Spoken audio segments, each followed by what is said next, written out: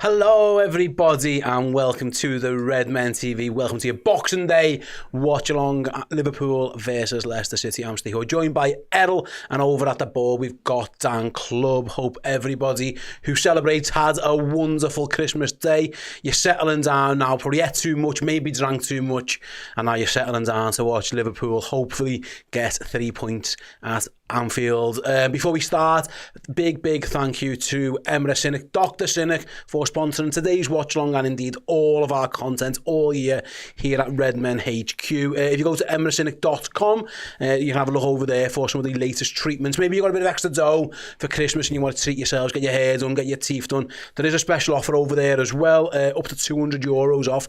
That expires on New Year's Eve. So if you want to get yourselves involved, maybe a little posts, a little touch-up 2025, all that kind of good stuff, get on over. There's a link in the description. You can go to emrecynic.com or you can scan the QR code that comes up on the screen throughout the course of today's show. And yet, thank you very much indeed to Dr. Cynic. Errol, yes. How was your Christmas? Did you enjoy it? I loved it, to be honest with you. I'm in very good spirits, yeah. I've had a lovely couple of days, to be fair. Spent it with the family, with the lad, seeing his face on Christmas morning. How old are you boy now? Sorry, three, yeah. So yeah, this is like first probably one where he wanted to just get well stuck in. He left stuff out for Santa the night before, yeah. He left out a little carrot and some mince pies. And then my mum offered him a drink and he was like, you can have anything but my apple juice. So, apple juice was off the limits and everything else was good for Santa. So no, that was nice. And then yeah, it was just lots of food. I didn't drink too much, in all fairness. I had a couple of cans of Copperberg, but that was about it. And yeah, more than anything else, it was just about the food. Absolutely. And all the sweets that I couldn't eat last year because of me toothache. So I made up for it. Filled your boot. I had a nice healthy breakfast this morning. I had a Boost, a dairy milk and half a bag of Tang Fast Sticks. That was my this morning, yeah. This morning, yeah. Thursday, that made, honestly. Just a Thursday. Nah, man, I'd usually have a whole box of fantastic. But no, and the turkey butties and all that for this been absolutely fantastic. I've got a kid who's 6 and like a lad who's 10, so they're bang. He looks older than 10 now, mate. Yeah, he does. He just gets decked out. He's got a new Monterex tracky he's made up. He thinks he's a top scally. Dan, you've got a new dad as well for first Christmas with your little girl. How's your Christmas, mate? Yeah, boss. Thanks, yeah. And Merry Christmas to those who celebrate, you said as well, back home watching. Yeah, all good, thanks, mate. I mean, if you pardon the pun, given the weather, she hasn't got the foggiest what's going on. But yeah, it seems like she quite enjoyed it. She got absolutely spoiled rotten. So yeah, really good family time, as you guys have said already. We hosted yesterday about 10 adults around for dinner, plus the kids as well. So I was in kitchen duty, but yeah, all successful. Nobody's ill today, so I think we got away with it. I think we're all good. Absolutely. Let us know then, guys, in the comments. I think Wolves have just scored against Man United after you there in the background. Yeah, do you have it? Look, did that go in off a corner? I think it looks like he might have just scored off a corner, but we'll get back to that in a moment. It looked like Cunha. I was looking down, so I didn't exactly see what happened. But yeah, it's worth mentioning Errol on that before we get into the Liverpool team news. It'll be out in a second. Results have definitely gone Liverpool's favour again today. So far, I mean, City. It's the gift that keeps on giving. City aren't Liverpool's business anymore. City are done, but they drop points again. I suppose Fulham coming back to beat Chelsea from 1 down to 2-1. It puts a massive. Liverpool can create such a huge gap today if they can get that done. As yeah, he scored off a corner. Fucking hell. Again, things really went Liverpool's way there for that Chelsea result. They've had 2 games in a week now where they've dropped points. Yep. Liverpool, massive opportunity to capitalise home to Leicester in a game that they should win.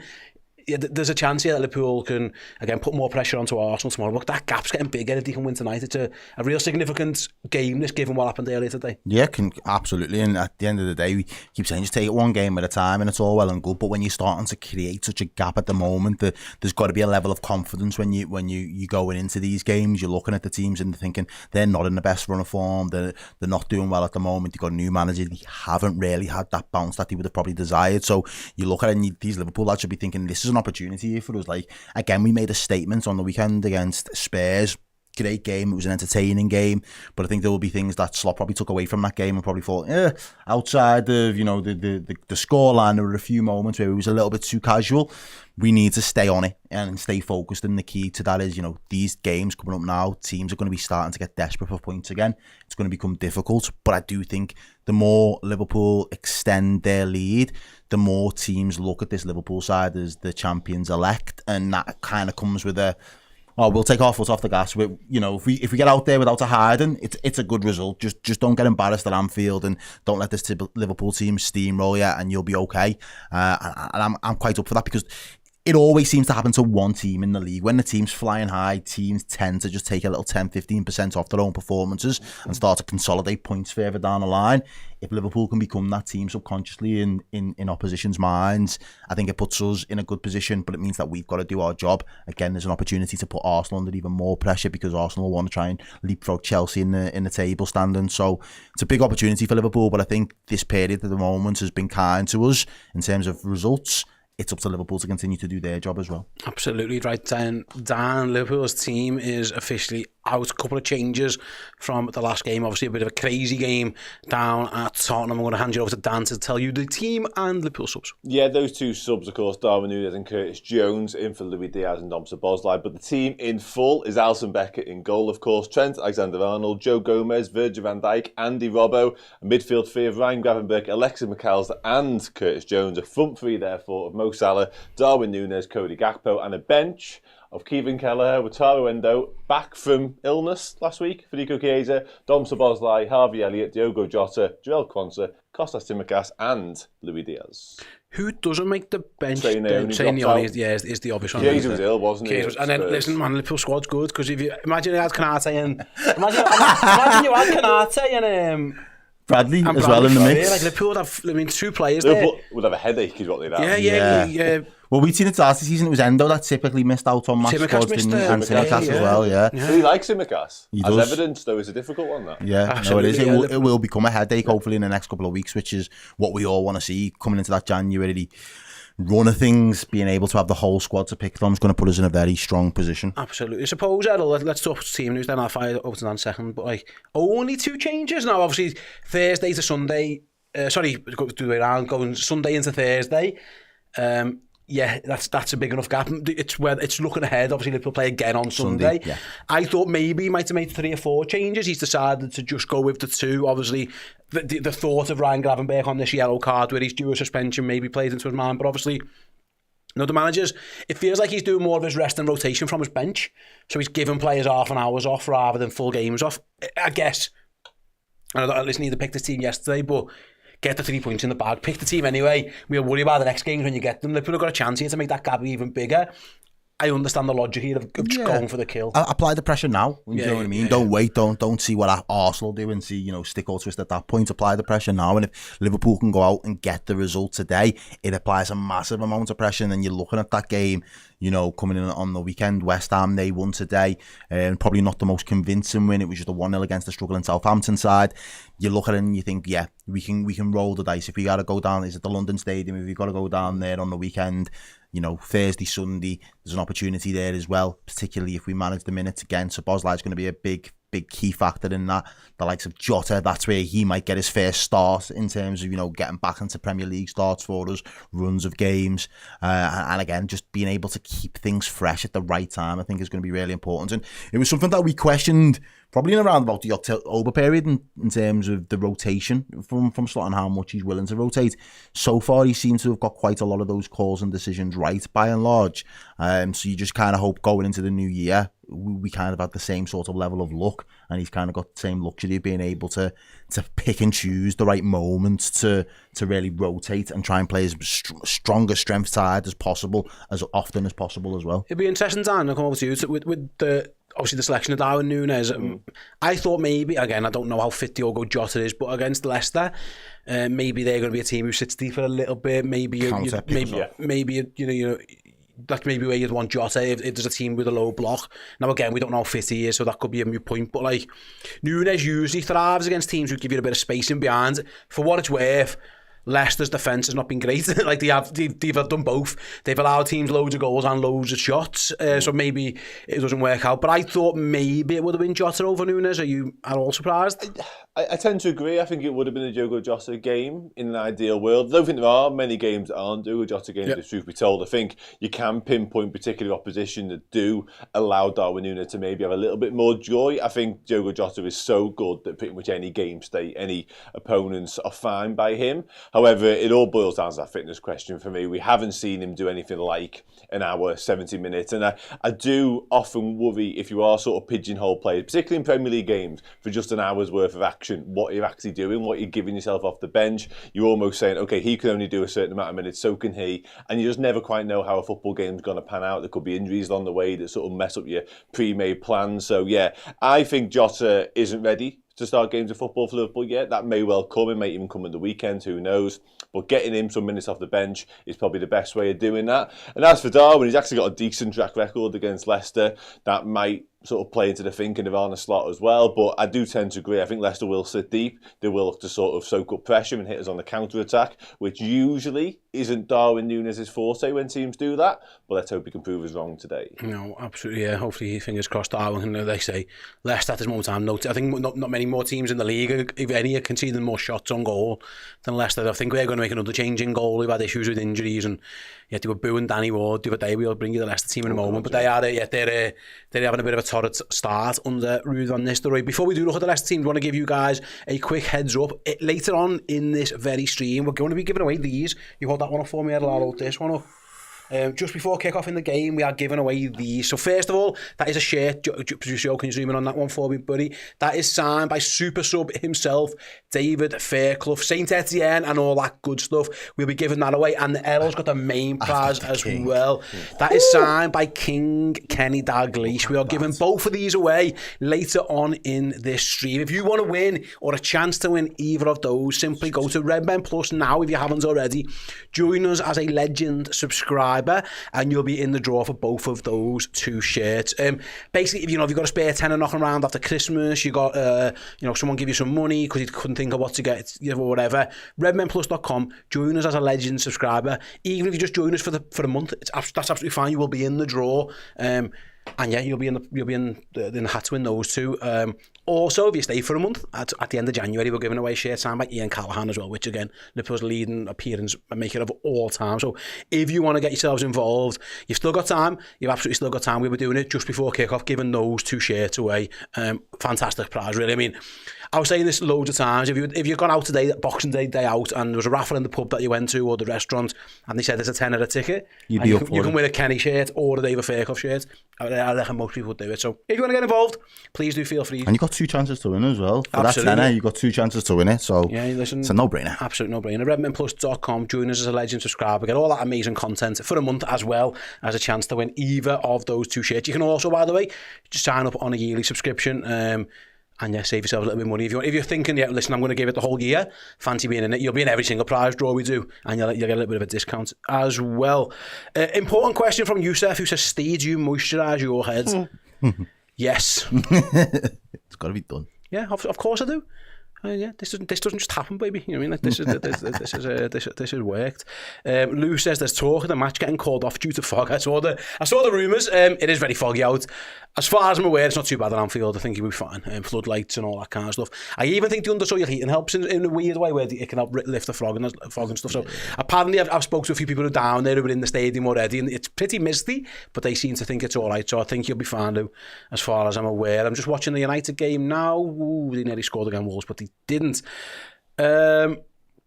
Right then, back to the game itself. I will bring you the Leicester City team in a moment. Dan's already seen it. I definitely haven't. I am definitely not just talking really slowly to fill time as I search frantically on social media for the Leicester City. There's a surprise incoming. Team. Okay. There it is. We've got it. Here we go. They have. I can't even say this. I haven't say that. Storalchik. They've changed the goalie again. Danny Ward's been binned off anyway.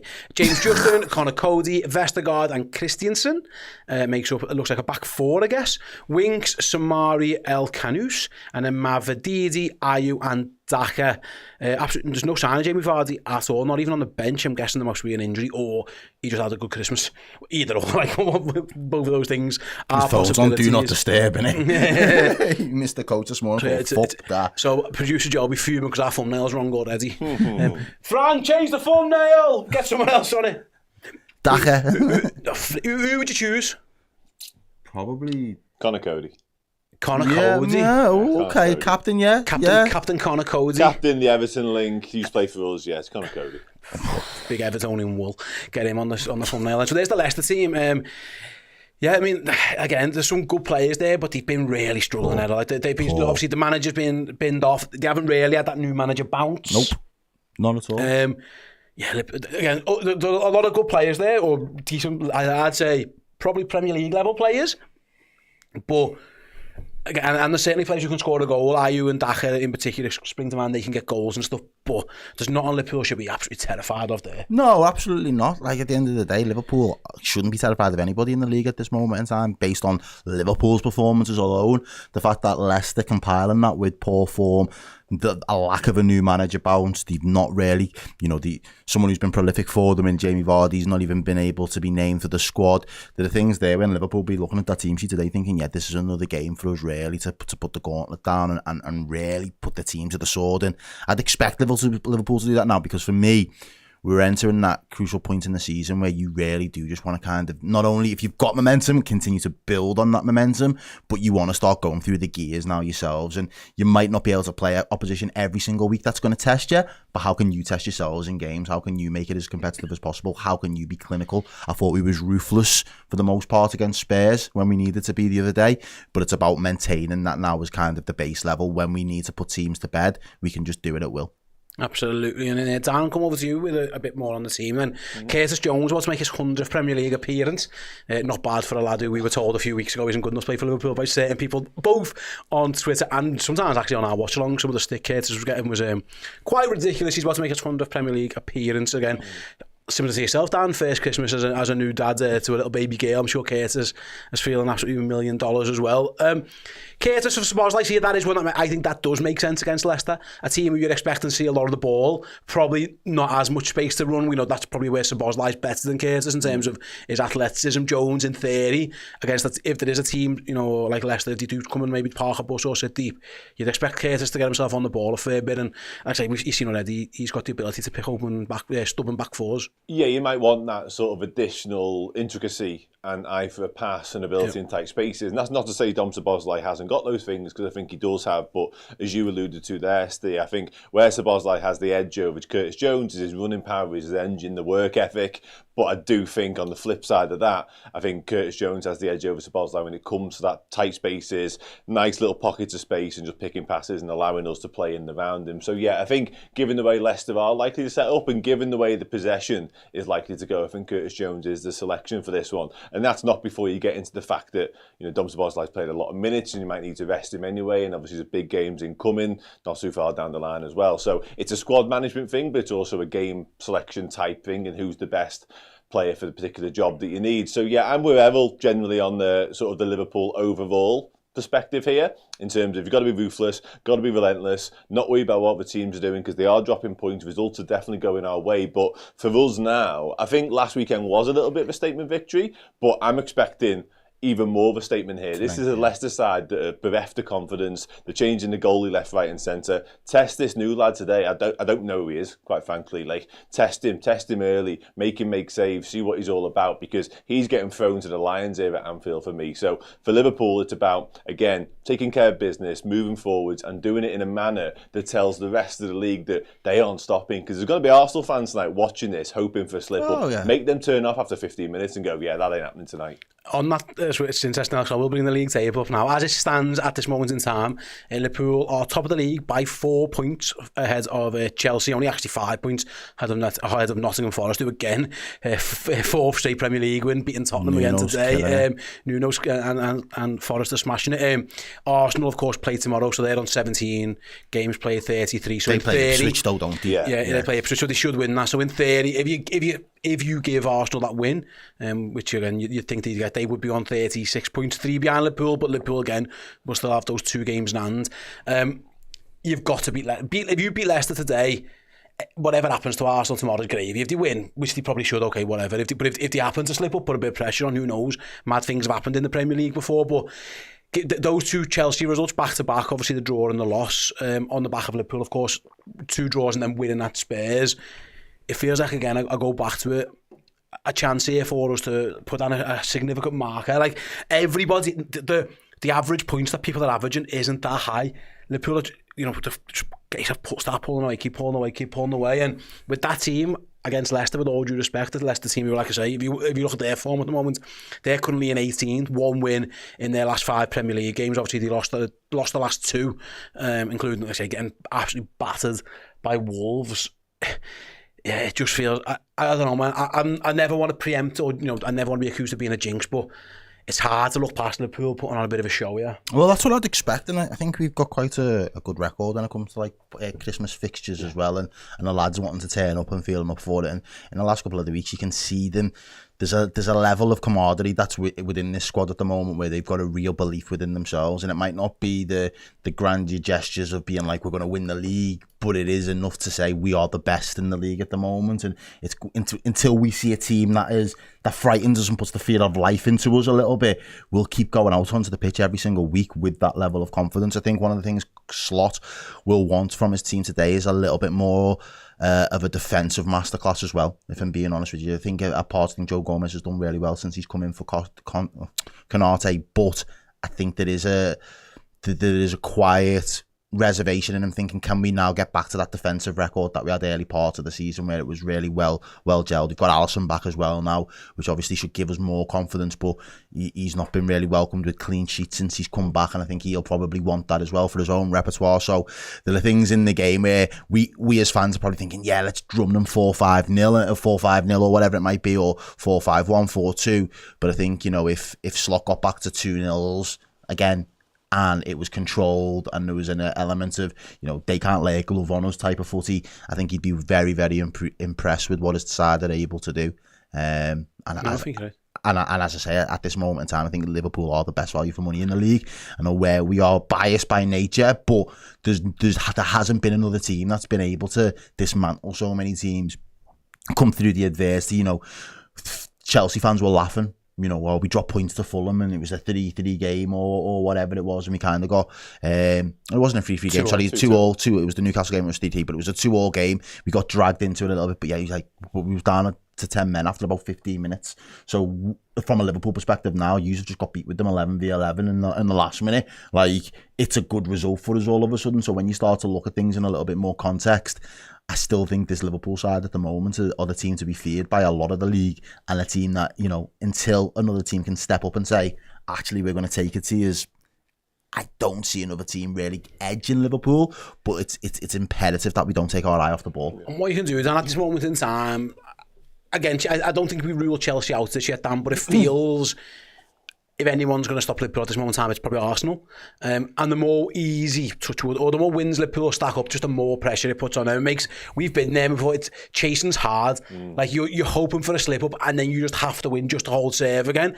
It feels like really the last thing Liverpool need to do is give Arsenal any encouragement by dropping points against Leicester, and then they just go to it. You'd imagine they beat a pretty struggling Ipswich side at home. Are you agreeing with there? Do you still think Arsenal may be the biggest threat then? Yeah, I would say so, yeah, because they've got that recent history of going close. Obviously not getting over the line, but it feels as though they were sort of building up to something. This was supposed to be their season, wasn't it? Let's have it right. Yeah. When the time Man City dropped off, and they properly dropped off, they fell off a cliff. They're in the abyss right now, it feels like. Arsenal was supposed to be the one that just sort of sauntered to the top of the Premier League and ran away with it, because that's what they've been doing. They've been knocking on the door. They've been going through the phases, going through the building blocks, as Mikel Arteta would say, of getting them into a position to do that. It just so happens that Arne Slot's Reds have come along and stolen a march on everybody. But that said, yeah, Arsenal will definitely be that. They've got the quality. Obviously, the Bukayo Saka injury is a major problem for them. It'll be interesting to see how that pans out over the next few weeks. I think they should have enough to get through tomorrow with 3 points. But from our perspective, yeah, it's just about keep winning games of football, because, as you just said there, Steve, like it's soul crushing chasing. It really, really is, because you're watching your rivals and hoping and praying for somebody from the opposition to step up and put in a masterclass and be that difference maker. And then when it doesn't happen, and you watch your rivals just brush aside whoever they're playing. We had it for years with Man City. How often we were sat down watching Man City play against XYZ football team, and within 20 minutes it was 3-0, and you went, well, that's the end of that then. And your rest of your day was ruined, basically. So we just need to keep doing that to the likes of Arsenal, Chelsea, whoever it may be, because eventually you have to throw in the white flag. And I do think the lived experience of Arsenal in particular, And the way they're so sort of hyped up around the emotions of it, the highs and the lows, I think us just really putting our foot down and going, no, you're not catching us, we're not for catching. And tonight is a good opportunity to do that, to put another marker down in this race, if you like. That would be another crushing blow to Arsenal, to just go, they're not giving up on this. There's no sign, there's no chink in this particular armour. And Liverpool tonight, with almost a fully fit squad, and as we mentioned before, Konate and Bradley still to add to it. If I was Arsenal, if I was Arteta, and we do brush Leicester aside like we should in theory, mate, I don't know where my head would be at. I'd be thinking this is done already. Yeah, you're starting to get to a point where already 20 games to go and you're on countdown because, yeah, it's just it's a fascinating place to be. Dan, another Daniel says, who made you your bracelet? Steve? It looks like a Christmas gift. That one? Oh, that's me. Can you see it on there? There you go. That's me. I don't know what you call it, friendship/bracelet. No, it wasn't a Christmas present, but it is off my daughter. Yeah, so on holiday, am I right in saying? I've had it for a while, mate. To be honest with you. She got like some kits at home in the summer. Yeah, it's a Taylor Swifty type thing, isn't it? But yeah, I've been wearing that for a while. Yeah, because it was after the Swifty gig, yeah, she's been doing all those kind of things. But yeah, I've had it for a while. Touch wood, it's been good luck so far for the Reds. So I think I haven't took it off for a while. I mean, I have to wash, but I mean, in terms of it's basically become now a part of my daily routine of like put my watch on, put my bracelet on. So yeah, so far so good. She'd probably kill me if I forgot it one day. Mm-hmm. I remember when I went to America, I think I didn't take it, and she ended that. So she found it. So I had to phone and say I left it there to remind me of you for a bit, because I didn't. I just forgot it. She'd have absolutely killed me. Right then, back to the more important things other than my jewellery choices. Although nothing's more important than your kids, I suppose. Errol, me and you obviously on the watch along later. Are you expecting, because again, and I hate doing this because I'm never really this type of person. I must admit, I've turned up here tonight thinking Liverpool are just going to batter these. Now, listen, you can get levels. You can get levels. Yeah. You can get a red card in the 10th minute. We saw it a couple of weeks ago. The weather's a bit mad. There's fog, whatever. Been a few red cards today as well already. Blah, blah, blah. Post-Christmas, whatever. It's fatigues. But I'm not wrong, am I? Like, is that what you're expecting too? Like, no, I am expecting it. You know, I got asked to do a little bit of what we do with the previews. We got a Leicester fan. I was a Liverpool fan for a Leicester channel the other day, just doing a little clip and a preview. And my genuine take was, we're going to roll them because I can see us having too much. We're going to have too much quality. He's haven't got a new manager bounce to speak of really at the moment. He's struggling for form. I think it was 3-3 against, was it 3-3 for them against Wolves? No, they got beat 3-0, didn't they? 3-0. 3-0, yeah. Arsenal walked out before the end. Yeah. So that's what I mean. So they had a bad result against Wolves. They're not in the best. They're not in the best moments, and they're coming up against the Liverpool team that are in the best moments. I think Ange alluded to that in his post-match conference. At the moment, Liverpool in a great moment with themselves, and in terms of how they're playing and the way that we've overcome the injuries and the suspensions that we've had to deal with. And as a team, it could have been very easy for us to have become complacent in recent weeks and just kind of cruised after the draws and just been like let's just manage this period of time and see where we land come January. And if we're still in the mix, then we can kind of go again and get ourselves back up. But in actual fact, this Liverpool team have said, no, we're going to turn up the heat now. And I think that's going to be the difference for us come the end of the season, if I'm being honest with you, because when we've had to, Liverpool have got it in the locker, and Liverpool haven't had to go to the well that much so far this season. Teams like Arsenal have, City have already done it and found out that there's no oil reserves left for them, so they've completely dried up their well. But if Liverpool have to go to the well at some point in that second half of the season, I'd bank us to do it, because we've managed the game so effectively this season. And think, I don't even know how you measure something like this, but like, how much energy and was exerted, the miles we was running ourselves into the ground under maybe the last 2-3 years under the Jurgen Klopp, because we knew what it had taken to win a league. We knew that you was facing a City team that was, you need to be 95 points plus if you want to have a serious conversation about winning titles. And we just seemed to go hell for leather for so long that it just seemed to catch up with us more often than not. I don't know if Slot's found a way, and we'll be able to really measure it by the end of the season in terms of what we walk away with. But he's like, do you know what? There's a way to work smarter and overworking harder. And that way of doing it is where the fine margins are going to actually start to compound in our favour. Because in the event that we have to really put a shift in a big game, if there's a big double header in Europe and then you've got to go to one of your top 6 teams on that same weekend, that's when we need to go to the well, but we'll have enough reserve to be able to do it then. So I think Liverpool put themselves in a really strong position. And also, like I say, just win your bankers. And if you win your bankers, then you Beat the dross, win the league, keep that gap, and then if any mad stuff does happen, you've builds a little bit of a buffer. Interesting going back to Leicester, Dan, I'll speak to you. Obviously, no Vardy, I'm not completely sure why they're getting an injury or something there. In terms of goalkeeper, obviously Hermansen, who's their number one goalkeeper, whose name, again, I often butcher, he's out. They had massive issues with Danny Ward, so they brought in, I think it's, his name, Stolarczyk. I apologise, I'll have to figure out Jakub. His first name's Jakub. He's Polish. He's been at Leicester since 2021. He had loan spells at Dunfermline and Fleetwood and Hartlepool. He played 2 games in the Championship for Leicester in 23-24, 4 FA Cup games. Again, so prime Szczesny's about to rock up in. He's like Juventus form. Szczesny's just about to rock up and do madness. You look at these the kind of things is where a team turns up without a goalkeeper and the striker, and you're like, it should be fine. It should be fine. Dan, it should be fine. Yeah, it should be fine. Those fears of what you just hinted at there, when backup unknown goalies turn up and just have an absolute night of their lives, they exist because I've seen it far too many times. However, the sensible head in me suggests that this feels like their third choice goalie, sort of at best.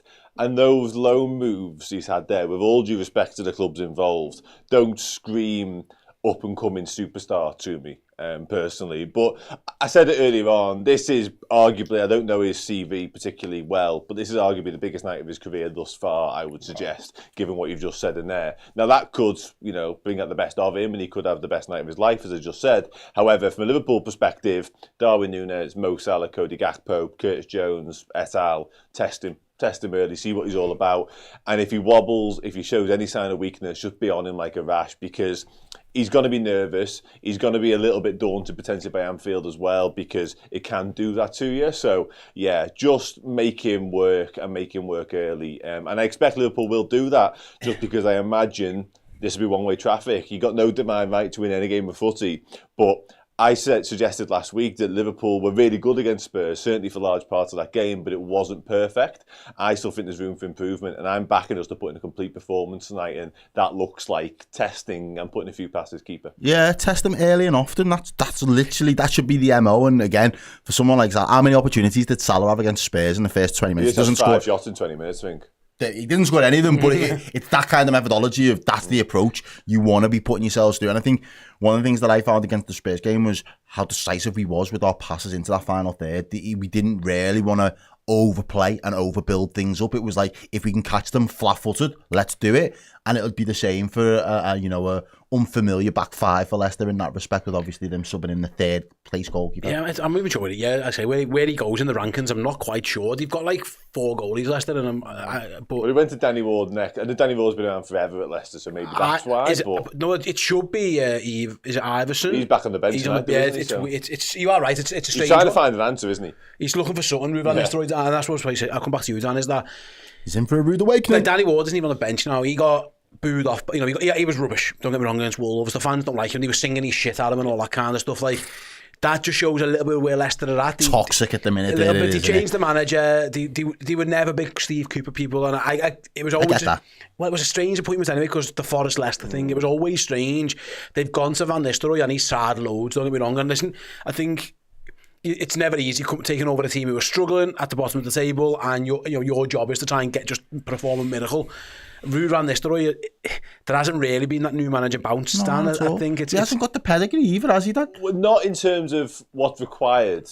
Sort of the MO of this job isn't anything that Ruben Nistelrooy's experience, as far as I'm aware, whether it be in his playing career or his managerial career to date, which is still very much in its infancy, of course. PSV job, I think he was relatively successful there, right at the top of the Eredivisie in terms of competing for stuff. Obviously, his playing career was largely at Manchester United, which again was competing for stuff. Little interim spell at United, and you could argue that was a bit of a taste of what was to come at the Leicester job, potentially in terms of quality and the way they were just getting beat most weeks. But yeah, it doesn't scream safe pair of hands when you are battling relegation, really. Now maybe they've got a longer view at it, as in to say, like, if they go down with Van Nistelrooy, he's the right man to bring them back up potentially, because the football that he wants to play is quite attractive, it's quite free flowing, it's quite attacking. But yeah, in terms of, I think if Leicester were desperate to stay up, they'd have gone down a different road, basically. You're Sam Allardyce. He's a coin and old manager that would be that. You're firefighter type. But yeah, I think Van Nistelrooy's a decent coach. I think he's adaptable. I think he's shown that already in his career. He doesn't sort of have one way of playing and that's it. However, he's got a hell of a job in his hands trying to keep these up. And I don't think, all being well, we're going to do him any favours tonight. Yeah, so like I say, it's interesting because he won his first game, he beat West Ham, and everyone's like, oh no, and then since then again, maybe the new manager bounce was just one game, he drew with Brighton, which actually isn't a bad result at home. No. And especially because I think Leicester came back from 2 down in that game to equalise late on, but then they got battered by Newcastle and have been battered by Wolves. And this sometimes happens, Errol, in this Christmas period. The game, it just, the Premier League becomes a bit of a slog. Oh yeah, and absolutely. Like teams like Liverpool, listen, Liverpool's bench today is ridiculous. Liverpool's firepower off the bench today, Jota and Diaz and Chiesa and Elliott. Like, and you look at the bench and you think, Szoboszlai got a goal last game ridiculous. As well. Yeah. And you think this is where the big teams, bigger squads, sometimes work for your favour. You can make these subs and changes. I watched Chelsea today, and Maresca didn't make many changes, and I think he only brought one sub on. Yeah. And I was thinking, he's new to this. Like, don't get me wrong, and I wonder. Slot seems to be getting it a bit better. Like, he is resting and rotating plays. He's got a bench and he isn't afraid to use it. And again, I'm not envisaging. Hopefully, Liverpool hopefully don't come into any issues tonight. But if they do, it must be so encouraging if you start and you turn around and go, it's not working for Darwin or Gakpo. All right, Louis. Or come on, Diogo. Or come on, Chiesa. Like, that must give you so much confidence in mind to go to your bench. I think there's a trust element in it as well, though, because obviously, looking at what you mentioned there about Chelsea and Maresca, and he's looking at his bench, and he was very brutal at the start of the season of the players that he was willing to keep in the camp and the ones that he wanted to work with. But he's probably been working with them long enough now to start to understand which ones can he trust to throw in those big moments to be decisive and sway a game for them when you need to secure the 3 points, so to speak. And I think one of the things that our lads have given to not only us as fans in the last 2 years, because we've been working with this squad for 2 years, even though Slot's only had them for less than 12 months, is the fact that you can rely on them when they've been called on. There have been big moments from all of those players, right? Even, aside from Chiesa, in terms of his limited opportunities to really get involved in amongst the goals or to add that little bit extra for us. The majority of those players, when they've been called on, have all had big moments. They've all shown that they've been dependable and you can rely on them, or they have the ability to be able to change a game. So I think that's massively important when you're looking at a manager. And I think one of the good things that Slot's been able to do as well is be able to read a game and see within 45 minutes, actually, I know what this game needs at this moment in time, and it might be we might need to make subs for 45, or it might be we'll get to an hour and then we'll go for the subs, and the subs will do X, Y or Z job on the pitch, and that'll be enough to see us through, because he's seen the frailties in the opposition's team.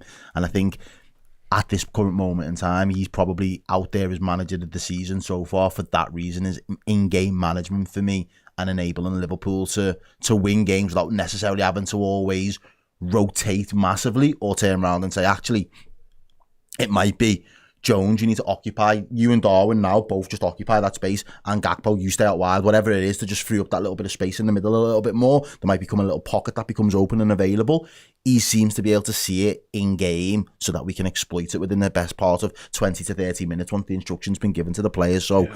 I think that's what sets us apart at this moment in time. Fingers crossed it continues today. Then just let you know, guys, what is happening on today's stream. Me and Ella are going to nip away very, very shortly in our place. Dan Club will come and sit right here for the fan interactive section of the show. Yes, you can have your say on all things Liverpool, with the team news, January, if you want to talk about that at this moment in time, or whatever you want to speak about. Christmas dinners, all of it. Yeah, Dan, let us know what your favourite Christmas present was. I'm sure Dan will be interested to know that as well. In the meantime, you're going to hear now from Arne Slot, who was speaking. I mean, I say at a press conference, they did this kind of mad press conference-y thing post Tottenham. Obviously, no one really wanted to be working over the festive period. So yeah, me and Errol are going to be back about quarter to the hour with the watch-along. Hit the like button and then listen to what Arne Slot had to say about Leicester season a bit. Leicester on Boxing Night, we know under the new manager they've had some good results and some bad ones, but they're capable at their best, and at this time of year quite often there are shock results, teams from the bottom beat the teams from the top. What are you expecting, and what do you think Ruud van Nistelrooy brought to the party for Leicester? I think the positive is that teams that are positioned in the lower side of the league table, they mostly lose games, but since Ruud is there, they also won a few. So that shows you that he's done really well, especially when he came in. Now he had, I think, two tough results in a row. So, these teams, all of them, it's special for them to go to Anfield, and they know if they go to Anfield, they have to be at their best. So they will never underestimate us. And hopefully, maybe that's the good thing about these 15 minutes we saw today, that we understand we cannot underestimate 1 minute in the Premier League, because then we're not as good as we might think we are if we are on top of our game. Arne, you came up against Ruben Nistelrooy in Holland when your final team beat his PSV team for the title. Can you tell us a bit more about that rivalry you had and also your relationship with him? I was expecting you to tell the people over here that I lost once and draw once, but you made it positive saying that we won the league title, which was true. But Cody Gakpo was in his team, so I'm happy that he's in my team now when we face Ruud, because Cody, I think in both games he scored. Ruud is a very nice person, first of all. I met him once or twice.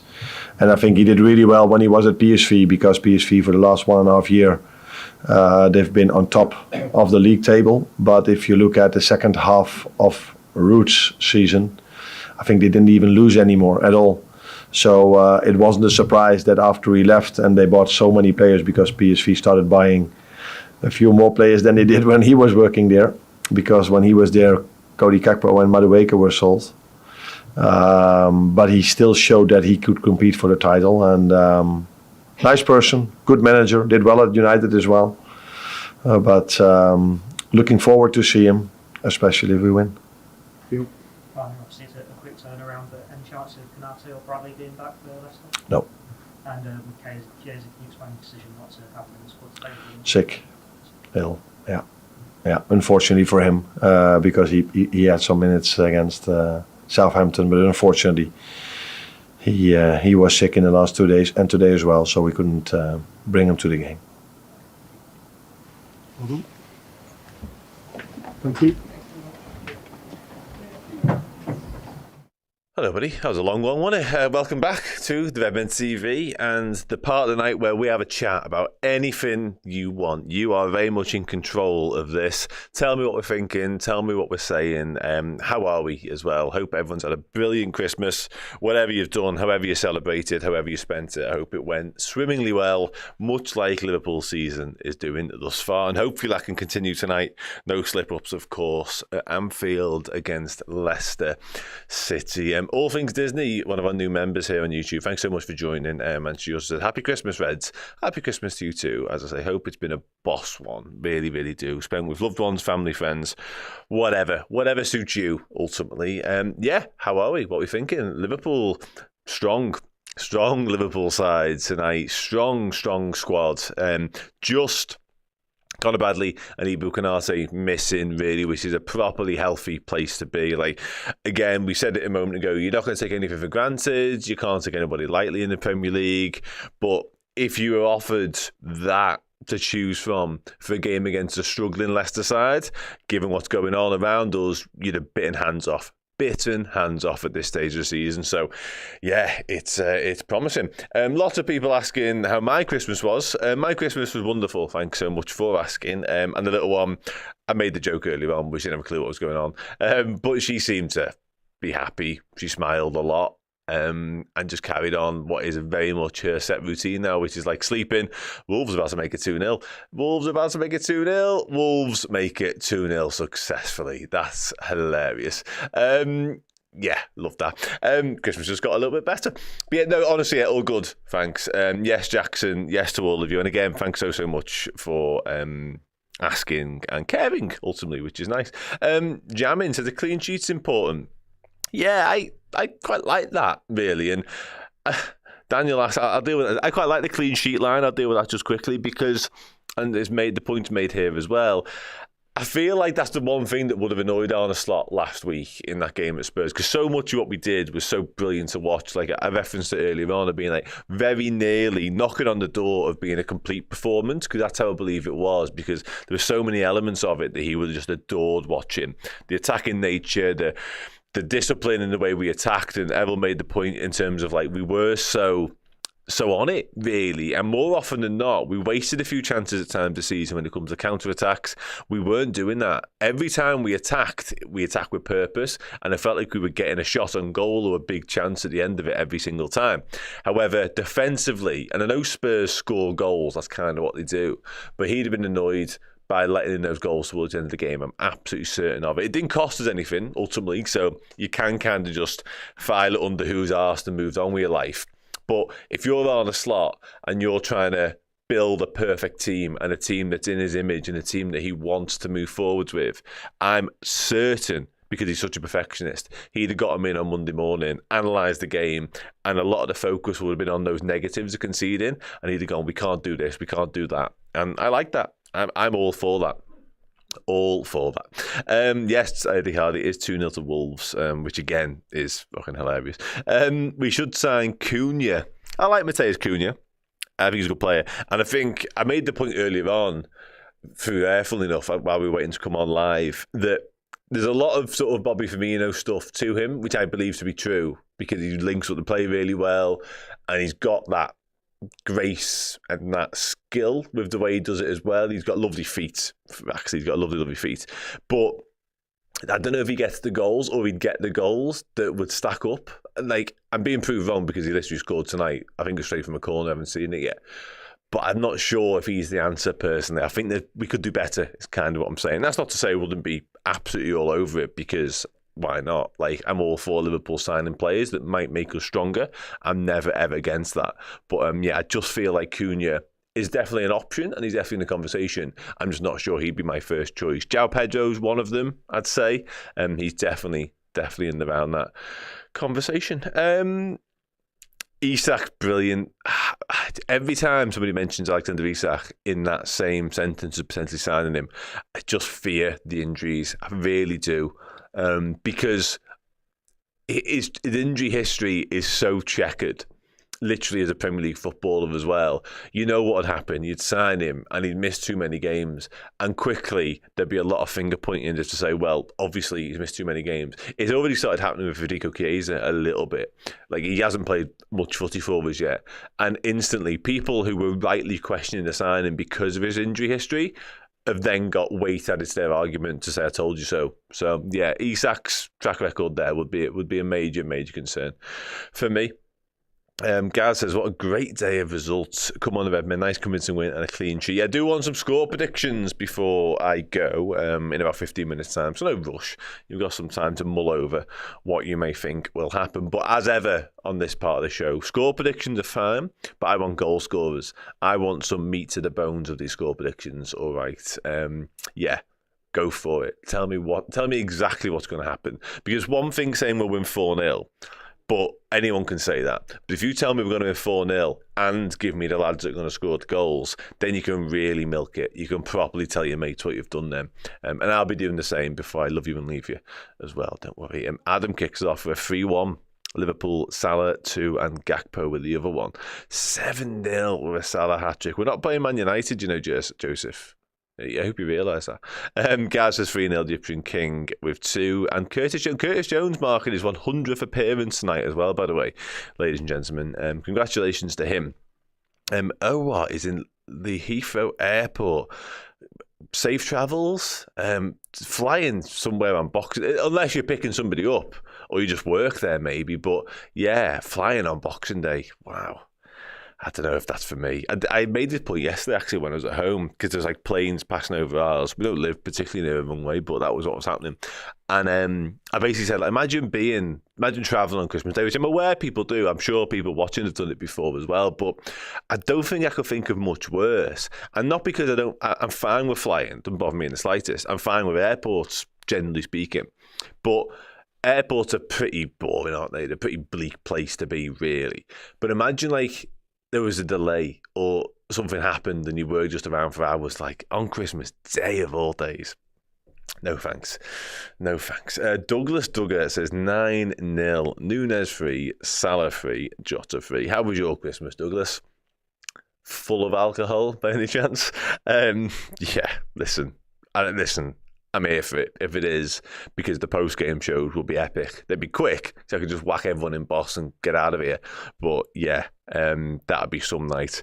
Carl Martin's going for 4-0 for the Reds. Celebrate Nunes, Diaz, and a clean sheet for a confidence boost. Yeah, I like the clean sheet point again. A few people have raised that already, and I'm fully with you.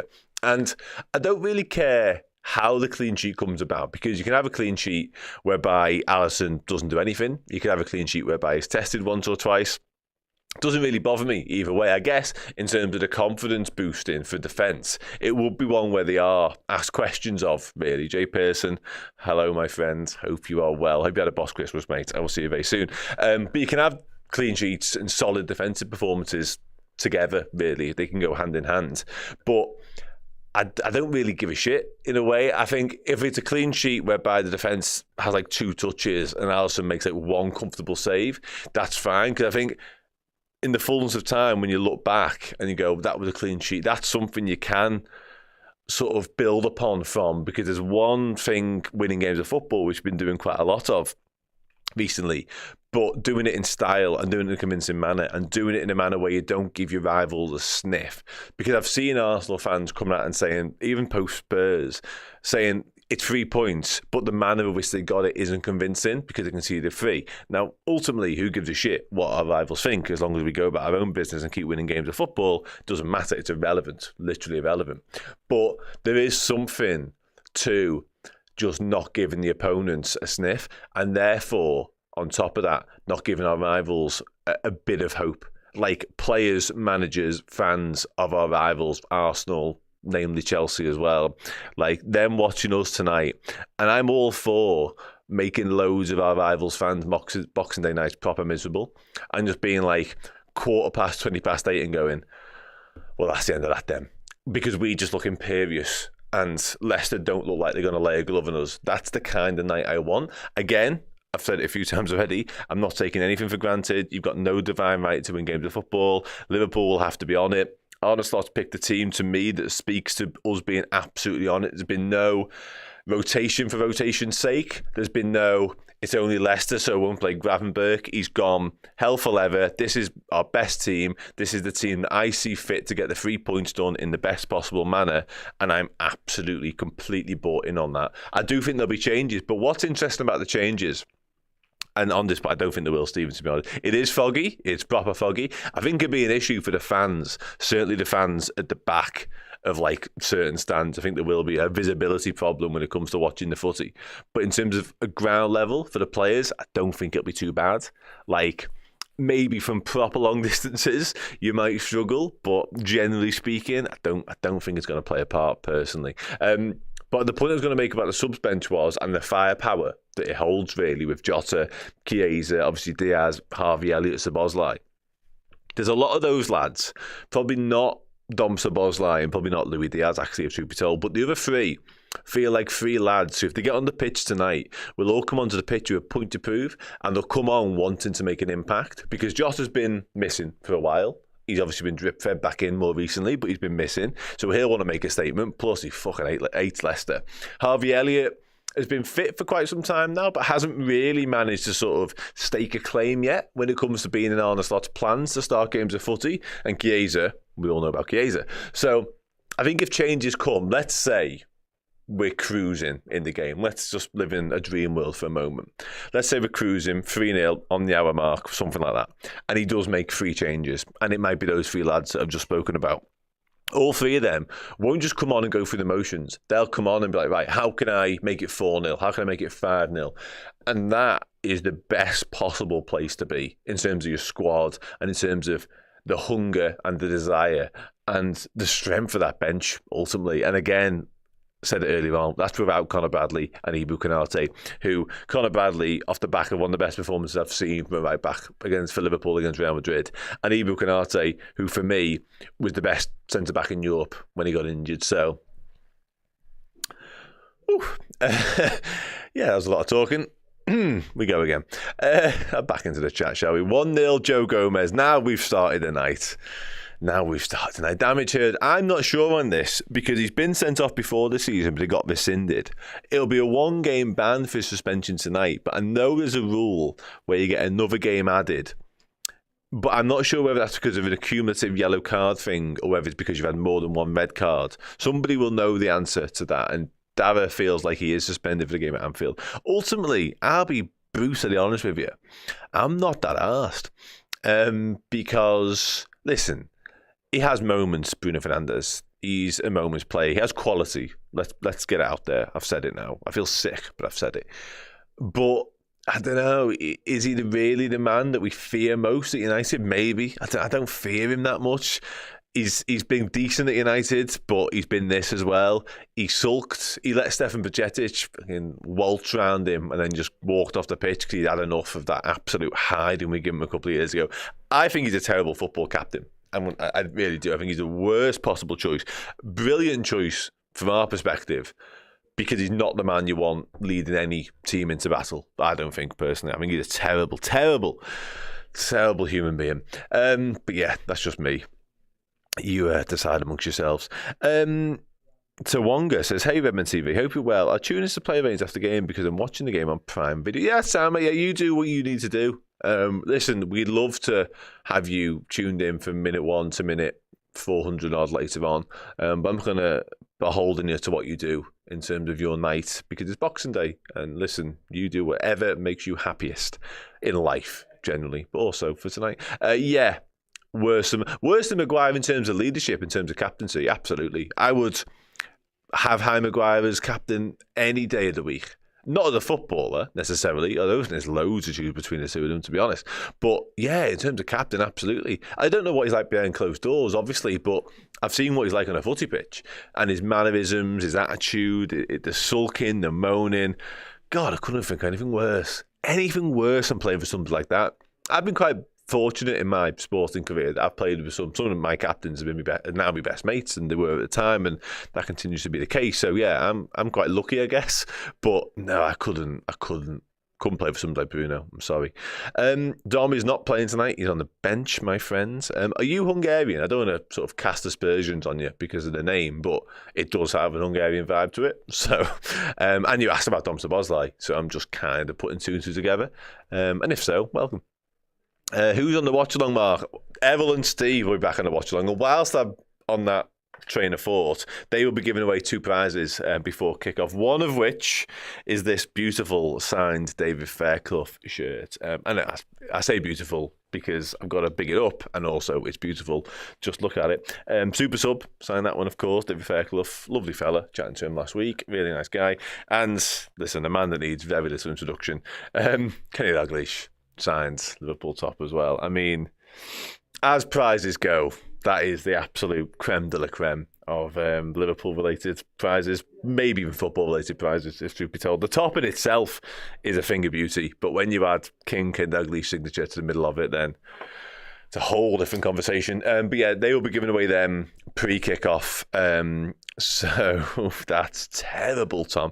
So do get involved in those prize draws by signing up to Redmen Plus as a Legend subscriber, yearly or monthly. Get you into the hat, and also get you loads of box content and maybe draws further down the line. And Steve mentioned it earlier on. I got Ian Callahan to sign a shirt for us a couple of weeks back, and that will be given away in January. So stick around for that, because that is also stunning. Just stunning. Merry Christmas, Kevin.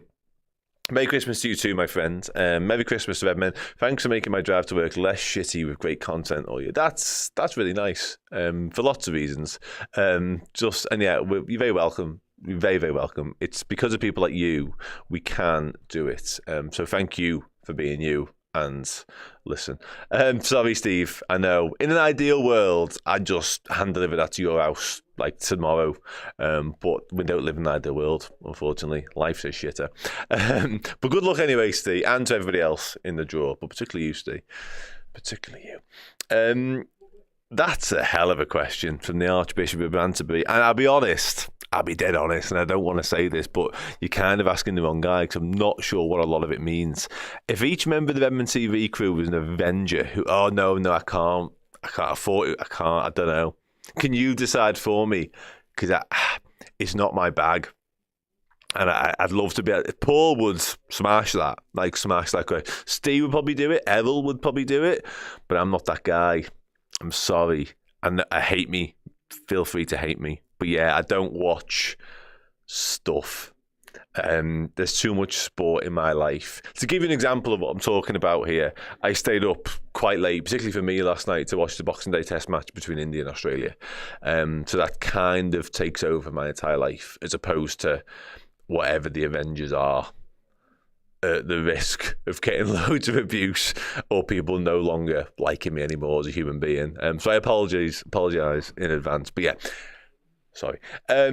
Steve, kind of this, mate. Football and cricket are very much my bag, and other sports as well. But mainly those two, to be honest. Another super chat from OX72 with 200 of a currency that I am not familiar with. So please inform me. Just with a let's go. Yeah, let's go indeed. Do you think Cade's... Yes, I do think Cade's loan will be cancelled. I really do. Because Eric, sorry, please come back. It won't happen again. I'm going in like 5 minutes, mate. Yeah, he probably will.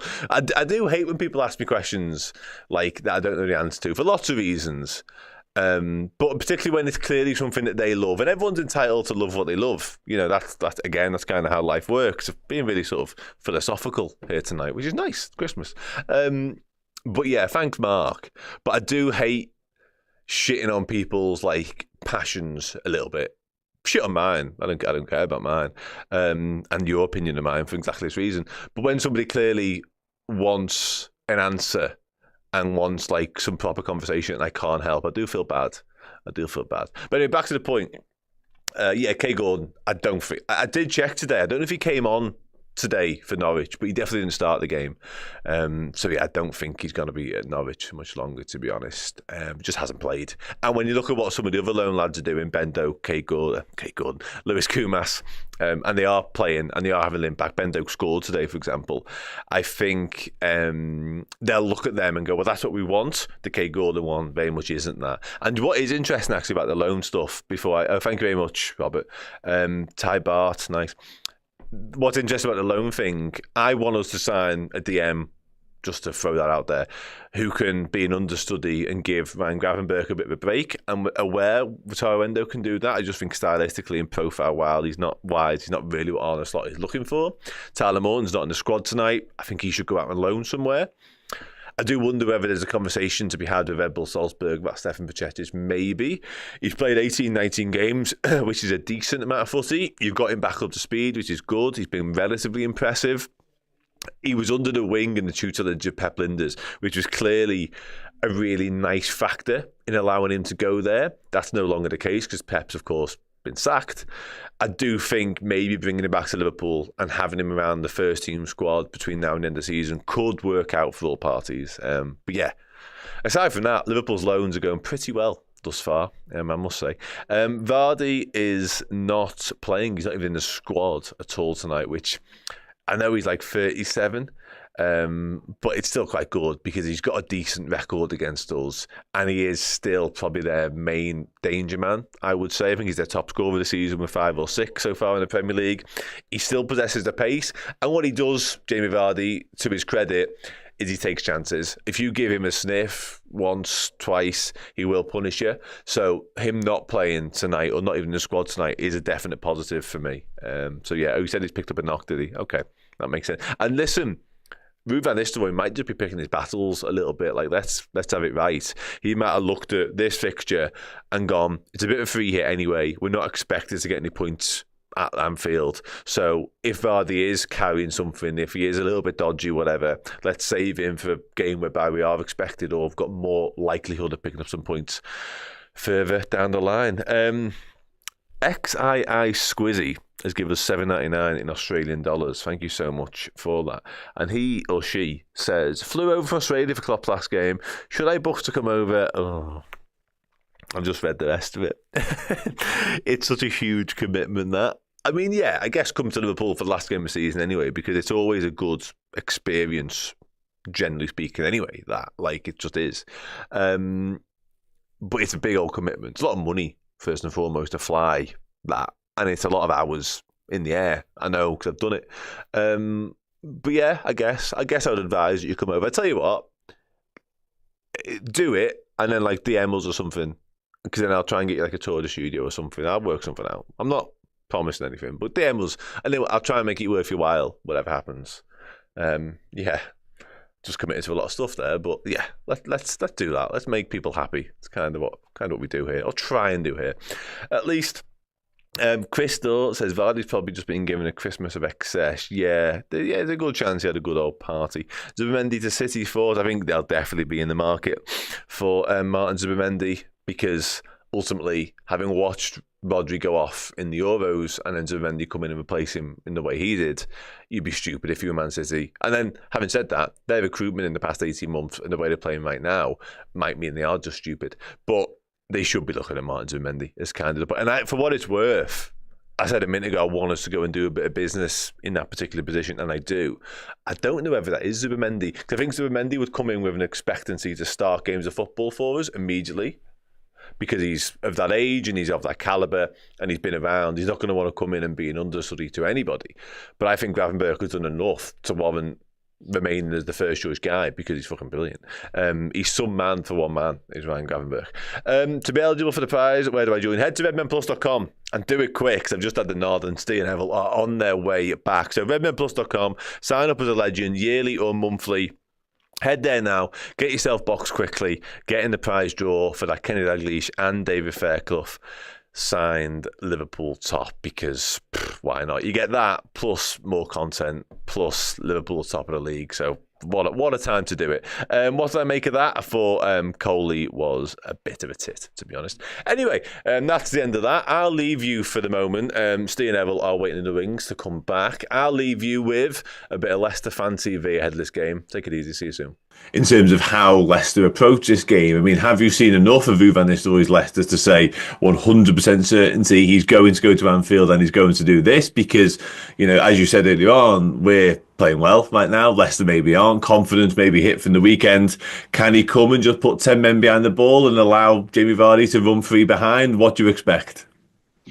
See, this is a difficult one, because I don't ever think he'd go far at the back, like brick on the walls and just make sure we don't concede. But like he said on the first press conference he came in, he said that he's not a romantic manager. He wants the results over the performance. So if anything, I think he will sit deep. He will make sure that we look solid at the back, which is going to be hard at the moment. But it's more the case of not letting the goals in, and then when we can break, you do it well, and be clinical about it, because that's what we did against West Ham. We had 31 shots against West Ham, for them to us, and we beat them 3-1. So we just need to make sure we're tight to the back, and then when we get the chance to break, that's what we're going to do, because we've been looking more of a counter-attacking team now since Ruud's come in than playing a bit more possession-based football.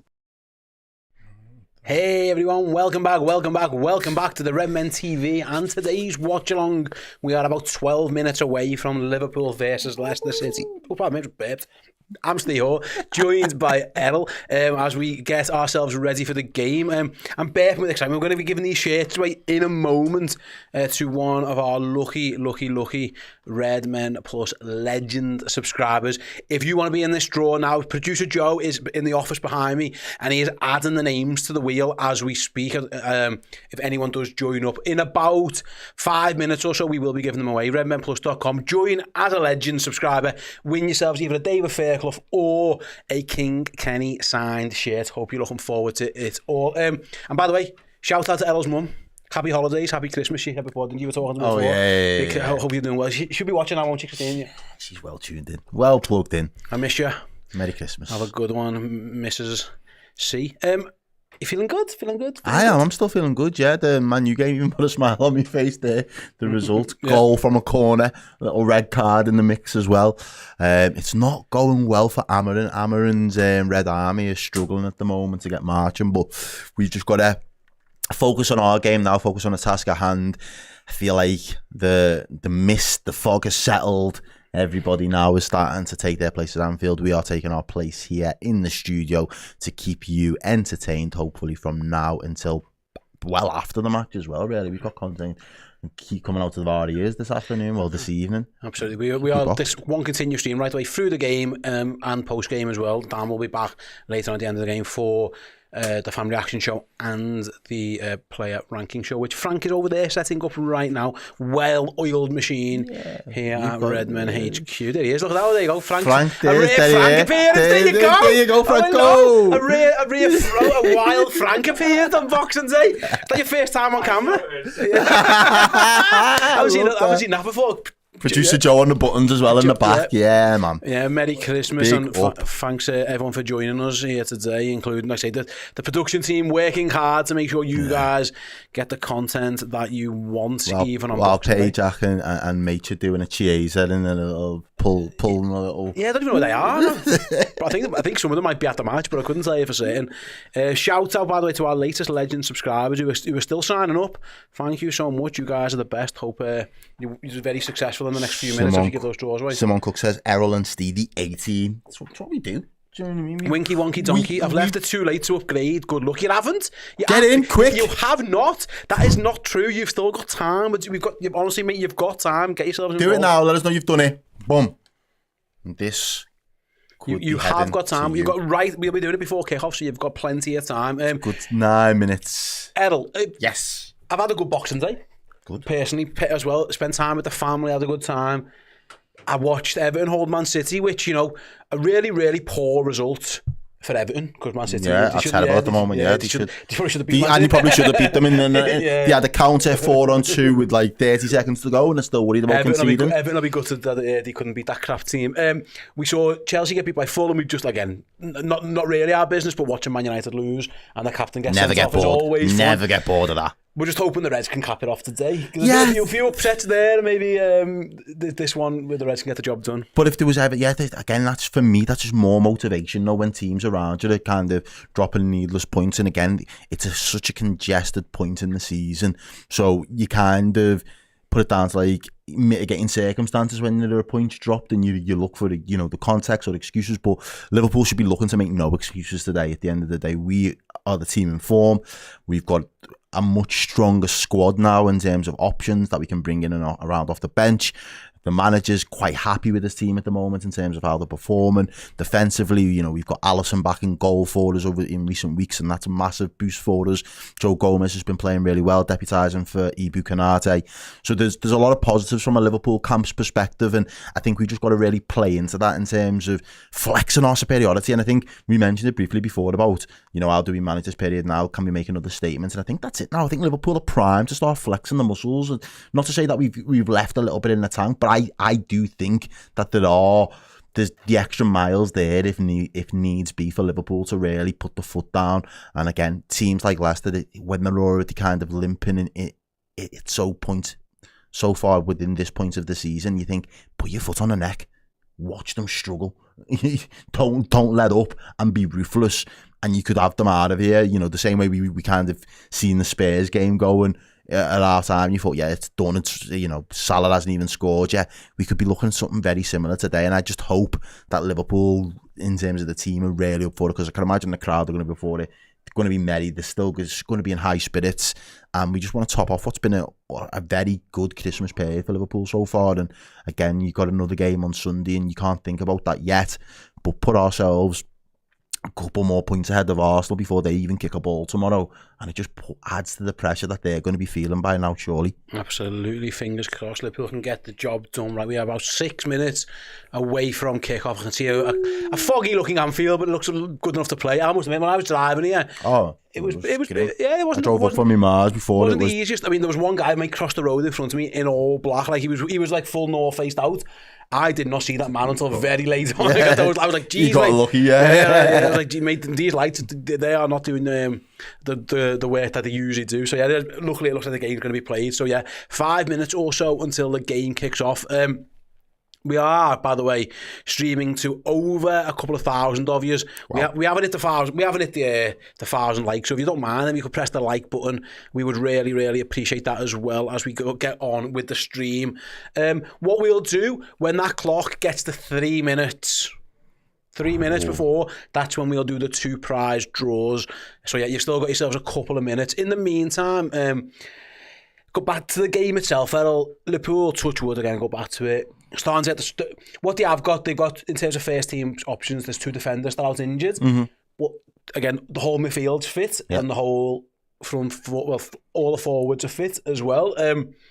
Arne Slot's got the luxury there, I said this earlier, of turning around to his bench and thinking, this is a bench I can use. It hasn't always been the case. Sometimes he's looked at his bench and gone, with all due respect, there's a couple of young lads on there, he's had 2 goalies on there, you're thinking, I'm only using them if things are really good. Yeah. At least now he's got proper game-changing options in every position on his bench, pretty much. No, yeah, absolutely. And I think that's it, really. If Liverpool need to gamble and go to players and options off the bench, we've got them there available for us at the moment. And again, it might be a case that Jota isn't quite ready to play a full 90 minutes yet, but his impact isn't, you can't deny his impact when he comes off the bench for us.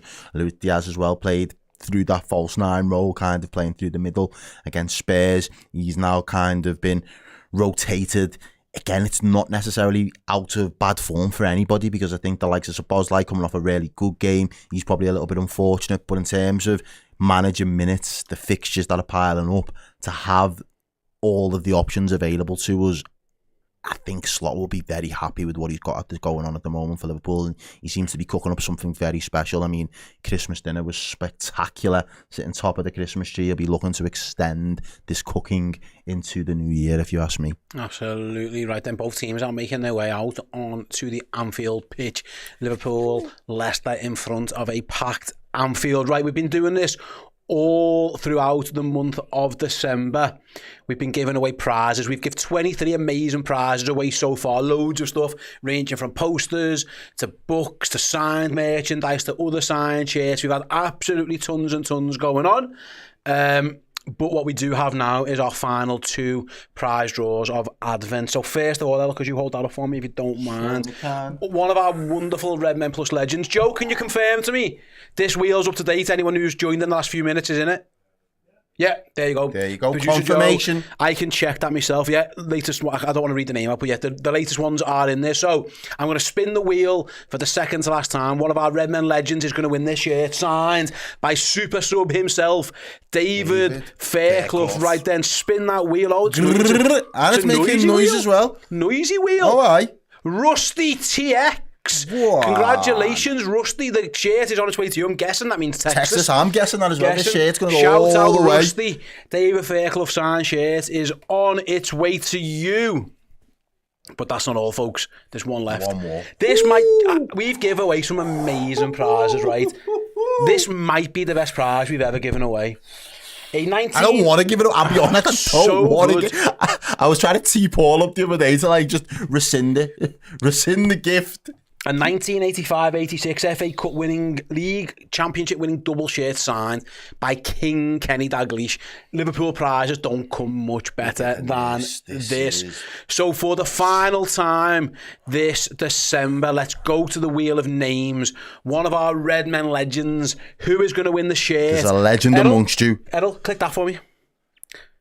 There we go. Errol's lucky touch for somebody.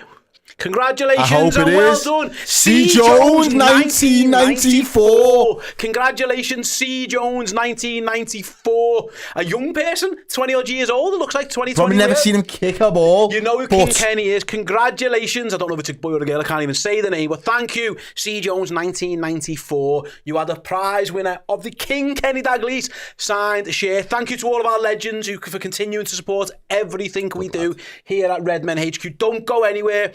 We do these prize draws at the end of every single month. We do one a month. The next shirt that we're giving away at the end of January will be signed by Ian Callaghan. Nobody's ever played more games of football for Liverpool than Ian Callaghan. Get yourselves involved in that one. Congratulations, C. Jones. I'll get in touch with you all very, very, very shortly. Right then, we're only about 30 seconds or so away from kickoff at Anfield. I'm not going to do a break. We usually go to a break at this point, but we're not going to do it. Instead, very, very quickly, everyone in the chat, press the like button. Let me know where you're watching in the world, what time is it, and your score prediction for Liverpool versus Leicester. While you do that, I'm going to get Errol's score prediction. Errol? I'm going big. I'm going for a 4-1. 4-1. I think I'm going 4-0. Ooh. I think I'm going 4-0. Let us know in the chat straight away. While we do that, we've got some... Over 2,000 of you watching as well. Make sure you're smashing that like. But, we've got a couple of super chats. Passy Rala, whose name I apologise if I mixed that up, says, I'm just waiting for the kick-off, so I might give me a second. We're going to kick off now. Yes, we are. In fact, I'll come back to that in a moment. Curtis Jones has kicked it back to Alisson. Let's get on with the watch-along. Sync your clocks up to us there. That's loud, isn't it? We are on Amazon, by the way. Everyone of these games are watching Amazon, so there might be some delays. So if you want to make sure you're ready, sync up to the clock. That is there right now, and we'll be guiding you through the entirety of the game at a rather misty Anfield. It is. Right then. Very misty. I wondered if one goalkeeper could wave to the other and notice that he was being waved at. Passy Rala, watching from Hawaii, but we'll gladly swap Hawaii for Liverpool with a CZ. I think he was trying to get Paul's a ticket the other day. Paul was trying to swap him a ticket for an afternoon on the beach. I'm sure that as Liverpool are in the box, early doors, headed clear. It's a very misty Anfield. Very misty. It's not exactly great viewing in terms of the TV coverage, but I'm sure we'll be able to get it figured out. We can keep an eye on roughly who's on who's who. But I mean, I make mistakes at the best of times, so I've got no chance here. I called McAllister fucking Gakpo the other day. The Tottenham goal. Yeah, I saw that. And it was clear as anything. So I mean, of all the players to mix up as well, that's a they're two different looking blokes. I know. Yeah, I've got glasses. It was Paul. I was more like concerned about got good eyesight. Trent wins Liverpool. By the way, Liverpool attacking the cop end first half. Obviously lost the toss. Edwin says, Errol, you need to get the yellow Jamaica kit. Have you got it? I have. Errol's got all the kit. Yeah, I've got quite a few. Errol reps the homeland, don't you, man? You know what you're doing. And thank you to Sarah, who's joined us as a first team member. Liverpool's throwing down by the corner flag. Right, some of the chats then. Craig is in California. We've got Dickie Red in Naruma at 7 a.m. Going for a 4-0. Okay. As Leicester go long, looking for a quick strike. Virgil van Dijk closes that door off. We've got people in Ireland, in America. We've got people in the Philippines. We've got people all over the world tuning in. Is it raining? It's foggy. It's foggy, yeah. I don't know. It's misty. It's misty. It's like being in a haze, like being in a kitchen sit off after like a 4 a.m. just that layer of smoke just drifting across the room.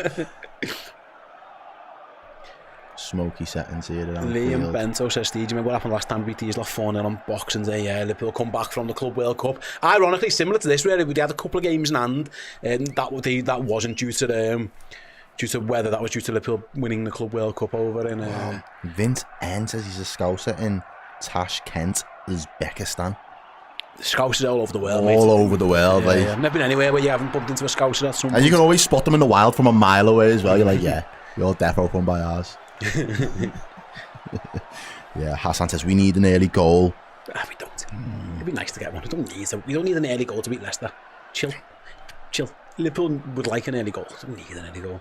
Let's enjoy as it. Ryan Gravenberch wins the header again. It's not the easiest view. And I'm guessing it was funny before when Trent took that throw in at ground level. It was actually all right. The viewing was okay. I think it's just the higher up view that we're on, up high maybe for camera purposes. But yeah, it's very foggy. That is for certain. Thanks everyone so far. Nearly at those likes already on 1,000. As the ball is played over to Cody Gakpo into Liverpool's box. Shot across goal, Salah! It's got to be one. Whoa! How's he not got a shot off? It seems to take forever. The goalkeeper, I think, got a touch on it. Liverpool recover it. It's Salah's still onside. Plays it in. To Curtis Jones. Back to Salah. It's Curtis Jones again! Touches him the best. Just lets him down slightly. Trent clips it towards the back post. It's hard to see it there. Now it's cleared. But it's cleared. I just thought Curtis Jones was going to score. At the tap in, yeah. And I think the goalie got just a touch to it. It is. Someone said in the chat, Anfield look hot boxed. It really does. If you know, you know. Wow, there was an early opportunity for Liverpool there. And again, Dan said, test this goalkeeper out. See what he's about. And he did. He done all right at the first time of asking. Between the sheer amount of people in the box and the fog, I couldn't quite tell what happened, but I thought Curtis Jones was just going to score. Pull the trigger. And he didn't. Liverpool go long again looking for Salah. And we yet to see a replay of that action, to be fair. Yeah, we might see now what happened.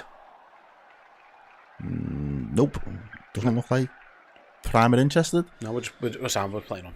Lim Report says, Merry Christmas, watching from the steepest street in the world. Is that official? I'm guessing that's in New Zealand. The super chat was in New Zealand dollars. As Curtis crosses deep, too deep for everyone. Goal kick. Can we see a replay, please? Mo Salah was the first opportunity at the back post. So Gakpo cuts in. Let's see what happens. It goes round the back. Salah is saved. Curtis. The goalie does well. Keeper does really well. Yeah, so what happens is Salah's save is at the near post is saved. Curtis goes to cut it inside and shoot, but the goalie palms it away almost off the floor. It's like he dives straight onto it. Doesn't waste a chance, does he? Yeah, good goalkeeping. To get his hand to it. Yeah. He doesn't just go down. He uses his body straight away. Puts a big blocking, diverts the ball away from Curtis Jones, being able to just tap it in over the line. Still 0-0. Ken says, I'm in the Philippines, it's 4 a.m. Shout out to Ken and all the dedication to watch the Reds for people all over the globe as Leicester have a rare bit of possession, actually. Yeah, can they do anything with it, attacking their own fans? Well, there's a chance. The first real attack of any note coming down this left-hand side. Some defending for Liverpool to do as it goes into the box. Big chance for Leicester! And they've done it. Wow. There's the one. There's and the one. It's Ayew. Yeah, wow, there's the one. Leicester leads. Caught Liverpool cold. Mavadidi down the left-hand side. Liverpool just didn't deal with it. Far too easy. And this is what Slot would have had a level of concern over, in all honesty. Just... Again, Liverpool just conceding sloppy goals at the moment and not really putting out the fires when they need to. Is he onside? Yeah, he's well onside. He's well onside. Ball comes over to this left-hand side now for them. A little step over, just bides his time, keeps going. No one really engages with him to try and put a block in or stop the ball from getting into the box. Ayew's just allowed to take a touch, turn on it. He touches off Robertson, and then it's a bit easy. Yeah, it's very easy, very easy. Passive, just no one really committed to me. Oh, you know what? I say that the goalie's going to save that. It deflects off Van Dijk's heel. That's going straight to Alisson Becker, and it clips Virgil van Dijk on the heel, and it's the deflection that beats Liverpool's goalie. I thought Alisson had done poorly not to get to that, and then the replay just shows you it come off Van Dijk's heel. Maybe we did need that early goal because Leicester strike and score first blood against Liverpool. I don't think that was poor by Knock. He was knocked as Robbo again. I don't think he did. It was a good turn by the striker. I think the ball should have been cut out. I think he should never have gone to the box. Gravenberg should have stopped it, and then one of Van Dijk and Gomez maybe as well. But again, it clipped off Virgil van Dijk's heel, and that's why it ends up beating Alisson. I don't think Robertson does amazingly. He's kind of shrugged away, but I think the ball should never have got there in the first place, and Liverpool have won themselves a corner. Yeah, not a great start. Group chats are on fire. It's all good, don't worry. Robbo coming over to take this It's very corner. early days, yeah.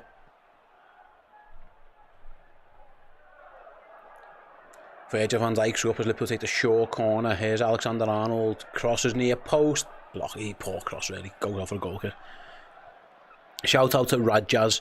Listening in on my helmet while riding across the Blue Ridge Parkway in North Carolina.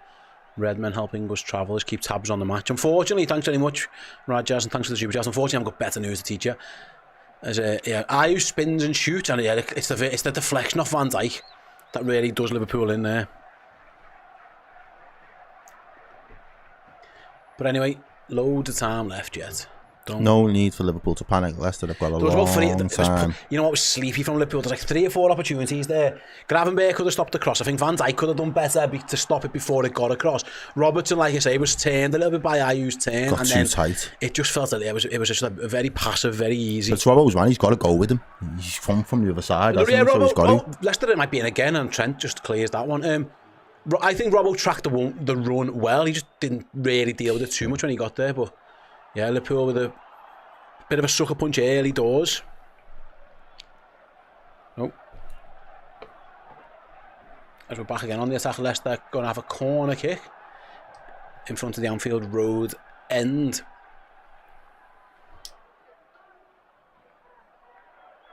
GM Bestie says, I'm watching from Ecuador, boys. My first watch along with the channel. Merry Christmas. Thanks very much, man. Appreciate it. Tell a friend. Tell a friend. Tell a friend. Good time to tune in. Let the people know.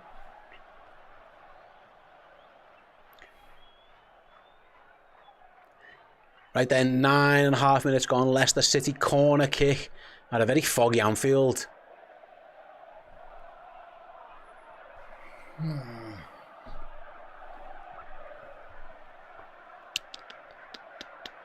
Oh, Edge of the box, sweet. Oh. Miles over the bar. up, high and wide. El Canus, who volleys it high over the bar into the Anfield Road end. It was a good block by Van Dijk in the middle of that. And Liverpool can play out. 10 minutes gone. Super chat here from Tyrone. The stories of us waiting until the summer to look at left backs. We could be shooting ourselves in the foot. Robbo has no idea where his man is.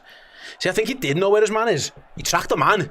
He just felt. I think got too tight. Just got he got spun. Yeah, too tight and got spun. I think he goes to block the shot and the fella never shoots. He spins him instead.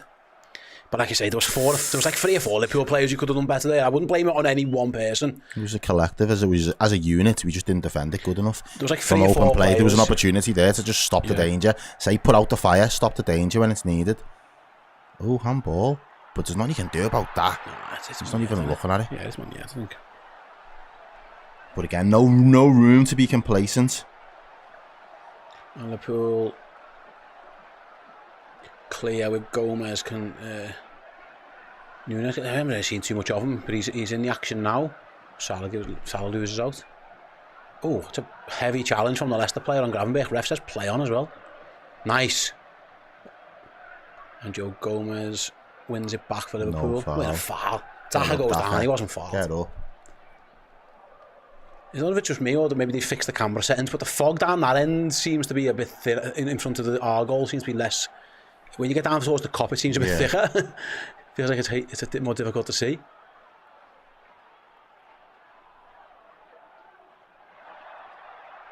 What I would say about Leicester, they're battling. They are at the moment.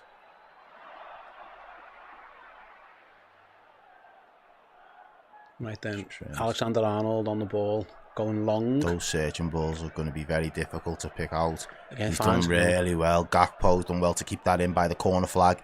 Cuts back inside. Robertson's there now, an opportunity to put it into the box. He does. Nunes and just can't steer it enough towards goal. Very unlucky. Good movement there from Liverpool, though, in all honesty. That big switch from Trent Alexander-Arnold. Gakpo just lays on a play for Robbo. Takes one touch, clips it into the box. Nunes is the target man. Just doesn't really get enough pace on the ball to steer it towards the goal. I think he should do better. I think he it's should hard as to say well. from that angle. It skimmed off the top of his head. I don't know if he mistimed his jump or the ball was just a touch too high. It's hard to see, but yeah, I thought that was a big opportunity. Goes missing, but nice to see Liverpool at least getting back in there because he had a good response, good reaction from Liverpool. Again, we expect them to have a lot of the ball anyway, but it's what you do with the ball. How you moving into those final thirds that's going to be really important for Liverpool in a game like this, especially now Leicester have got something to hold on to. Those 2 lines of 4 are going to be really disciplined, going to be really difficult. There's not going to be a lot of space. No. This was the fear really playing Nunes in a game like this, especially now they've got something to hold on to as well. Exactly. So Liverpool are going to have to there might take some patience.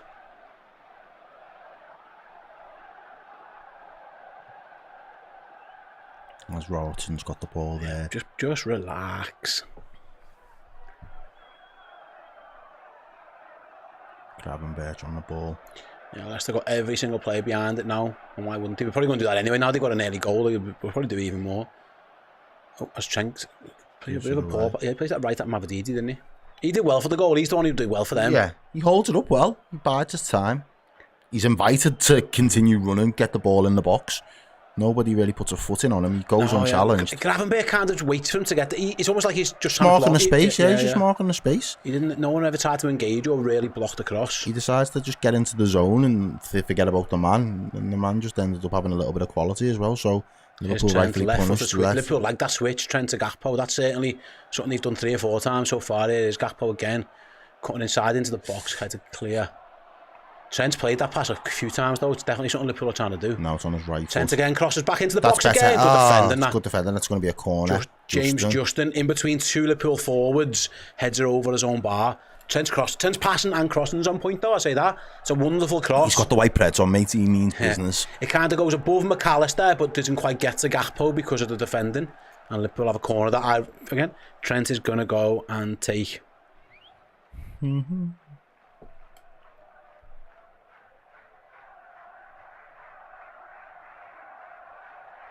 Go on, Trent.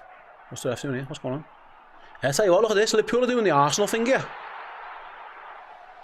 Liverpool got everyone behind the back post, see that? They're doing, this is the Arsenal corner. Liverpool have been watching a bit of the Gunners, maybe. It's definitely a set. Liverpool got everyone towards the back. The ball's got to get there. The ball's got to get there, though, because there's a lot. And now they're all crashing it towards the near post. Flick on by Núñez. Is that another corner? Must be. Yep. It's going to be another corner. Liverpool with their own little set piece of their own there. They are very much a similar setup to what Arsenal do. They all go to the back post and then they flood different zones. Makes it more difficult to know who's marking who, doesn't it? Yeah. If you just stood where you're going to be standing, it's difficult. But Robertson, Gakpo, Salah, Núñez, Gomez, all in there. Núñez battling. Corner comes in again. Headed clear this time at the near post. He's defended both of them well, to be fair to them. McAllister's going to have a chance to put it back in, is he? No. Sprays it across to Curtis Jones. He can cross. There's loads of targets for Curtis to hit if he wants. Goes short, plays a 1-2, gets the 1-2 wrong. Get back, and now Leicester are on the counter. Joe Gomez there with the 1-2 with Curtis. Doesn't really pay off. Leicester can counter. Leicester being a little bit more fluid, playing it through Liverpool. Nice defending. Well done. McAllister. But Leicester, crashing in. Leicester have come away with it. Jones. That was poor, that.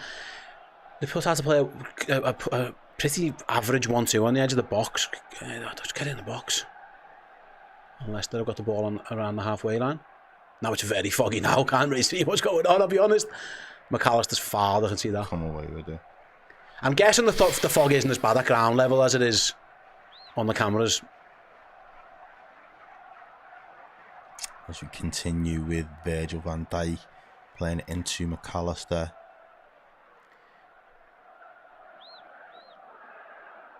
Anfield's up for it anyway. Anfield are getting the voices in foot as Robertson crosses. Leicester heads it clear. Second chance for him. And it comes again. It's in the box for Salah on the volley. Sent that to orbit, man. It wouldn't have counted because Vestergaard had been fired in the build-up, but Salah missed time that one. Yeah, Robertson with a good ball into the box as well. Núñez didn't do it. That's not a foul, that, mate. What else is he supposed to do? His hands are by his side. He doesn't put his elbow out or nothing. Anyway, 17 minutes gone. Leicester lead Liverpool 1-0. Daniel McMurray, what pre-game caused all this haze? It's just fog, mate. It's just really foggy.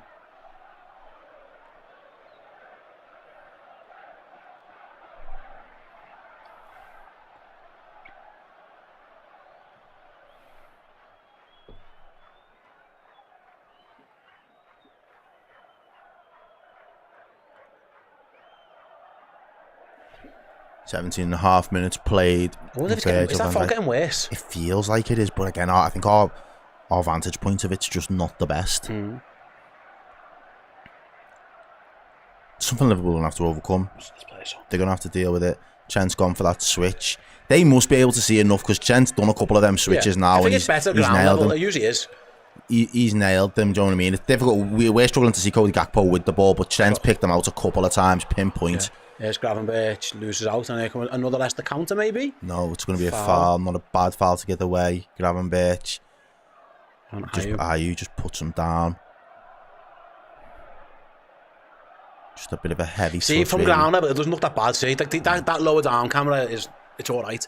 I think it's just we can't. It isn't the easiest game to see, but everyone at pitch level doesn't seem to be struggling too much. But it's really foggy. Yeah. Yeah, Daniel McMurray. This does not make for I thought great Snoop viewing. Dogg was in the carpet. No. It doesn't make for great viewing, does it? Though, like, it's not a great product for TV purposes, is it? Can you imagine like I'm sure Amazon are doing the best they can. Well, Netflix had I didn't watch any of the NFL, but I can imagine that looked like really high quality, glossy, bright lights and all sorts. No, that was indoors. Was it? Yeah, well, there one was, and one was in Pittsburgh. Was outdoors, but it was fine. But yeah, what can you do? What can you do, Joe? It's fog, innit? I like Liverpool when it's a bit foggy like this, though. You know, something about the city. For Salah, plucks it down. Great touch. Great touch. Got it. It does really well. Oh, he lets it spin and spins on it. Who's that? McAllister. Trent. Opportunity, good ball.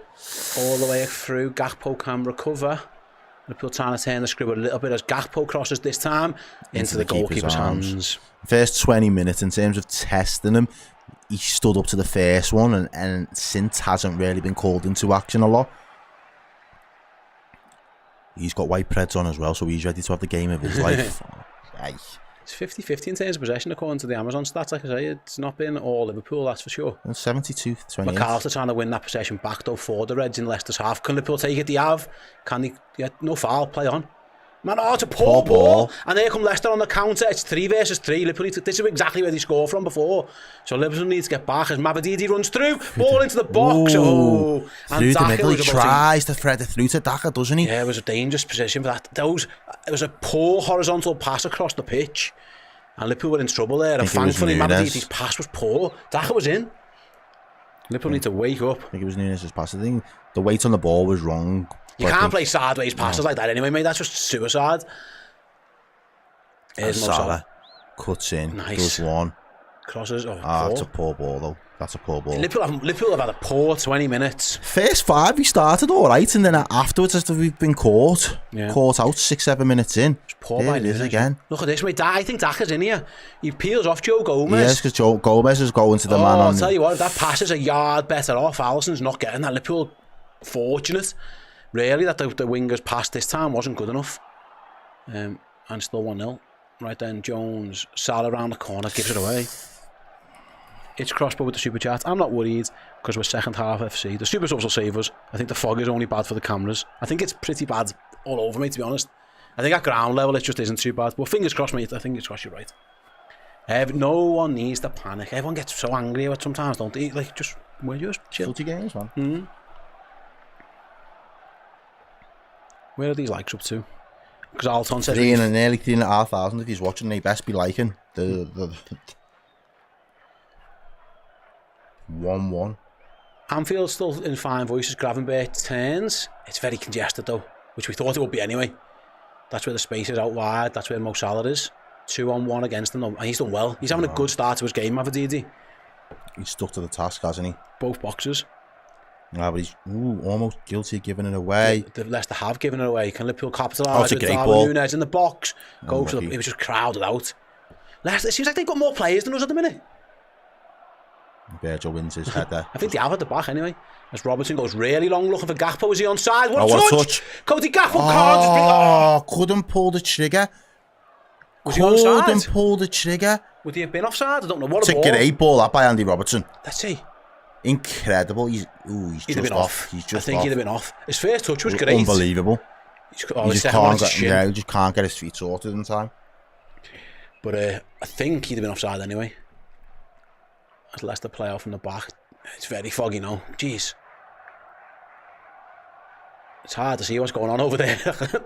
That's really tough conditions. I can't even see the guy with the ball, man. It's a goalie's got it, playing out from the back. He's played it. The conditions have got to be enough down on pitch level to be able to see. Well, the players seem fine. Yeah. Yeah, you look at that. They are. Look, that's a camera level. Oh, Joe Gomez has done really well. We might have to show the game at that level so we can actually see what's going on. Here goes Cody Gakpo, left hand side again. He's seen a lot of the ball. Into the box. He's going to shoot from distance over the bar. Liverpool are getting a bit closer, but not quite. But it feels like if anything good's going to happen, it's probably going to come from the left where Cody Gakpo is. Isn't the worst effort. Just bounces up, doesn't it? Just bobbles up in front of him. Yeah. He still catches it, but just can't keep it down at that point. Rad Dizzle says the fog on my stream isn't too bad. Liverpool aren't happy with this goalie already. Liverpool are accusing him of time wasting. Leicester are going to play off on the back though, short. Can Liverpool lay a trap as the goalie's got it back at his feet? Clips it. Yeah, he's gives us back, gives it straight back to Liverpool. Gives it to McAllister. He plays a ball into Nunez round the corner looking for Trent Alexander. Oh no, Salah's got it. Each other's way a little Salah's bit. deflected shot. Oh, just over the bar. Oh, so close. Salah shoots. It loops up off the defender's foot. I thought the goalie's done for. Yeah, it's off his heel, isn't it? He's absolutely done for off Christian's foot. And all the goalie can do is pray it goes over his bar, and that's what it did. Look at that level. There's pitch view. Look, it's fine. They've got like the spider camera on Anfield at the moment, and at pitch level they can all see perfectly. Might have to show us the game. Yeah, keep it on these low shots as we can. Liverpool are doing it again with the corners. They've loaded the back. Andy Robertson's in there. Nunez, Salah, Gakpo, Gomez all make their way into the middle now. As Trent's cross goes, poor cross. It's going to fall to the edge of the box from McAllister. Heavy touch. Trent's going to get lucky, get away with it a little bit. Clips it back, poor again. Header by Robertson, out the post! And then off the goalie's head and blind. You knew nothing about that little rebound off the post there. What a header by Andy Robertson. Flicks that 6-8 goal. header. It hits the post, Errol. Comes back, hits the goalie, Oh, and on goes his hand, out. yeah. His outstretched hand from where he tried to make the initial save comes back to rescue him. Wow. Liverpool close to finding an equaliser. It was a poor corner by Trent as well. Liverpool got a bit lucky that it got a second chance, sorry. Now it's Robertson with his chance to deliver. Better one. Did the goalie get a touch on that?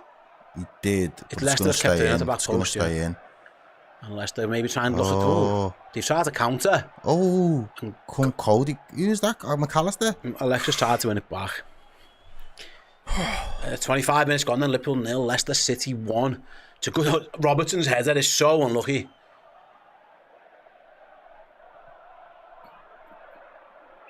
I mean, the goalie's half lucky he doesn't score an own goal as it bounces back off the post. We've seen that happen before. They're the worst in like five-a-side then when you're playing just Astros and he just bounces off the back post, just off the keeper. Yeah, I hate that. McAllister does well, wins a header there in midfield, flicked on by Curtis. A little bit of head tennis, it's bobbling about. It's the fog lifted up, they just found a better camera or something, because it feels like easier to see. Leicester have got a man down, Liverpool just going to play on. Just play on, leave fuck him. Play on, lads, leave him, we're losing. Yeah. Leave him, not a head injury, play on. Play on, leave him. No, we're playing on, leave him. Don't care, leave him. Endo caught one to the head the other day. And we're playing on, man, yeah. Right, Ryan Gravenberch, edge of the Liverpool box. It's out to Trent Alexander-Arnold. Down the line to Salah. Back to Trent, first time cross is coming in. Chance at the back post. Evaded two of them there towards the back post. Robertson and somebody else there just couldn't get anything on. Got a head on it. Right then, back to Gravenberch. Out to Gomez. Out to Trent. Liverpool starting to turn the screw a little bit to Salah. So Liverpool want to get a cross in the box if they can from Trent. Header clear. Don't think the angle was great for a left foot across there. Get it, leave him. Down. No, leave him. It's not our problem. We stopped the game now? Yeah. Fuck's sake, why? It's not a head injury, he's fine. Bullshit. What happened here? Fuck off. Oh, get up. Get up, Daka. Little kick on his foot. The game's just got to carry on. You've got to get up there, lad. Jams with the super chat. Thanks very much, Jams. Boxing chat said, you'll never walk home, we'll get this. 3-1. Salah to score as pair. Fingers crossed, mate. Fingers crossed. There's not a head injury. He's fine. Just play on. Just time wasting, innit? He's not even injured. You got a kick on the boot.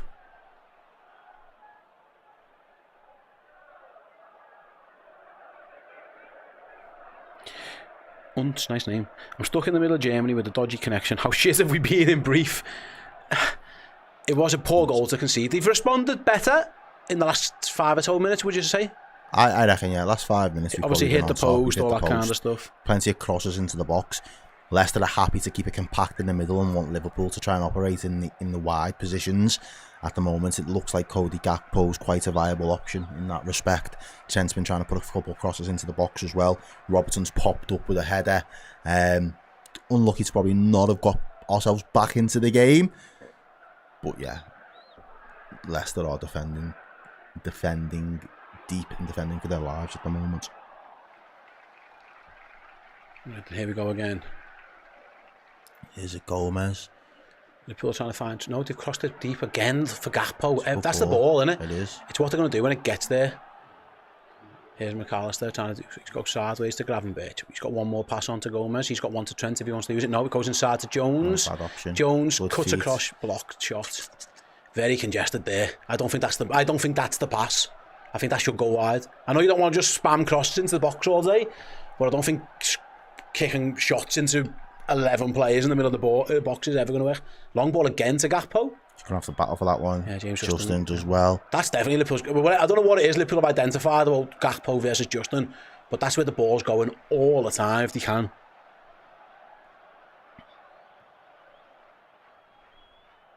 Half an hour's gone already though, to be fair. Like this, it's the clock seems to be going faster. Here's Alexander-Arnold in some space. Yeah, a little bit of space. Can now. he pick someone out as he crosses? All the way through to the back post of Robertson. Back to Gakpo. Fires it across goal, blocked. Oh my God. Frustrating. And we go again, maybe again. If the folks come down again, it's just here's Gravenberch edge of the box. Out wide to Gakpo. I can't see what's I happening. can't see that. I can't see it. I think Gakpo crossed. It just come off somebody blocked. We're doing some guesswork. We are doing some guesswork. I can see Gravenberch on the ball now. When a ball goes over to that far side, it's tough. It does make it very difficult to just see what's going on. I have to turn the brightness on this telly as best as we can or something, because I'm struggling at times. We're just moving the ball nicely now. Curtis Jones has peeled over to this left-hand side. One more. Opportunity there. Joe Gomez on the edge of their box. Like Liverpool have got everyone pushed up, trying to box Leicester City in. Can they find gaps at the moment? They are camping. They're doing alright. They're in a decent shape. They're in a good shape. Can someone break that shape? Maybe Salah's little dink and can. No. Nope. Try again. As Joe Gomez has it back at his feet, and Liverpool can start again. Yeah, Leicester aren't going. Too far forward. That's better. Go on, Cody. Got Leicester players out of position now. Can run at that back line. Clips it in. Back post Salah. Oh, he stayed it closer back to the man who gave him the ball. It's gone for another corner. Set piece is going to be massive in this game. Salah got a foot to it. Is he trying to pass that rather than score? It's Gakpo's cross. Let's see. Or does he just get a toe on as best as he can? He just gets he's just trying to get. He can't. Yeah, he's blindsided there. Christiansen's just in front of him. Just wants to make contact and steer it back towards goal, but gets the execution wrong. It looks like Trent has gone back over to the corner. Yeah. They're taking their positions towards that back post. They're all converging now towards the front post again. Trent hit that first man twice now. It's not the best quality of corner there from Trent Alexander-Arnold. He needs to beat the first trying man. To get into that front area, but that's twice. He needs to be able to beat the first man, no, mate. Yeah. Final third passes. I mean, Leicester have only had 3, and they've made the most of them. Well, like I say, they haven't had the ball for ages. It's been all Liverpool. But like I say, they've hit the post, Liverpool, to be fair, but they haven't caused like too many saves. It isn't easy work at this moment in time.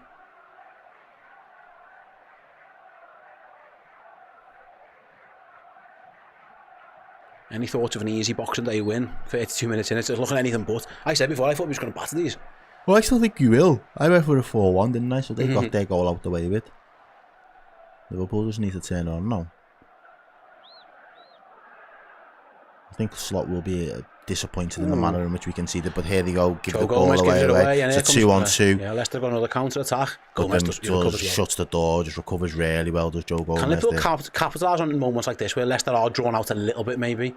Because once they're back in position, it's really tough. But Curtis does well. Spins. Yeah. Finds Salah. Salah drives into the box, plays it back to Jones. Cuts inside, Curtis Jones still going. Can't find Alexander-Arnold though. He just took too long. Yeah, he does to make his decision. Goal kick. Sent one to the corner, not given. What do you think, Jones? What do you think Curtis was trying to do there? I can't. He's just got caught in his. I don't know what he was trying to do. Yeah. Two minds.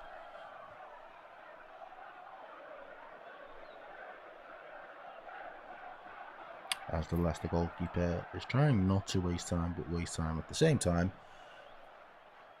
He is very much taking an eternity to take the kick. He does. He goes long, tries to give Leicester a little bit of respite, and it's not coming. But that's a bit of a overhit pass just in there. Keeper launches it back. Nice. Gravenberch wins that. It's all Liverpool in terms of possession. They've got all the ball now. Leicester try and get out, they just can't. Liverpool keep winning it back off them. Can they force something now? Is Van Dijk back to Gomez? Trent's not going forward this time, he's trying to play from deep. Salah, chalk on his boots almost wide. He's putting his help though, he's got 3 men on him. Yeah, they're doing really well to just kind of mark Salah out the game at the moment. The man stays tight to him, the man tries to block that running lane that he wants to move into. Liverpool have just got to move it a little. There's better passes. Got to go back again quicker. Salah's got a little bit of space. There's the Salah, man tight. the box. Trent's cross into the box is a good one. Liverpool across goal. It was Robertson, I think. Corner to Liverpool. Yeah. Robertson's doing well in attacking areas. He done well again to get on the end of that one. Come on, Trent. Better corner. You've had 2 sighters. Why can't we just use this camera angle? I can see the fucking ball on this one. I know, it's like you're looking through the fog on this one, you can actually see what's going on. It must be below that, yeah. Liverpool's 7th corner of the game. Needs to be better. Quality of Needs to- delivery yeah. needs to be better. Put more on it, Trent. Goes near post again, head clear again. Certainly a game plan, that one. But like, The execution. that's It's all tough, in the because execution. there's no one there. Strange. Anyway, here's Curtis Jones with time. Can You've he really pick got us? no one to really aim for. You're just hoping that they time the run perfectly to get underneath it. Yeah. Gravenberch goes back post. Nodded across goal. Liverpool couldn't get anything on it. Leicester cleared. Wasn't the worst idea, but there was no one at the back. Van Dijk's stayed up though. He wants to cross into the box. Will Salah give him it? No. McAllister won't either. Joe Gomez. McAllister might now. Cross is going to come in. Goes all the way through. It's a corner. Corner kick. at the Corner back kick of- again. Liverpool turning the screw a little bit, just not quite getting that final part right. Last 10 minutes of the half. corner. I mean, they've gone short this time, which I don't think is the worst idea. Out to McAllister, edge of the box, time and space if he wants to shoot. He didn't. Why didn't you pull the trigger? So instead he goes sideways to We've Gravenberch. got bodies in the box, but we've not done nothing with it. No. Instead it's Alexander-Arnold. He's going to go back post looking for somebody. Joe Gomez nods knocks it. down. Oh, Leicester clear. And win the second ball as well, does Harry Winks. I thought McAllister could have just had a go there. And here come Leicester on the counter. Mavididi goes Get up, down. And it's a free kick. He's given a foul for that. And a yellow card. He dived. Did he not kick his own leg? I'm sure he kicked his own leg. He rides that challenge well, and then he goes out, Daka. Where's that a foul? Where's the foul? Where is the actual foul there? I think the ref's got that wrong, and he gives him a yellow card as well.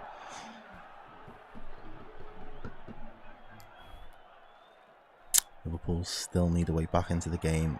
Leicester have got a free kick, probably halfway into their half. Bit of an angle to it. Set piece for Leicester. 37th minute. They played short. Is it going to come in the box now? Should do, shouldn't it? Them. Goes back right towards the back post. Headed. It should be comfortable for Alisson and his. Can Liverpool launch a counter? Go Ali. Go Ali. There must be someone. No, he just rolls it to Robbo. That's fine as long as we get on the move. At least Leicester have at least got some players in our half rather than on the edge of their own box. Needs to be a little bit more of an urgency though, because they're not going to get many of those opportunities to pick them off on the counter. Yeah. I think Liverpool wanted to just move that a little bit quicker to kind of catch Leicester out, but in actual fact Leicester have been able to get pretty much every single body back behind the ball, which they have done now, and Liverpool are back to the status quo, having to try and break down those two banks of four. Yeah, here comes Nunes on that left hand side.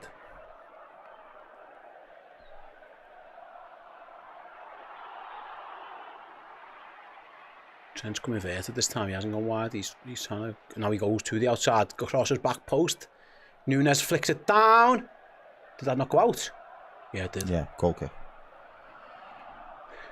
Oh, it's again. Oh, get up! And then he rolls himself onto the pitch. Leicester players sat down on the pitch. He's a yard on the pitch. It's you just roll him off. The time wasting tactics starting already. Yeah, not half.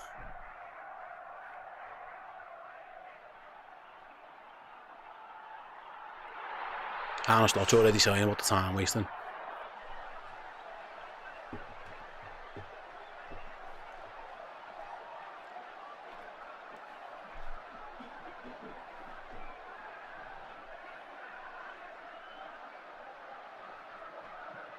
Joe Gomez comes away with a header there. Can Liverpool take it off Leicester here rather than fucking trying to do against the pack? I mean, they're going to play through it at this moment in time. Oh, they nearly did. They very nearly Can we did. counter with Salah to Nunes, nods it down? Can Liverpool break from here? It'd be great if they could. And Leicester they've got a streaming good men back chance. as Robertson paws forwards. Still go. Oh, good play by the defender. Gets back and clears. Now Leicester do have everyone back. Didn't.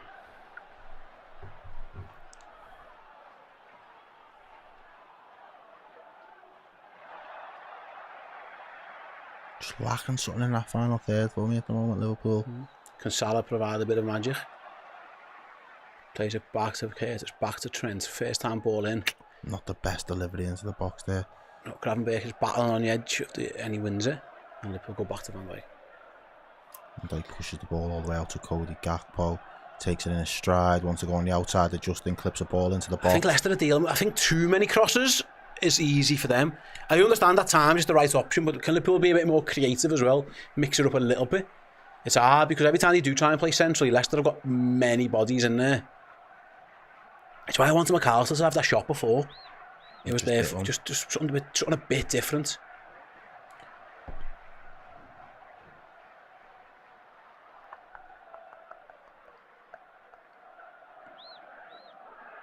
Here's McAllister on the edge of the box, plays it back post, heads it up rather than away though by Leicester. Liverpool battling for it, and Leicester just kick it as far as they can, straight back to Alisson Becker. How's your touch? Not bad. Yeah, not bad by Ali. And it's just going to be rinse and repeat here for a while. They're not going anywhere. Well, Liverpool are going to have to ask different questions of this Leicester defence if you want. Yeah. If you ask me, just because they've stood to the task. They've defended well. They've defended really well. They've stood to the task. They've set themselves. They've allowed themselves to get 2 banks of 4, not leave a lot of space. There's not really those Someone's pockets. got to beat the man, haven't they, to create yeah, that space? well, there's not really the pockets there to operate in. There's not the space. There's Cole Palmer's goal for... Trent from... it's never... We do kind of need the shots as well, but... He's better than that. Yeah, I don't mind him taking that shot, because why not? But you see the Cole Palmer goal for Chelsea earlier in the day, where he just kind of drifts in the middle. He's perfectly in that 10 position, just drifts, opens that space up, takes 2 players out the game, and then he gets the early shot at the edge of the box. Liverpool needs someone who's willing to operate in those tight spaces there.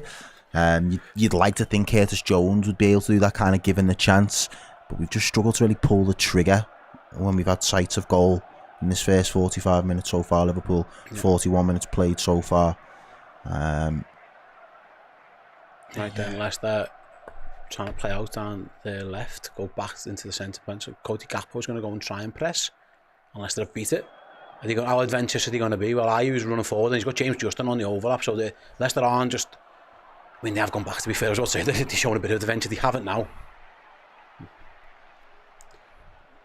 It's Ayew going for the big switch this time. Right way over to Mavididi, but Trent can clear. Leicester are going to... I thought they were going to let that go for a throw in, they haven't. Can we take it off them here, please? Can someone win the ball back? No, they're going backwards. Leicester look comfortable. That's the thing as well. Yeah, they look all right. So they knew the assignment they've set out. They give Liverpool the ball really on well. Try and get that back in the pitch. Let's go. Oh, ref. Callum says Núñez needs to come off. He's useless against the low block side. Do unfortunately feel like he might need to be sold. I mean, I think of all the people to blame so far, I think Darwin, he hasn't had to... He's not culpable of anything, what's really. He doing? I get your point, because I don't think it is an exact game, but what's he done?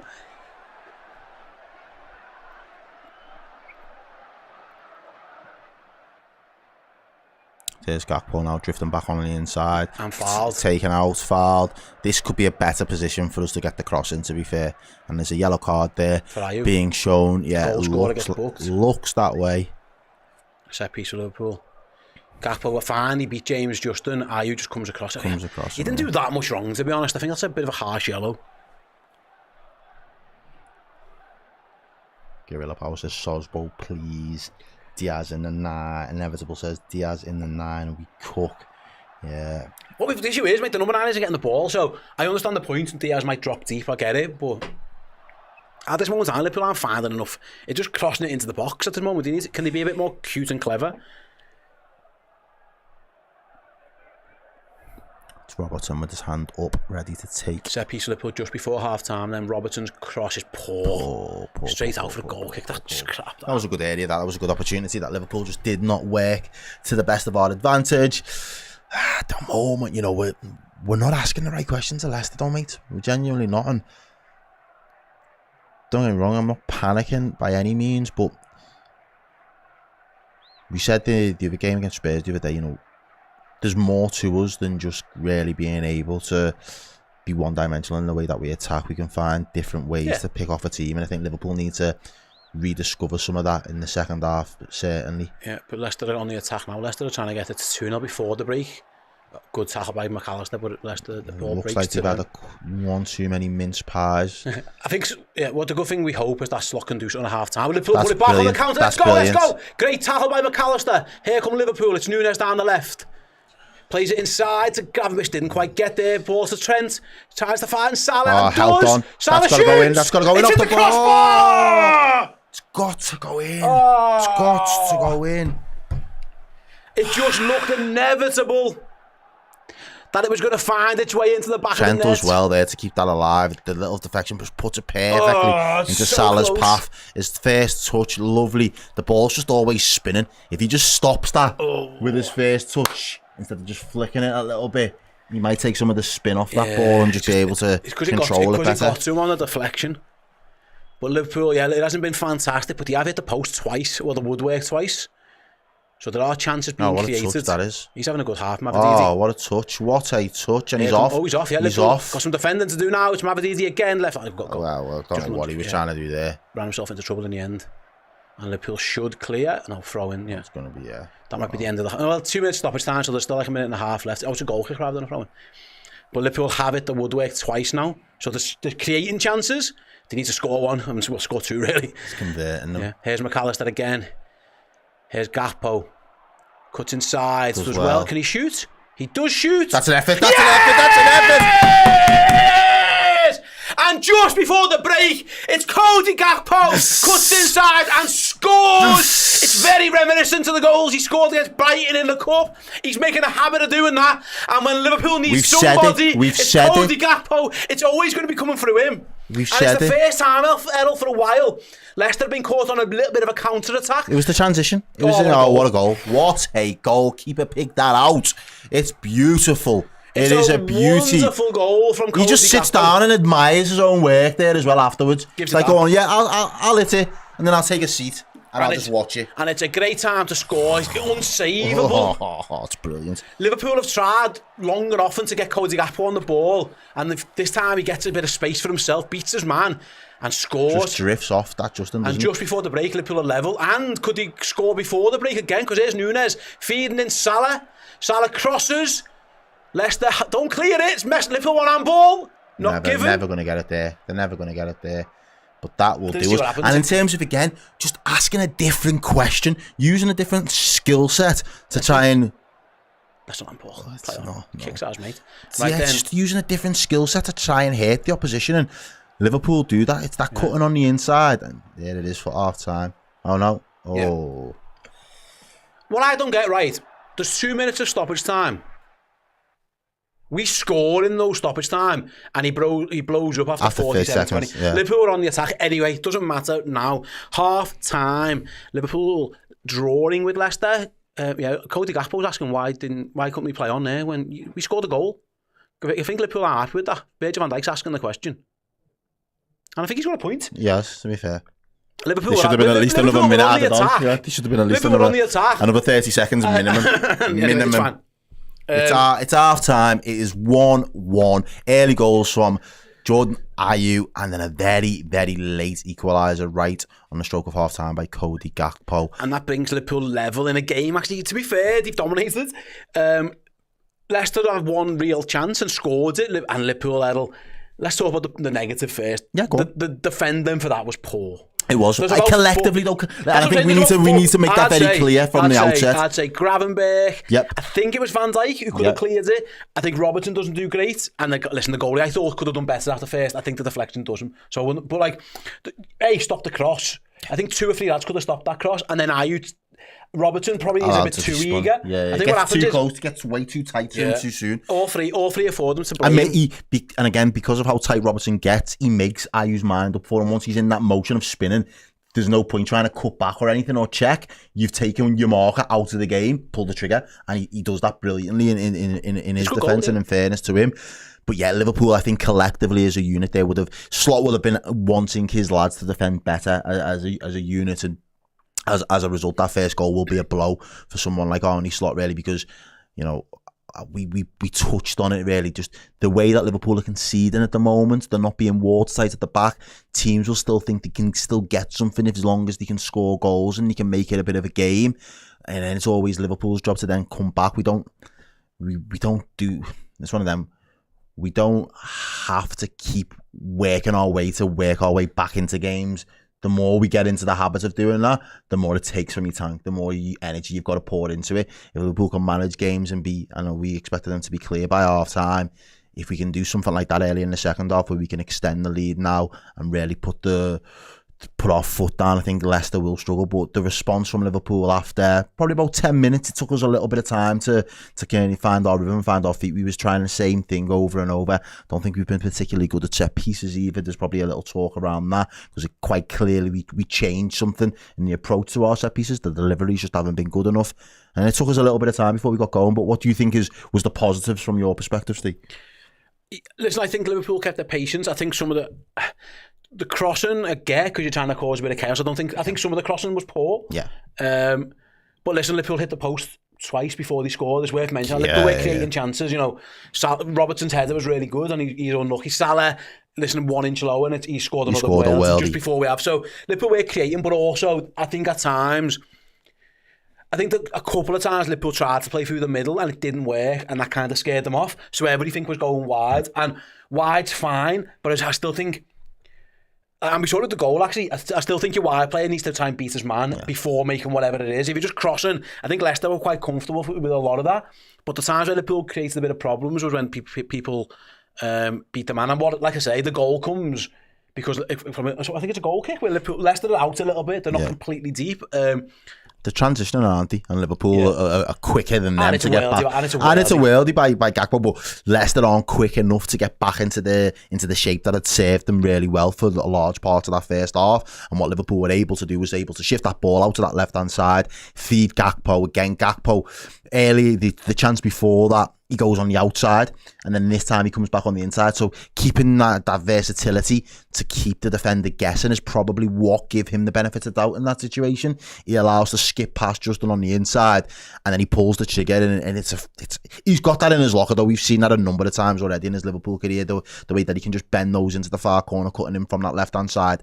So it was a fantastic finish from Cody Gakpo, but again, it's just another play and another example of a player that's playing with so much confidence at the moment that when you give him the opportunities and give him the chances, he wants to take the responsibility to be a game changer for this Liverpool side, and he's done it again, in all fairness to him. Like I say, I think again, I read in the chat and stuff. I don't think it was as bad as like the world was falling down. No, I didn't. I never at one point felt worried. No, but it was more. It's just because it's whether Leicester can keep that up for 90 minutes, and we've got class players. I don't think anyone. I think, to be honest, if you're talking about players who've played well for Liverpool, I think loads have been around good. Yeah. I think Gakpo's had a good game, and it topped off by his goal. I think McAllister's been good. I actually don't think Gravenberch's been amazing. I don't think Jones has been great. No. And this is the problem, and I was saying this before, about this when you play against Leicester or anyone at Anfield, our number 9s don't get the ball that much anyway no more. No. So it's tougher. Like, we haven't really seen Nunes. Now he's involved in the eventually in the chance that falls to Salah where he hits the bar. Salah's been hit and miss. I think it's fair to say he's had some good moments, some really poor moments. It's been like kind of one of them. It's just been a mixed bag. It's been a little bit meh. But what we've got players who create chances and goals. We've got that in abundance. Like I say, Liverpool, having not played particularly well, are level. And hit the woodwork twice. It's not. It could be. And it's not been a vintage. Yeah, it could have been worse. It could have been better, but it could have been worse. It's not a vintage performance, and it's not been the statement thus far that we was anticipating. But I think on reflection, I think what Slot will have seen is enough to be able to say, well, I've seen you ask questions in this way of Leicester, and today they look resolute enough to deal with that. The second half now is about... Sorry, Ed, can I cut across there? I'm just watching the replay of the goal, so it's Mavididi. Look, I think Gravenberch's got to do better. I think Gomez and Van Dijk both could have stopped that. Cut it out. And then I think, I'm just looking at the Robertson bit again. Watch this. So this ball in, Trent, that's poor by Alexander-Arnold. I don't think he needs to go there. Having not got there, he needs to get back. Bust the gut, lad. And he's in, well, to be fair, he swapped positions. I think he could have stopped it. He could have stopped it. I'm trying to look at what Robertson does. He tracks the run well. He tracks the run really well. He just gets too tight. To be fair, Ayew barges him a little bit. It's good play by the centre forward. I know everyone was blaming Robbo for that. I actually think of all of them, he's the least culpable. It's not brilliant from him. Looking at that again, I think one of Gravenberch, Van Dijk and Gomez all could have stopped that cross. Yeah. All three of them left it for each other, and then obviously the deflection happens. That was a poor goal to concede. Very poor. I think both Liverpool centre-backs have just kind of been a little bit casual there, maybe too early, not worried about it, whatever. I think Joe Gomez can just kick the ball out there, give a corner away. I think Van Dijk could have done the same. Just get a foot on it. And then, like I say, what that did is give them something to hold on to, and it galvanises you a little bit more. And to be fair to them, they were which is why resolute. it's exactly that, and that was what they did after that point. It's like, right, let's see this out, at least for this half. Let's make sure that we are really disciplined. Let's make sure that we're defending for our lives. And that's why the point I was, starting to make there was the questions that we've asked of them up until the goal. So what probably felt we haven't asked the right questions yet. We were doing stuff that Leicester find easy to defend.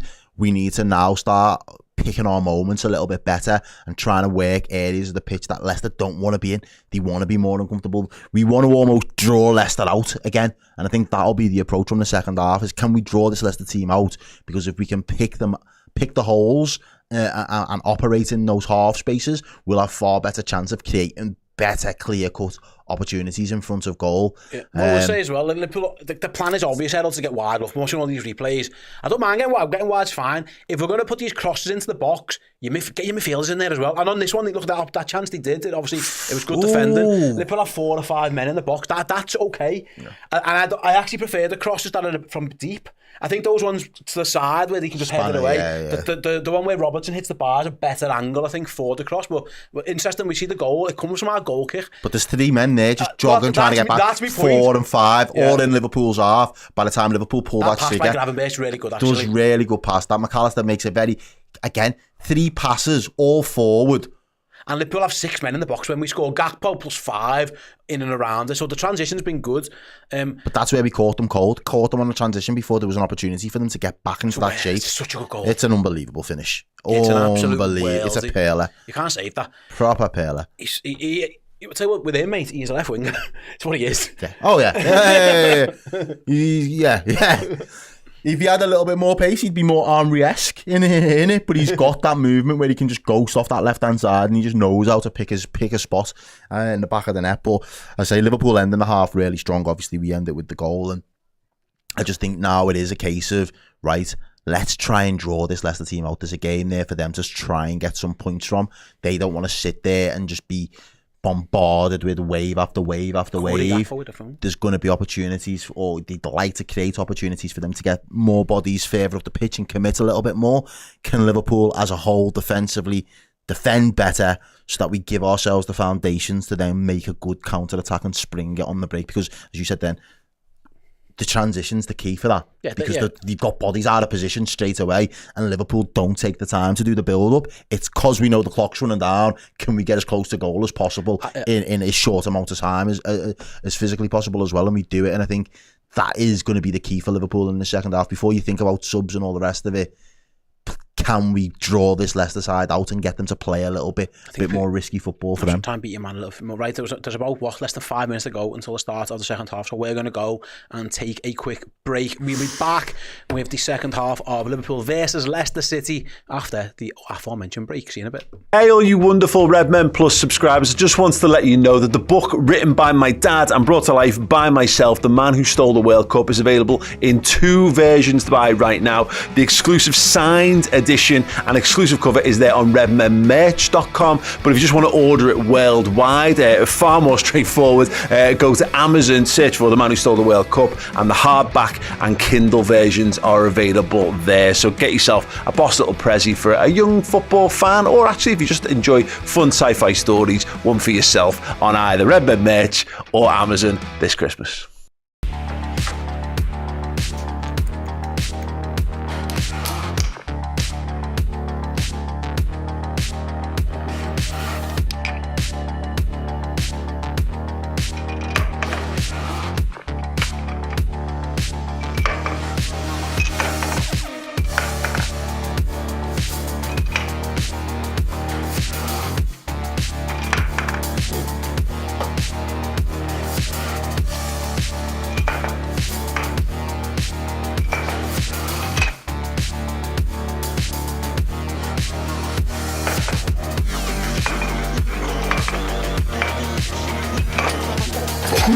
If I'd have just done that.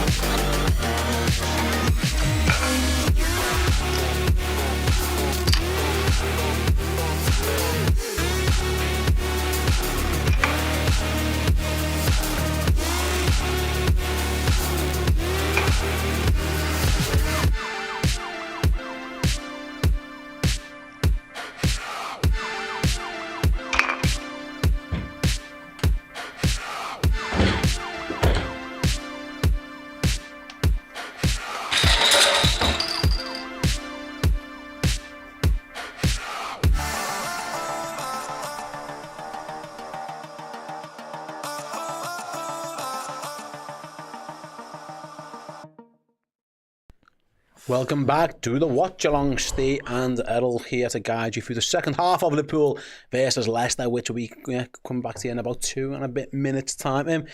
Liverpool tend to do better after the breaks. It's fair to say even that's one thing that definitely has carried over from the Klopp era to the Slot era. Second half FC. A little bit.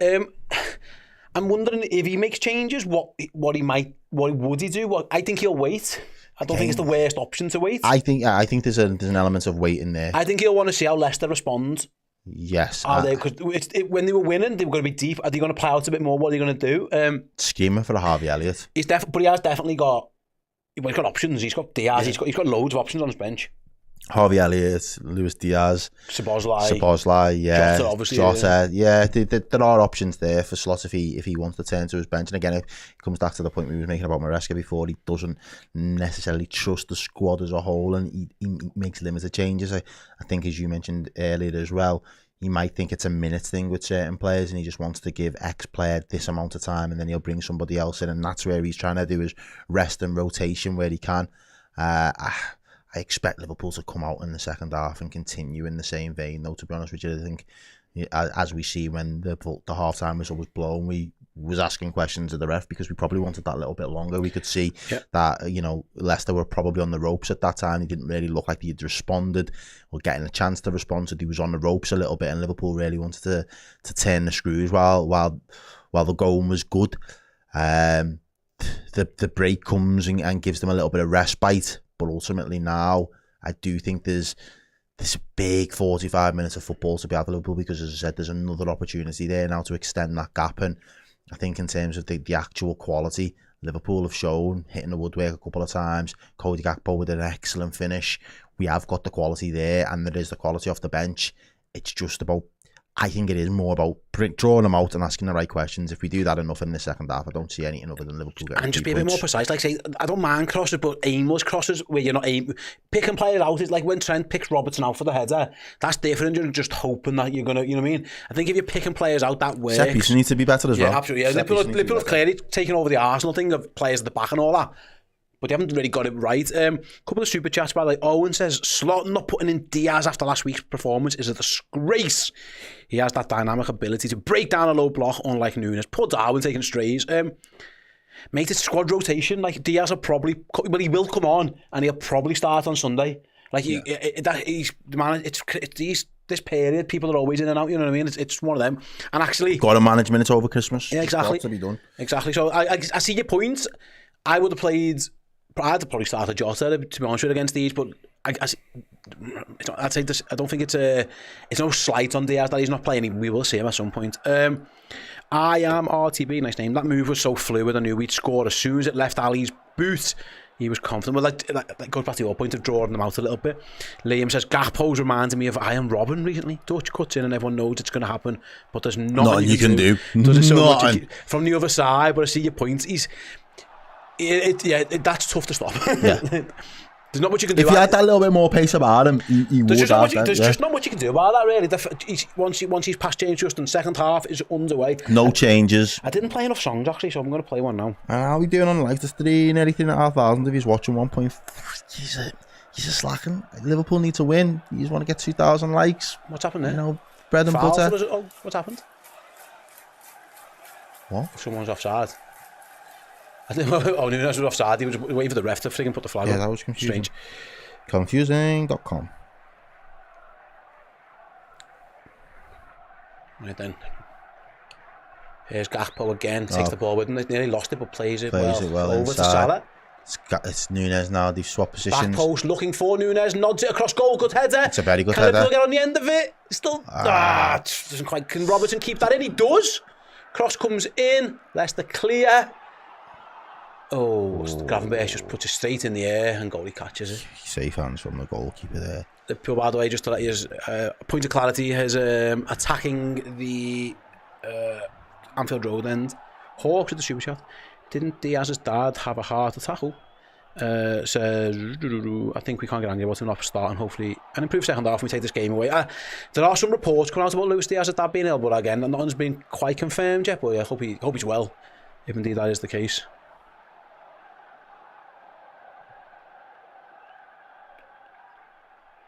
Liverpool started this half on the front foot, similar to at the end of the last one. Good ball That's as a great well. ball. That's a great ball. Centre Gravenberch across goal. Nunes over the bar, unlucky. Corner. Wants a corner. And he's not even going to get it. Not given. Good pass by Trent. Good run by ball. Gravenberch. Good movement It's by a good Nunes. movement. Yeah, it doesn't look like a corner. I couldn't see. I mean, Connor Cody's as well. I couldn't see if there was a deflection or not. Good move. 2 good early moves from Liverpool, though. That ball to Trent to Gravenberch was really good. Anyway, Leicester go goal. We're after the goal. He's under pressure. He's out. It's out. Corner, it's gone out. It's out. Yeah, given. Bit of nerves from the new goalie. He's trying to calm him down a little bit, but he's just one. That's a change. McAllister's going to take this corner for it. Is he? People in the chat were screaming for it. I don't know if that's something that he is. I didn't know if that was because he was trying to take a quick one. Nah, people in the chat were screaming for it. Get McAllister on the corners because it's interesting because everyone goes to the back post except Virgil. Yeah, a change for Liverpool. Then Alexis McAllister's going to take this one. Maybe Trent's been taken off them. Anyway, McAllister, one hand up in the air, corner comes in. Good one. Better. Goalie punches clear to Trent on the volley, left-footed shot Corner. is blocked. Another one. It's going to be Robertson running over to take this one. Liverpool have got Leicester on the ropes again early in the second half. They're feeling the pressure. That was a better ball from McAllister. The people that's been in the chat for him to take it. Vindicated, vindicated there. The set piece was a lot better, but I think, we had 8 or something like that in the first half, and not really one of them you can remember. It is interesting this though. We haven't talked about too much. They are doing the Arsenal thing. Like, it's new. It's not something we usually do. As Robertson's going to take this one, left-footed. Headed clear again. Leicester have got first You've contact. Got to be working the fucking keeper though, as far as I'm concerned. If you're going to be doing that, you've got to find ways to put the keeper under pressure or make him make a save. Liverpool have failed to do that so far. Nunes down his line to Salah. Ref is saying play on for now. The flag hasn't gone up. He must have been onside. He must be onside. Yeah. Leicester wanted offside, but not given. So Liverpool come again. There's that ball again. Salah again. Inside to Nunes. Flicks it back to Jones. Curtis Jones. Oh, just runs into trouble. Plays it wide to Salah. Well, they can't get rid of it, down his line to McAllister across goal. That's a goal! Goal! And all those Curtis Jones haters in the chat have a little bit of that. Curtis Jones scores on Liverpool lead. The questions that those 2 through ball passes that Trent's made early in that second half have been absolutely brilliant, mate. In just making that Leicester defence nervous. They haven't been able to set themselves because they've not been able to track that late runner drifting into the box. It's a brilliant goal. Talk us through, Steve. So yes, Nunes flicks it back to Jones. He's crowded out, but he manages to get it through to Salah. He plays it down the line to McAllister. He plays it across. Curtis Jones, left-footed, pokes it in. It's a really good Liverpool move. Good from McAllister, good from Jones, good finish. I just wish. And that's why we didn't want the first half to end, because this was coming. Yeah, I just wish Jones was. I just wish he was good enough to play for Liverpool. I know, if only. Imagine he was any good. Imagine how many goals he'd score. I know. Good finish. It's a great finish. And it was really, you're right, Liverpool. Takes everything off him. That wasn't Liverpool just spamming crosses. They played the ball on the floor. They kept it down. They kept it cool. And it's just those through balls into that. What are you looking at? That's the space. Oh, are we looking at something? What's the VAR for? What? What's this for? Is someone offside? Offside? Who? Oh, gosh. I don't know. Who? I've got no idea what I'm looking at here. I was just Salah on the pass. No, they're looking at freaking... No, it's they're looking at Virgin and Gakpo, aren't they? Yeah, I don't know. They're looking at... The shot looks stopped. The screenshot stopped on Virgin Gakpo. I'm guessing is it the pass to Salah? Are they just trying to find out where... It's that pass to Salah, isn't it? I thought he was onside, but it's going to be tight, actually. It's the guy who's in front of Van Dijk they're checking. Wasn't that like didn't the move go out? No, it's going to be tight, that. They're looking for any excuse to not give the goal at this moment in time, Liverpool, ladies and gentlemen. But yeah, it's a John Emrick's point. It says it's the fluency, and I completely agree with you. That the fluid motion on that right hand side to get us in there. Let's see this.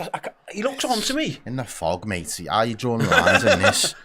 Onside. He's on. He's on. Onside. Goal. Onside. Yeah, goal's given. There you go. He's fine. Good process there. That was about 10 years ago. Fucking hell. The ball went out, back. That's bollocks. I mean, he's onside anyway, thankfully. Imagine checking that. But how much play? Look how far away it was. Look how much play happens. And now they're checking another one. Oh, what? Just give us the fucking goal. Are you messing? Are you actually messing? What's going on? What are we doing? You've just said onside. I've just given you a good process. Oh, fuck off. What are we waiting for? It's about 2 hours ago. Jesus Christ. You can't make this shit up sometimes. How are they checking that at that point in time? Darwin's got nothing to do with the play there. He's got nothing to do with the It's ball a going in the goal. fucking It's goal. a goal. Give the goal. Yeah, Mate, why are they checking that? It was about 4 phases of play ago. Disgusting. Salah out, back in, out. He tried to find the handball. 100 appearance there for Garbage. Curtis. 100 appearance for Curtis Jones, and he caps it with a goal. Fine finish. Finally given. There was no need for any of that. It was like they were looking for a reason not to give the frigging goal. I can't believe they checked that Salah one. It was 4 days before the goal went in. He was fucking offside on Christmas Day, never mind Boxing Day. Honest to God, this VAR, what are you checking that for? Winds me up, man. Get on with the game, we're winning. Nonsense. 2 more goals And the now. goal And then stands. I mean, if that was, even if he was given offside for that, I'd have been furious. Why are they checking that? I'd have to take your car keys off you. Oh, mate. You would have been headed down to Anfield looking to scrap 4 Fucking officials. Stockley Park, get me there. Right, there's Nunes. Holds it well, holds it well. Done well, Does he's getting really fouled well. there, but he's held it up. He gets away, gets the advantage as well. Salah again, another through ball just through that line there. Jones into the is getting channel. fouled, ref, He's getting fouled. Referee. Curtis Jones still has it on the touchline. And he still kept it in. Throw And then in, we'll done have well done. Yeah, he's asking the lines. He's Why like, wasn't why are it you not foul? giving me a foul though, Give me bro? a foul, knobhead.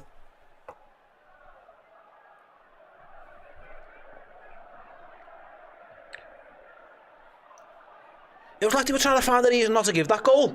It really was. It was about 6 phases of play ago. Check for a handball off Curtis Jones 4 days before he scored it. Salah clips it into the box. Can I fall for Nunes? No, goalie does well. So does Nunes though. Nunes did nothing wrong. Does nothing wrong. Puts the keeper off a little bit. He chased it in. It was unlucky. It was good goalkeeping. It was off McCasley. It would have been much better for these 8 minutes at the start. It feels like a lot long's been played, but that VAR decision was probably about 5 of that.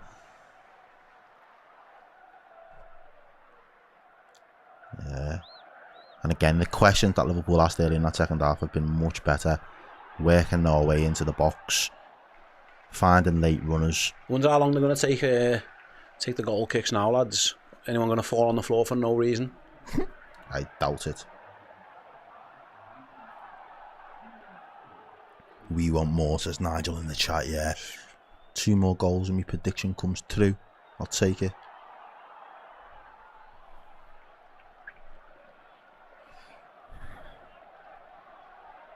Anfield sounds loud again.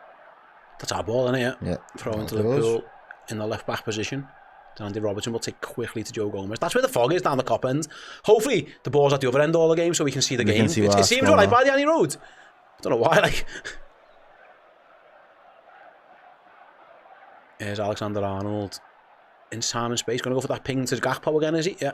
It's been on all game. It's been on all game. The bounce nearly does for Gakpo, but he does alright. Play on.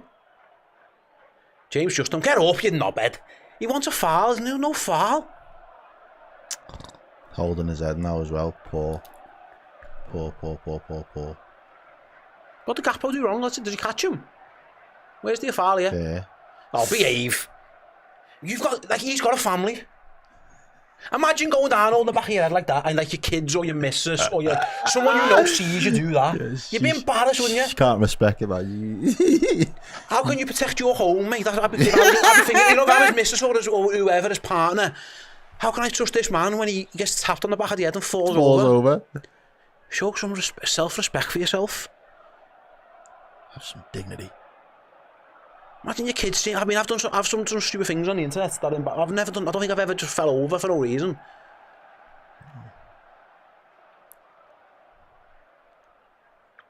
Oh, good ball by Instagram when he loses out, but Robertson wins it back. Good ball as well. Knocks it out to Salah. Salah gets a touch on it, plays the ball. Trent down the line to Nunes. He stayed on. He was off. He's off. Cross comes in, but he's offside. I think the ball was meant to be for Salah. Salah. Yeah, it was. Was he offside, Darwin? I mean, he usually is. It's close, though. He probably was, but I don't think it's one way. Then why would you put your flag up straight away? You usually let that play out. And they were looking for offside. They couldn't find a reason before.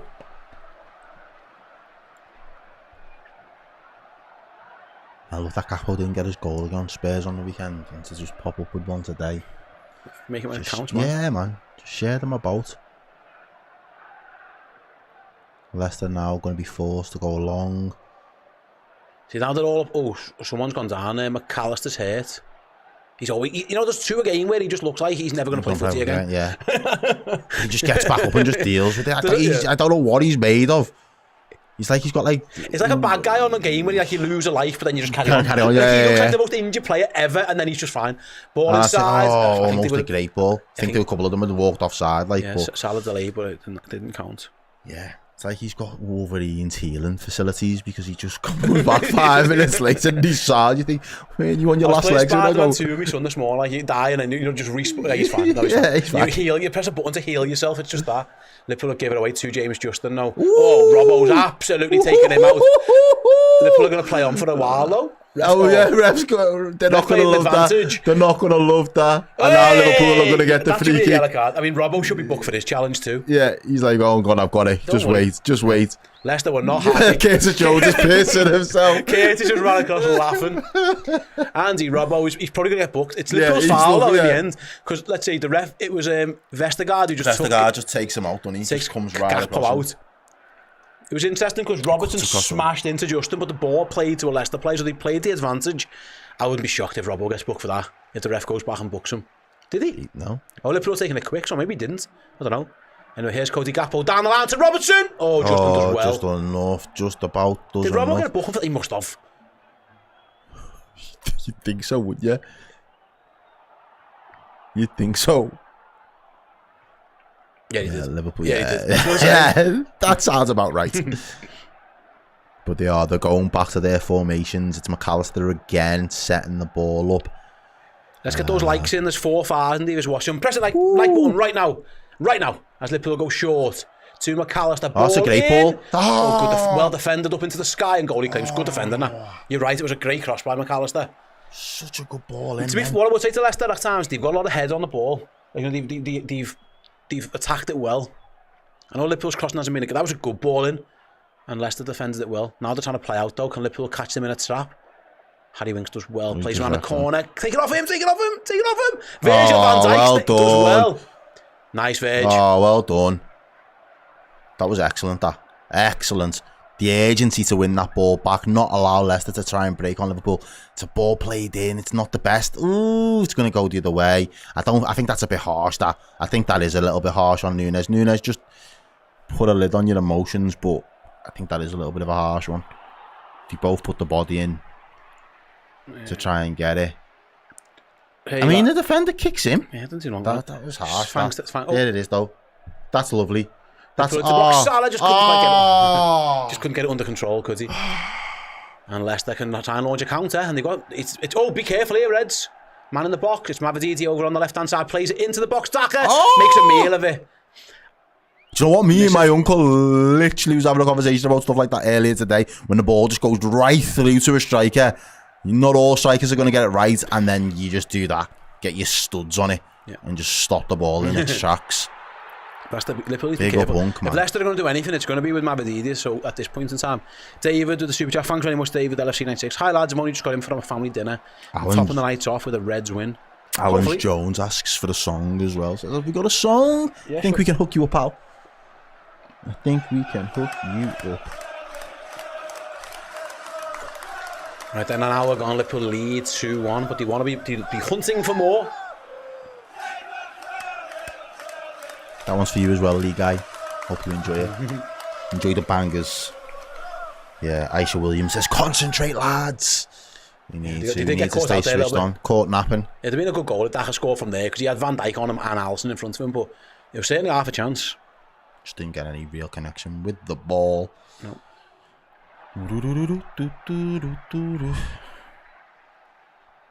Just keep the shape, that's the most important thing, and just be disciplined. Don't need to go searching. Here's Jones. Looking down the line, goes it's a poor pass from Salah though. Sorry, right Trent to Salah. I don't mind it though, because you give you half a chance to win it back. Yeah. That's what we want. We kind of want to draw them out a little bit, but they're in. Here's Mavididi again, left-hand side. Been their biggest threats so far, and Gomez was really well better. If anyone's going to do anything for Leicester, it's going to be him. Merry Christmas, brother. He's the one who's going to do something so far.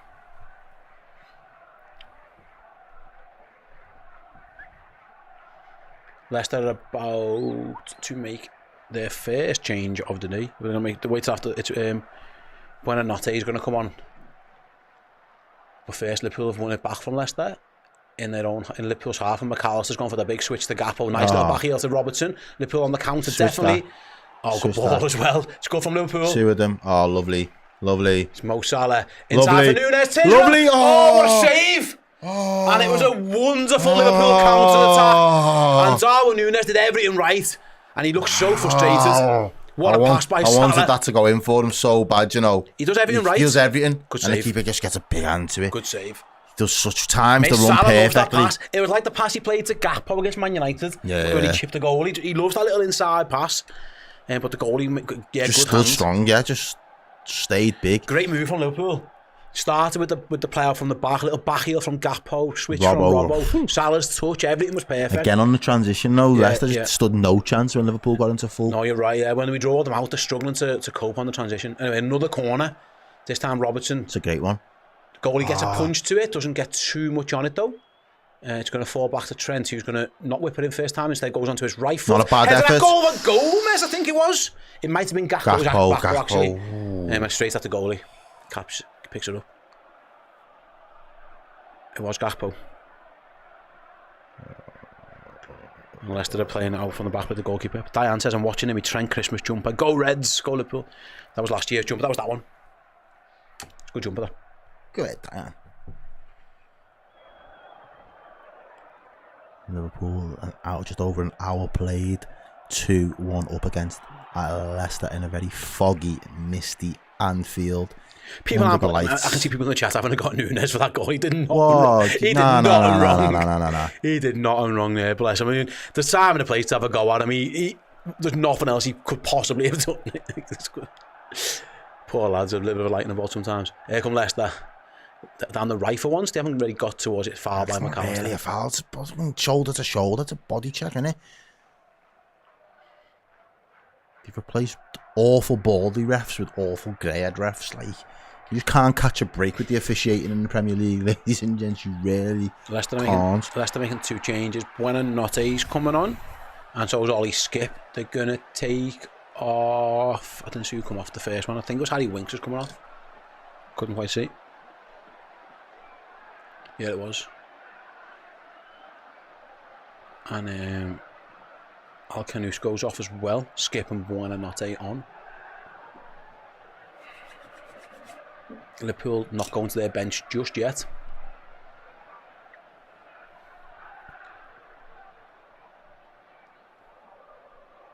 Leicester then playing off in the back, go long. Van Dijk should deal with that. It was offside anyway, wasn't it? Let us play on, let us play. Oh, we had the ball, let's play on.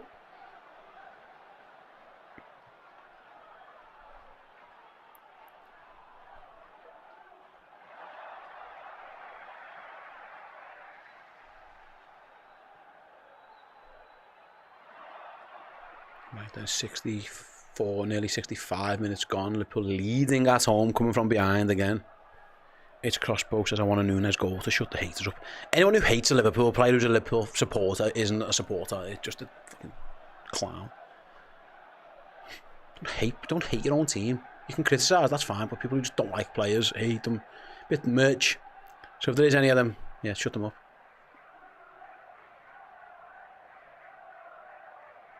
Gomez to Van Dijk. Liverpool just now. This is what we're doing. We're trying to draw them out a little bit here, aren't we? Well, I was going to say we're winning. We're winning, so yeah, it suits us. We'll draw you out. We'll take our time. We'll pick our opportunities. More spaces will become available for us to exploit, but we're not in no immediate rush. Leicester again, still defending, very rigid, disciplined. Liverpool prodding and probing. Like, they want to try and pick us up on the counter. And Liverpool are just saying, just come and draw us out. Come and get involved. Try and get the ball off us. Have a kick. Robertson got all the time in the world. No press. Liverpool just guiding the ball forward very easily, really. Now they're in Leicester's half, but yeah, like this is it's better than just putting needless crosses into the box. At least try and play through the lines, get to the edge there. Go Gakpo cuts inside again. Is he going to shoot again? No, he plays the little 1-2. Can he get on the end of it? He does. I couldn't get it on his strong foot though, so he has to turn. Robertson's there now. He crosses. It's a great ball. Good save again. Oh, It nearly... Did it not make its way to Darwin then? Darwin Núñez nearly had a tap-in, and the goalie, just before it got to him, does well with a big hand. Good goal. Again, patient, and then just the patient just build-up, picking it up when he needs to. You're right, it was very patient. Gakpo did well again, didn't he? Oh, excellent. Excellent football from Cody. There's Gravenberch on the ball there. Little give and go, ain't it? Just get himself into the box. Virgil van Dijk to Joe Gomez. He plays a great ball through the lines for Darwin. He plays it out to Salah. Salah wants to This play. is better from Liverpool. This is proper football. I hope this is what Arne Slot said at half time, but let's play footy, lads. Get it wide now to Robertson. Back to Gravenberch. Look, he's got runners in front of him. He wants to use them. Who's he going to try and find? Anyone? Who's he looking for? Ding to the back post. Good ball towards Salah. He plays it across goal. Falls to Gakpo! Yes! Oh, offside flag. Oh, Who's offside? Who's offside? Let's see it then. It would take a long time to show us. Was it Salah? It has to be. It has to be. It's going to be checked. Of course it's going to be checked. Salah was off. Yeah. Ooh, Actually, it's tight. Number 4. Number 4's... Was Núñez off for that? I don't... I mean, there's two close offsides. I don't know which one he gave it against. Do we have to draw lines to go for them? I don't know what they're going to do. Honestly, I haven't got a clue. Show us the VAR then, yeah. John Eric says... See this one. So I think there's two potential offsides, though. So that first, it's Salah. That looks close. I think he's onside in that one. He's onside there. It's whether Gakpo was offside. Sorry, whether Núñez was offside when he goes for the flick. He missed it, but it went through his legs. So there's two offsides to check here. Was Salah offside, and then was Núñez offside? I think Salah's on due. I thought the first one was. It's close though, mate. It's very tight. I mean, it's like we're drawing lines, aren't It's we? got to be his top of his shoulder, landing in his head there. These pitches are not the best. Goal, no goal, goal, no goal. We are still waiting to see. I think there's two. So He's Salah's onside. I said that, so we got one right. We got one right. But is this one offside? It's this one now. He's off. I think Salah's off. So I think Núñez is off. He can't have that much bad luck. He is off, like. You can't have that. This angle's not great though. It's not. You can't have that much bad luck. It's so close though. Can you have that much bad luck? So Salah was on. No, he's on. He's on. That's I think he's on. This could be a goal. I think he's on. This is super tight. I think he's on, you know. It's when does Salah touch the ball? It's when he touches the ball, and you can't see. On that angle, you can't see exactly when Salah touches the ball. Yeah, it's close. It's so tight. I think it's going to be harsh. This is where I don't like. You've got. At what point? Where's the advantage to a striker gone anymore? Just don't get it.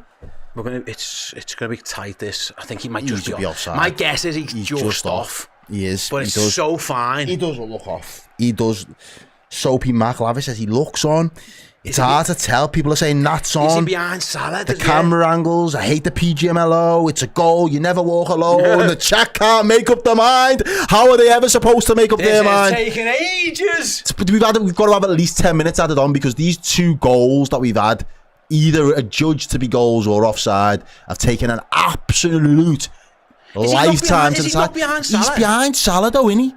It's such. But is he behind the ball? It's that's so a goal. Everyone's saying it's close. It's a goal. Come on, give the goal, man. It's a great goal. The chat are anticipating a goal. 12 years later, and now it's offside. It's so tight. It's not. It's not green. It's off, red. Isn't he? It's off. It's offside. Oh, it's like honestly, it's like a centimetre. And that's very unlucky. That's harsh. That is harsh. So it's not going to count? No, it won't count. No goal.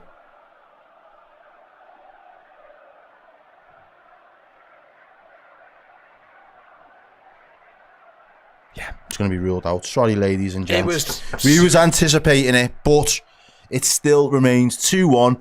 12 years later, we've just found out. It was so tight. It was like, honestly, in the end, it was like, what?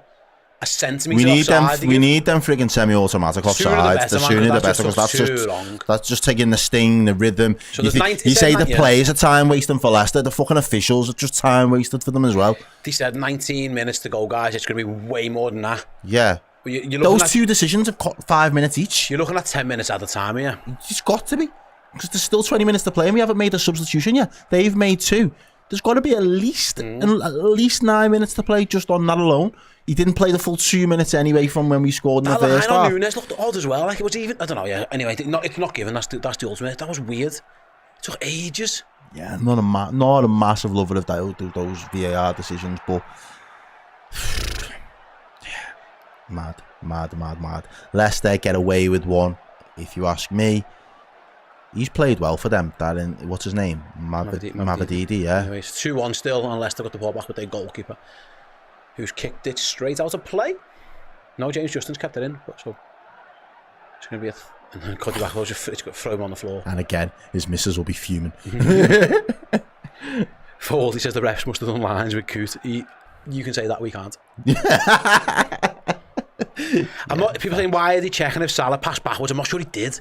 I think it was so. Anyway, it was a whole thing. He was just maybe a little bit offside. Is what it is. It's worth mentioning. They put the flag up for it, so they must have thought it was more offside than it was. Does that make sense? Nunes was in front of the ball. He was, yeah. He was. Nunes was in front of the ball. It was so tight though. Anyway, not given. Game on. Salah robbed an assist. Well. Here's Alexander-Arnold, round to Nunes, round to Salah. Liverpool creating chances for fun at the moment though. Let's continue that. Let's put one more away. Over to this right-hand side. We've been much better second half. Oh, we've been brilliant. Jams boxing chat says hit the likes button for the Redmen. So top comms, nice one.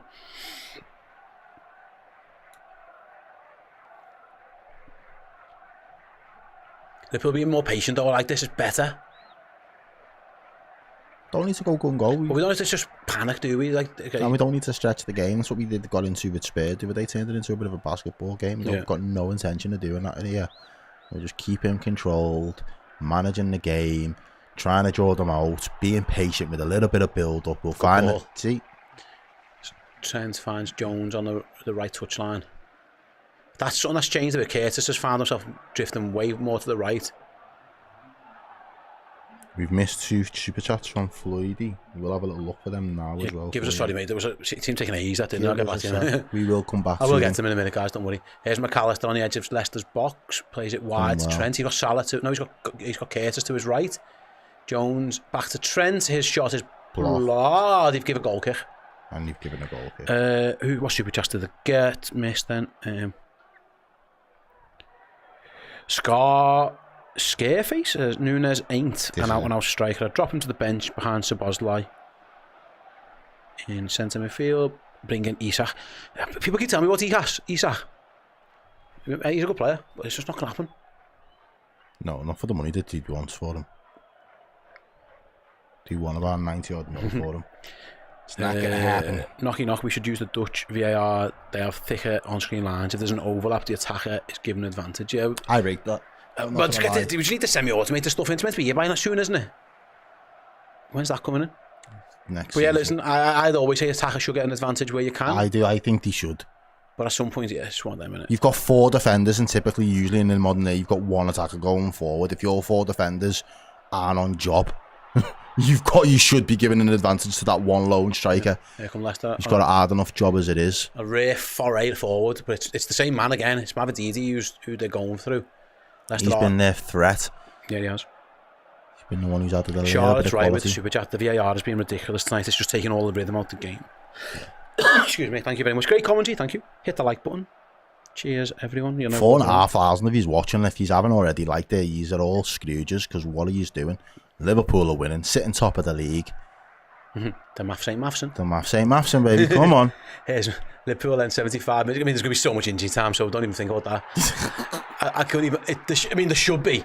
Who knows? There should be at least 8, 9, 10 minutes after 2 massive VAR checks. He just took forever to get to the decision. Both VAR checks had a part 1 and a part 2. I saw Jota getting stripped off before and Szoboszlai, but the ball hasn't come out since. So we're just we're cracking on. I mean, Liverpool's got the Virgil van Dijk is just walking and no Leicester players pressing him. I think Van Dijk's saying we're fine here. You don't want to get into a malaise though either. I'm all right for being patient. There's probably something in the middle. As Trent goes long, looking for Salah. Defender clears, but not too far. Can Gakpo win it back? Oh, Leicester are trying to play out. They've played themselves into a bit of a pickle. Don't foul him! Oh, I hate footballs when they do that! McAllister knows as well. Just let him have it there. Yeah, McAllister shakes his head, he knows. Silly boy. Liverpool are going to take Curtis Jones off, goal scorer. Comes off, gets a round of applause from Anfield, does Liverpool's... as it stands, the man who scored the goal is keeping Liverpool in front. Good finish as well on his left foot.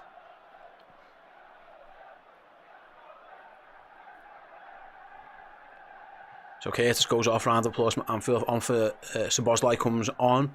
Jota goes off, Jota on, Nunes off. As Nunes gets his name chanted by Anfield.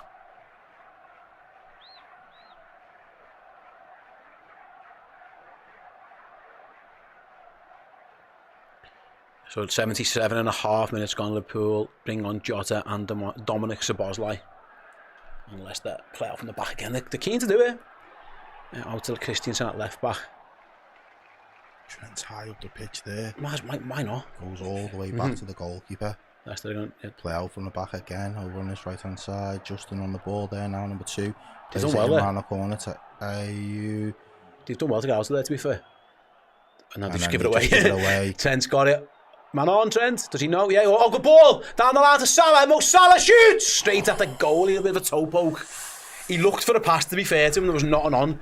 And in the end, he just took the pot shot.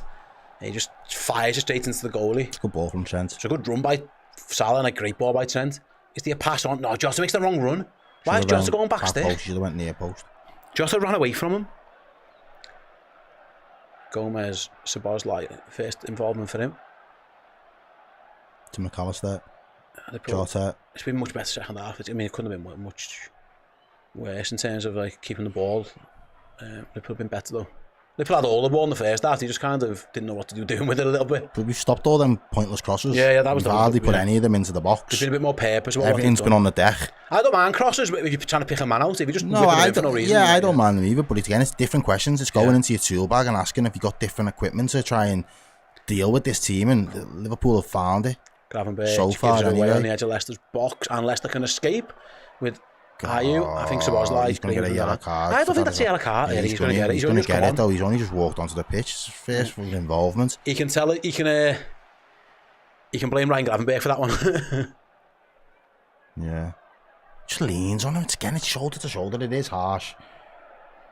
Fold, he says, to be honest, if the refs do lines as well as Coot, we would never question him. Yeah. I'm sure you mean the VAR lines that I used to draw in the chat, and you nothing else, surely. That would be libelous, so we would never do that. Does that mean Szoboszlai suspended now? I'm not sure where he was up to on the yellow card stuff. I think he was on 4, weren't he?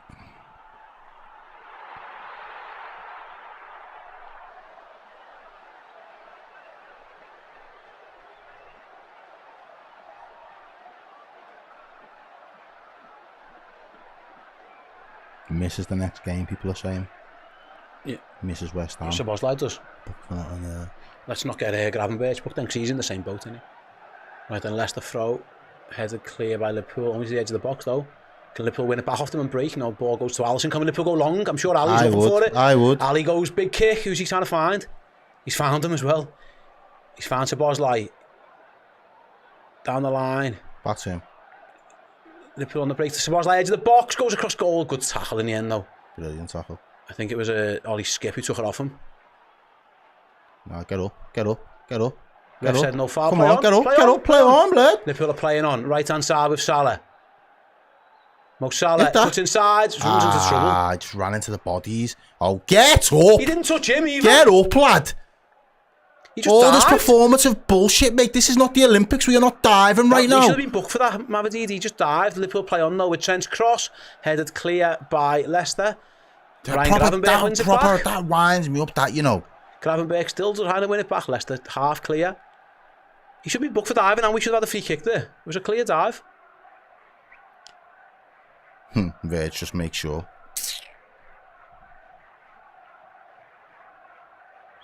If someone dives, book him and give us the free kick. Give us the free kick. Simple.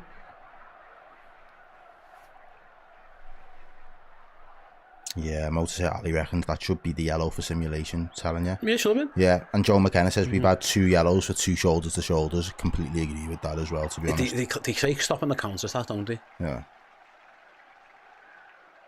I thought the Gomez one was harsh. You've got to be able to challenge with your shoulder, though, regardless of whether you're stopping a counter or not. It's the whole point. Nice trying to stop the counter. Gakpo's long ball, good ball as well. That great turn, great ball out. Salah again. We've seen a lot of him. What can he do this time? He plays across goal. Oh, that's what he can do. That's what he can do. He can find the bottom corner. Hands on hips. Looks at all the people just admiring him. And Mohamed Salah scores again. He always scores. It's what he does. It's because he's the best player in the world at the moment. Nobody is doing it better than Liverpool's Egyptian king. And he caressed that into the back of the net. That was glorious. And Liverpool get the 2-goal cushion they've been looking for. Big shout out to Gakpo here for this little piece of play here, though, Steve.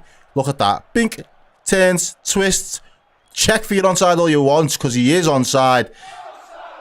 Just cuts inside and just pulls the chicken and just cushion. It's beautiful. Looks for the pass around the inside. Nope, actually, give you the eyes. That's exactly what he does. He gives everyone the eyes. Everyone thinks he's looking for Jota, and he goes, you know what? I'll just score. Keeper's nowhere near it. Tucks it in, bottom bin. Mo Salah thumbs in a softie. And Liverpool are 3-1 up on a slot. Chef's kiss. And Liverpool's Egyptian king again. Even when he has his greatest game, he always delivers. He could have had an assist earlier. Now he's got his goal. 16 times Mohamed Salah celebrates the Premier League goal this season, more than anybody else. And Liverpool's lead, it actually reflects the dominance they've had. Yeah. Oh, to give the ball away.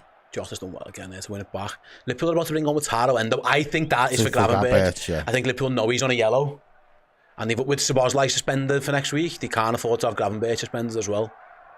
I think that's a good sub. Here goes Salah again, twisting and turning. Plays it inside, and gives it behind. Him and Szoboszlai not on the same page. Gravenberch even there didn't want to go in for the yellow. Don't get booked, Ryan! Don't get booked! Don't get booked! He's pulling out. He's pulling out of tackles. Left, right, and center. Yeah. He knew. He's pulling out of tackles left, right, and centre there. And he's just like, he's coming off. He's like, I can't get booked. I can't get booked now. I just can't. And Tsimikas is going to come on as well. So Liverpool are going to make a change at left back and in DM. The red running that is Taro Endo getting in the mix. Oh, mate, let's make the sub. Fuck's sake. We can't make it yet. So Leicester are going to play on. James Justin down the right-hand side, in as well. Cuts back on himself. I thought they were going to make the change. They never made it. So Ayew crosses it. Be careful, Reds. Mavadidi's got it at the back post. And offside. No, flag stays down, so we're playing on. Plays it back. Leicester in our half for once. It's been a while. Mavadidi again. Plays the ball crosses into the box. Again. Good header by Gravenberch. And by Van Dijk. And Liverpool can clear with McAllister. Can Jota find the pass? No, but he can find Robertson. And he webs it across. I mean, how's that going to... It wasn't a good... Robertson's just tried to welly that as hard as he can to find Salah, but he got cut out. Liverpool could do with getting this ball off the pitch. Percentage ball, that way, innit? They're going to bring on Deco over Reed. He scored against us in the past. He loves to score against us. He played for Fulham at one point. Yeah, he scored against us. Yeah, both times, home and away, innit? He scored a few times. He scored in that 4-3 game last year as well. Fernando, Liverpool on the break with... And the year before. Did they beat us the year before? A rare pass from Alexander Arnold. He drew with us. He scored in that one. He's done a few, yeah. Liverpool can now make the sub. Yeah. We have managed. Salah caressed that in, didn't he? Like thumbed in a softie. Little gentle, just. Yeah, baby. Sometimes you can. Yeah, but sometimes it's just. There you go. It was a lovely finish. Yeah, Gravenberch. Lovely finish. Gravenberch and Robertson off, Endo and Kostas Tsimikas on. I think that's a good sub. Especially 4,500 of yous watching, and we still haven't touched it. Come on, gang. Come on, Liverpool. 3-1 up. Marching into the new year, top of the 7 league. points away with Come the game in on. hand. Come on. Let's have it. Where's the love? Where is the love? Black Eyed Peas vibes. Come on, gang. Let's do this. In the meantime, Bobby De Cordova-Reid is on. It's Mavadidi who's on. I'm surprised at that, actually. But he's been their best player. Yeah, I didn't know he was English, though. English, He's been the only I knew Reid was Jamaican. He's been the only player of note. But you're going to lose at the same time. De Cordova-Reid. One of Jamaica's Anfield's finest. loving it on Boxing Day. Full voice is the cop. Endo comes on, gives a foul away. He'll do that. Free kick to Leicester on the halfway line. I'm surprised they're trying to take it quickly. Surely they want to lump it forward. Nope, they don't. They do want to take it quickly. Let's goes. Anfield's rocking now with the LA. Let's join them. Go ahead. Europe. We're never gonna stop. 87 minutes played. Honestly, it's Come on. It's worth mentioning. There's going to be so much added time, but there should be. You should, but too long, the game's wrapped now. Hopefully. Yeah. Too long VAR check, so Liverpool can't afford to switch off. I reckon there's at Well least 10 done, minutes Endo. left in this game. Here's the boss like down the... Unlucky. He was looking for Jota, cut out. Two of them are making that run through the middle there as well. And here comes Leicester with Buonanotte, right-hand side. I think Leicester again, they're going for it now. Why wouldn't he? The 2 goals down. Might as well throw the kitchen sink at it now. Cordova-Reid, it's Joe Gomez, clears his lines. It's gone on for a Leicester throw-in. 87 minutes played, 88 on the clock. Any second now. Right then, Leicester playing it round the back at this moment. Well, I'm saying round the back, up to the halfway line. Oh, Jota very nearly took it off Conor Cody. You have to go back to his goalie. Conor Cody crapped his kicks there. You've had 5 touches. Well, we battered these in the second half, mate. We battered them in the first half. Been night really. and day. We just didn't do what we needed to do with it. Oh, Leicester. Oh, McAllister nearly wins it. Ayew does well, to be fair to him. Holding him up. McAllister does well. Fuck off, you dickhead. And he's fuming. Ayew's fuming. McAllister's says, no love loss. Crack on. And then you get a free kick. And you play it short. How long do you have on the... I'm reckoning 7 minutes. I'm saying 7 now. 7 more, yeah. I reckon 9. 7 minutes. Leicester go long. Should be. You must be offside, mate. Put your flag up. Yeah, there you go. Thank you. I think if it was still 1-1, it'd probably be the full extent of like 9. Really matter, it shouldn't, but yeah, I reckon they do. They probably think, this game. I reckon 9. Shouldn't really be a factor, but I just reckon they do. The law kind of thinking, are you getting another 3 goals to win this match in 89 minutes gone then, Liverpool lead by 3 goals about to to find 1. out Cody Gakpo has officially been announced as Prime's player of the match. I think I'd agree with that. I think so too. Potentially. I think McAllister's been good. But I think I would agree with that. Okay. Would you? Yeah, Ty Marshall, I'm going for 8 minutes. Okay. In the split down the middle, sound, middle diddle. Yeah, I think I probably would say, Gakpo. Liverpool just playing around the back now. Leicester, as the half give up, maybe save the legs for another day. They shouldn't. I mean, they don't think they should really. Especially after Wolves won today, Leicester in a bit of bother again. Well, at this moment in time, Liverpool just happy to knock it around the back. Leicester, there's no press coming, which makes you think they've half give up. If it was 2-1, they'd be legging us everywhere now. I just don't think they can score 2 goals. Salah killed it off, didn't he? Yeah. That third would have been 4, and it is 9. Blooming heck, you was just right. bang on the money, baby. Should gamble. I don't. It's not very good. Anyway, 9 minutes to go. I thought it was going to be loads. Yeah. 3 goals. Sorry, 2 goals and too big on the VR check. Anyway, here's Endo. Endo in the mix. Szoboszlai plays it out to Salah. He's going to get the full 90. Yeah. 9, looks like. Yeah. Liverpool got 1 more sub left if they want to use it though. And it's Endo Endo's there. In the box. Trying to win a corner, loses it though. Don't foul him, Endo. It's all right. Or foul. If you want to foul him, that's fine. And there you go, fouled him, sound. I think he's one of the most intelligent players in the squad, Endo. Usually, he knows when to foul. Yeah. By their own corner flag, that's absolutely fine. Give me gum shields. I'll just go and kick someone. As we look at the replay, It says 9 minutes. F my life, it's Boxing Day, yeah. It's Salah does brilliantly well there, you know. It's just a lovely finish. It's just nice. It's just cold. It's cold, yeah.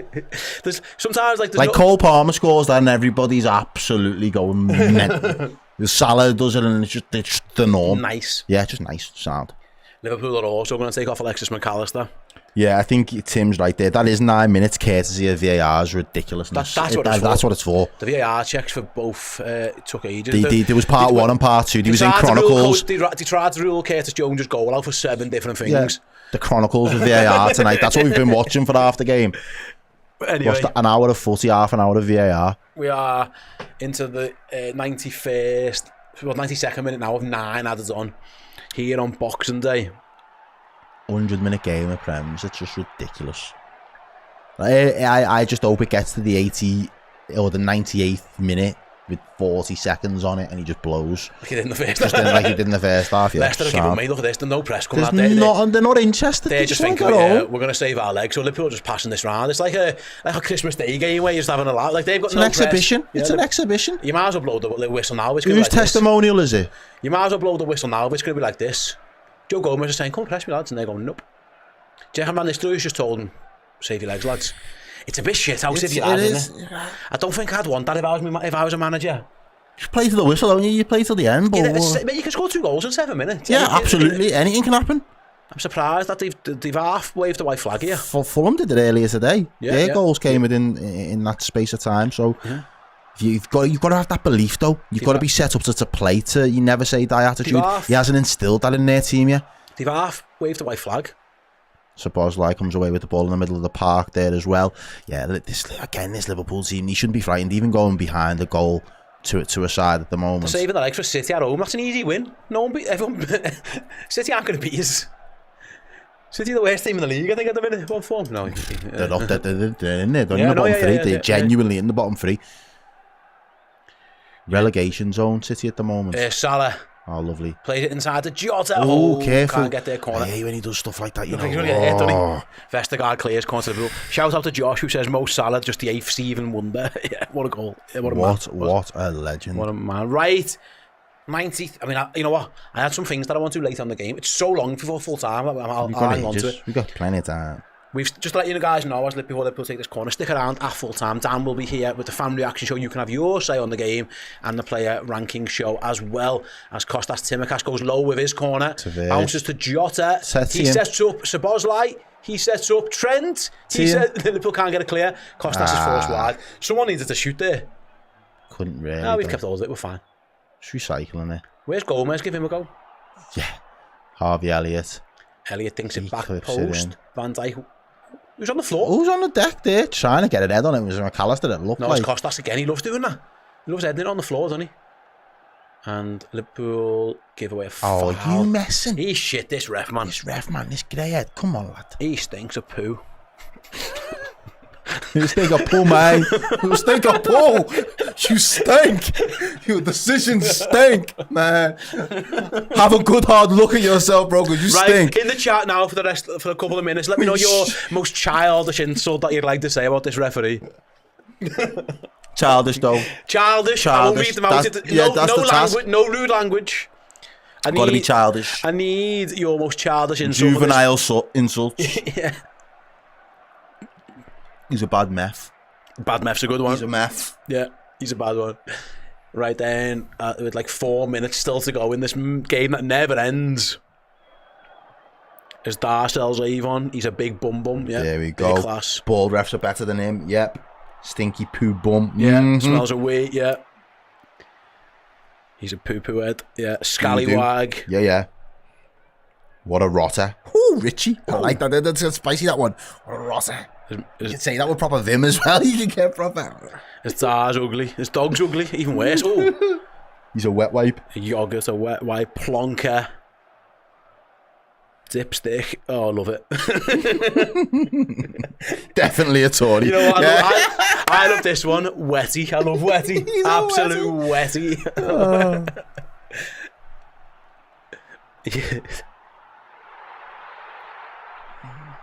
He's a wool. The ref isn't invited to my birthday party, says Cash. Corleone. Diane, gone knobhead. That's not that isn't in the game, Diane. That's too much. Yeah, Diane. My kids can't say knobhead. It's got to be things that you'd allow your kids to say. Yeah. He's a wet flannel. Yeah, there we go. Yeah. Dingleberry. Oh, that's a good one. Bell end's too strong. Sorry, you can't use that. I can't include that one. A poop hobbit. That must be an American. That's American. That's creative. That though, isn't he? He's a poop hobbit. That's American, isn't it? It's got to be. Yeah, it was in dollars. You could tell. 96. Axel says he's a dung bomb. That sounds Aussie. That. Yeah. I'm trying to guess where some of these insults are coming from as well. Can try to find the work out where you were brought up just by your insults.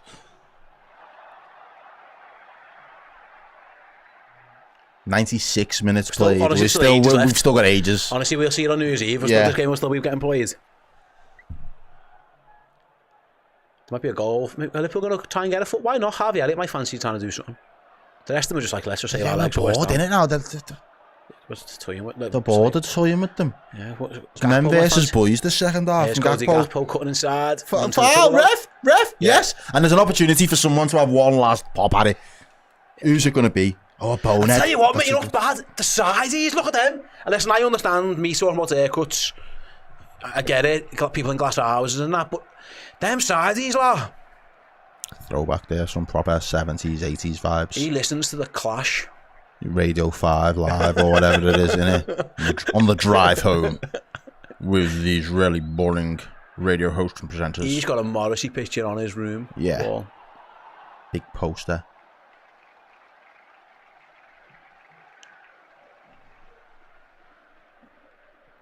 It's Szoboszlai and Kostas Tsimikas over this one. 97 minutes played. I'd like a little shot here, I'd like a little shot. I don't think it's going to be the way Kostas is done.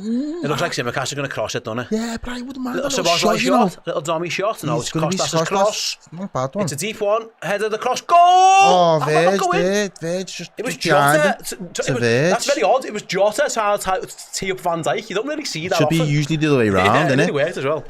It nearly did work. Liverpool, just going to push that ball out to Salah. Right then, a minute to go. Thanks very much, everyone. Thanks. Hope you all had a wonderful Christmas. I can't even say. I've got my message here. I can't say because Liverpool on the attack again. Gakpo crosses corner. Right. Thanks very much for joining us. I know Boxing Day and everyone's got a lot going on, but you guys are the absolute best. Thanks for all the support. Big shout out. It's obviously me and Errol here today, but we've also got the crew coming on Boxing Day as well. So Joe and Frank and Dan all in the building. MVP Joe coming here to provide you guys with the stream today. As Szoboszlai takes his corner short, gets it back. Can Liverpool add a fourth late on? They're going to try. As Kostas' cross goes deep to Mo Salah.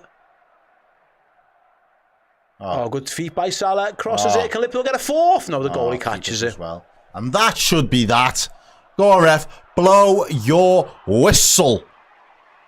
We're past the 9 added on minutes. Come on, lads. It's Boxing Day. There we go. And Liverpool 3. Leicester City 1. The Reds come from behind yet again. This time Leicester scored in the 6th minute, but Liverpool respond with goals from Cody Gakpo, Curtis Jones and Mo Salah, fumbling in that one late on, just a bit beyond any reasonable doubt. What that means, ladies and gentlemen, is Liverpool are 7 points clear at the top of the Premier League table. They do have a game in hand as well. Granted, if Arsenal win their game in hand tomorrow, one of them, it will then go back to 6 points, but Liverpool will still have, of course, that game on them. Basically, as it stands on... To be fair, though, they are still 9 points clear of Arsenal, having played the same amount of games as them. Yeah. So it's a significant gap for the Reds as it stands. And yeah, thanks so much for everyone for joining us for the stream. You guys are the absolute best. Please do like, subscribe on the way out as well later on. Don't do it now. Don't go anywhere now, because me and Errol are going to be in the other room on Redmen Plus with the player rating show. But Dan Clubb is coming to sit in this very chair where he will be reading out your comments on the fan reaction show and the player ranking show as well. Couple of more super chats very quick. Insulting the ref. Unt's nice name says he refed in the World Cup 22. Oh, you called him old. That was an old joke. Get it. Yeah. Tony Blakeway says leave the Clash out of this. Sorry, so I mean, but come on. Jam's boxing chat, the worst insult ever. He's a United fan. It's up there. It is up there. Thanks very much, guys. You guys spending your Boxing Day with us. Really appreciate the support from me. Absolutely loved it. And from It was never in doubt. Easy peasy. I told you when you were all Light, moaning earlier. light Cheerio beans. It was all good. You think we'd never done this before, wouldn't he? Some of the way they go on sometimes. Just trust us. We got you. If it's, if you need to panic, we'll tell you because we'll panic. We'll do the panicking for you. Trust me. And we've done the panicking before. That Nottingham Forest game, we panicked. We knew this one is different. It's absolutely fine. Right. Thanks so much. Thanks again to everybody. Dan will be here after this quick break. Get in the chat now. It's your comments time. You can have your say on Liverpool 3, Leicester 1. Thank you very much. Catch us all. See you in the new year.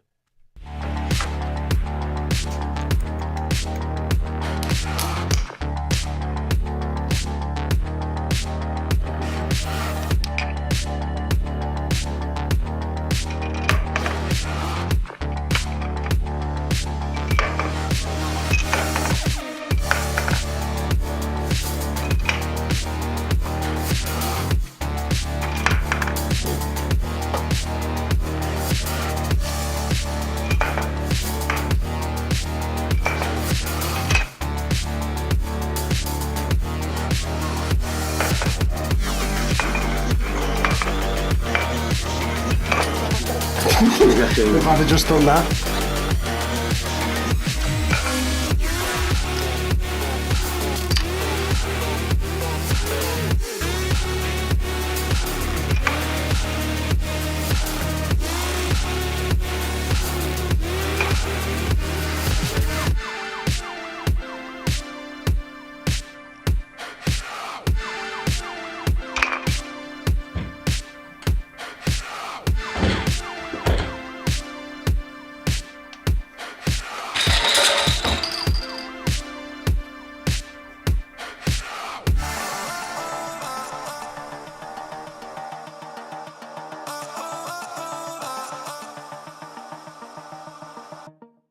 Hey all you wonderful Redmen Plus subscribers, I just wanted to let you know that the book written by my dad and brought to life by myself, The Man Who Stole the World Cup, is available in 2 versions to buy right now. The exclusive signed edition and exclusive cover is there on redmenmerch.com, but if you just want to order it worldwide, far more straightforward, go to Amazon, search for The Man Who Stole the World Cup, and the hardback and Kindle versions are available there. So get yourself a boss little prezi for a young football fan, or actually if you just enjoy fun sci-fi stories, one for yourself on either Redmen merch or Amazon this Christmas. Hello everybody, welcome back to the Redmen TV, and this is the part of the night where we have a chat about what we've just watched. Liverpool 3, Leicester 1. Job done. I was going to say well and truly done, but yeah, kind of. Let's talk about it. What do we make of it? Were we worried? Were we panicking? Did we think we were going to slip up and miss a golden opportunity to go what is now 7 points clear with a game in hand? So yeah, all's well that ends well for the Reds. And listen, it was all right in the end. Yeah, a little bit frustrating in the first half. Obviously, the conceding of the goal early on, really poor, really sloppy, really tame goal from Liverpool's perspective. The ball travels a long, long way inside the area, and then ultimately it's finished off via a deflection, albeit. But yeah, Liverpool weren't at it for a large part of that first half. Just aimless crosses into the box, and didn't really look like we had another option or a plan B, which was odd. Really strange watching. But yeah. Better, much better as the game wore on. Let's talk about it then, shall we? Olivia kicks it off with a get in and on to the next. And the next is West Ham, of course, this weekend. Misty says, I won't lie, Dan, that first half I thought we could have won the night when the ball wouldn't go over the line. But yeah, a little bit of that. We never really created anything clear cut. Obviously, the Andy Robertson header hits the posts from quite a distance, actually, for a header. And the Mo Salah effort where he clips his top of the crossbar and goes behind. But I'll be honest, I was far from convinced by Liverpool's first half display. We didn't really do anything with any sort of proper precision. It felt like we had a game plan and we had an option, and it was to go for crosses and to try and hit the back post and get, whether it be Salah or Gakpo around the other side, on the end of stuff and back across the box, and then hopefully somebody on the end of it thereafter. But the crosses were all too hopeful, without any real I'm going to pick you out. I'm going to find you. Any real accuracy or intent on them, I suppose. And then we had a lot of corners and the set pieces. The delivery was poor, kept hitting the first man, Trent especially. It was interesting how we looked as though we've worked on a new routine. It was very Arsenal-esque in terms of overloading the back post and then they all come round. But it doesn't matter what you do in terms of your ability or efforts to get people on the end of stuff if the delivery is as poor as it was more often than not. So yeah, frustrating. Really, really frustrating. Yeah, I have seen your DM, by the way. I will get back to you. I have seen it. Yeah, get booking that flight, my mate. Get booking that flight. Yeah, listen, yeah, it's hard to be too downbeat, and we'll swing this right around in a minute. Because, as says here by Devanis, what a Christmas. Like, results keep going our way. Let's hope Ipswich can do us a favour tomorrow night. Like, Liverpool are flying, absolutely flying. And yet again, we show the powers of recovery and we show the ability to get a setback in a game, to struggle for a little bit of a game and find a way, work out a way to make it all okay. Not just in terms of the players and them stepping up to the plate, which I think Cody Gakpo did over anybody else actually on the night, but as a team, as a collective unit, to find a better way of playing within a game of football. That's become one of our key strengths this season, it feels like. A lot of it's down to Arne Slot, but actually just figuring out on the pitch. Liverpool did that tonight because, again, it was clear to see. I've just been completely sidetracked by this super chat. I'll bring it up on screen now for you all to see. Yeah, as I was saying, the method or the tactic of crossing into the box wasn't happening. And we worked that out finally, and just did it a different way, went about our business in a different manner, and yeah, paid dividends. Because Liverpool, after equalising, Cody Gakpo, exceptional. It did look as though, although I'm being quite critical of that first 40 minutes, rightfully so in my opinion, it did feel as though if anything was going to happen, it was going to be Cody Gakpo that delivered it. He felt like the most likely source of a goal and delivered in some style as well, because what a goal it was. But pretty much from that moment on, including a little flurry right at the end of the half, actually, we were far, far superior to they were. Sorry, the whole page just crashed completely. I feel like the laptop's crashed a little bit, which is a major issue for this show, because I'm supposed to be bringing your chats up, and I'm going to be honest, that looks impossible right now. I'll dive into Twitter momentarily and hopefully get the chats back up as we go along, because yeah, that's a problem. That's a proper problem. Let's dive into the Twitter, because that is working right now, so you have to bear with me momentarily. Life, Boxing Day life. Sorav on Twitter says the King scores again, referencing Mohamed Salah. I can't believe it's crashed and I can't change the chat with that on screen, by the way. I meant to bring that up for like a minute so you could all see it. There we go. Thank you. It's gone. Yeah, the King scores again. Gakpo scores again. 10 goals now for Cody Gakpo, by the way, this season. Looks more and more solid playing from the back with Salah making those runs. Yeah, the Salah performance was an interesting one for me, just to spin on that thread momentarily. Listen, scores, and what a goal it was. Absolutely sublime. The effortlessness with which he scores that goal, just passes it into the corner, really. Yeah, just sublime. A player right at the peak of his powers right now. Best in the world for my money right now. I've seen Quad Bod's comment. I can't bring it on screen for obvious reasons, but show Mo the money. Yeah, show the money. Like, I've said it for a few weeks now. It's time. It was time a month ago. He is on course for Ballon d'Or conversations, if not more, next season for me. The way he's playing, if Liverpool do go on to win major honours this season, Salah's going to be an integral part of that. And if he continues on the path and on the form that he's on right now, nobody's stopping him for me in terms of the very, very top accolades next season. But I actually thought, having said all of that boss stuff about Mo Salah, I didn't think he was having the greatest night of his life.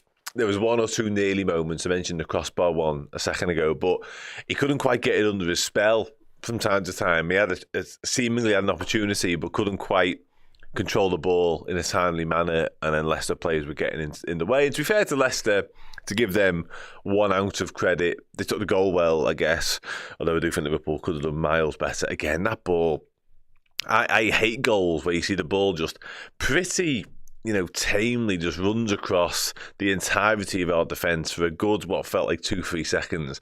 And there's not one Liverpool player that can intervene. That feels weak to me. But anyway, what was I saying? Salah. Yeah, Leicester.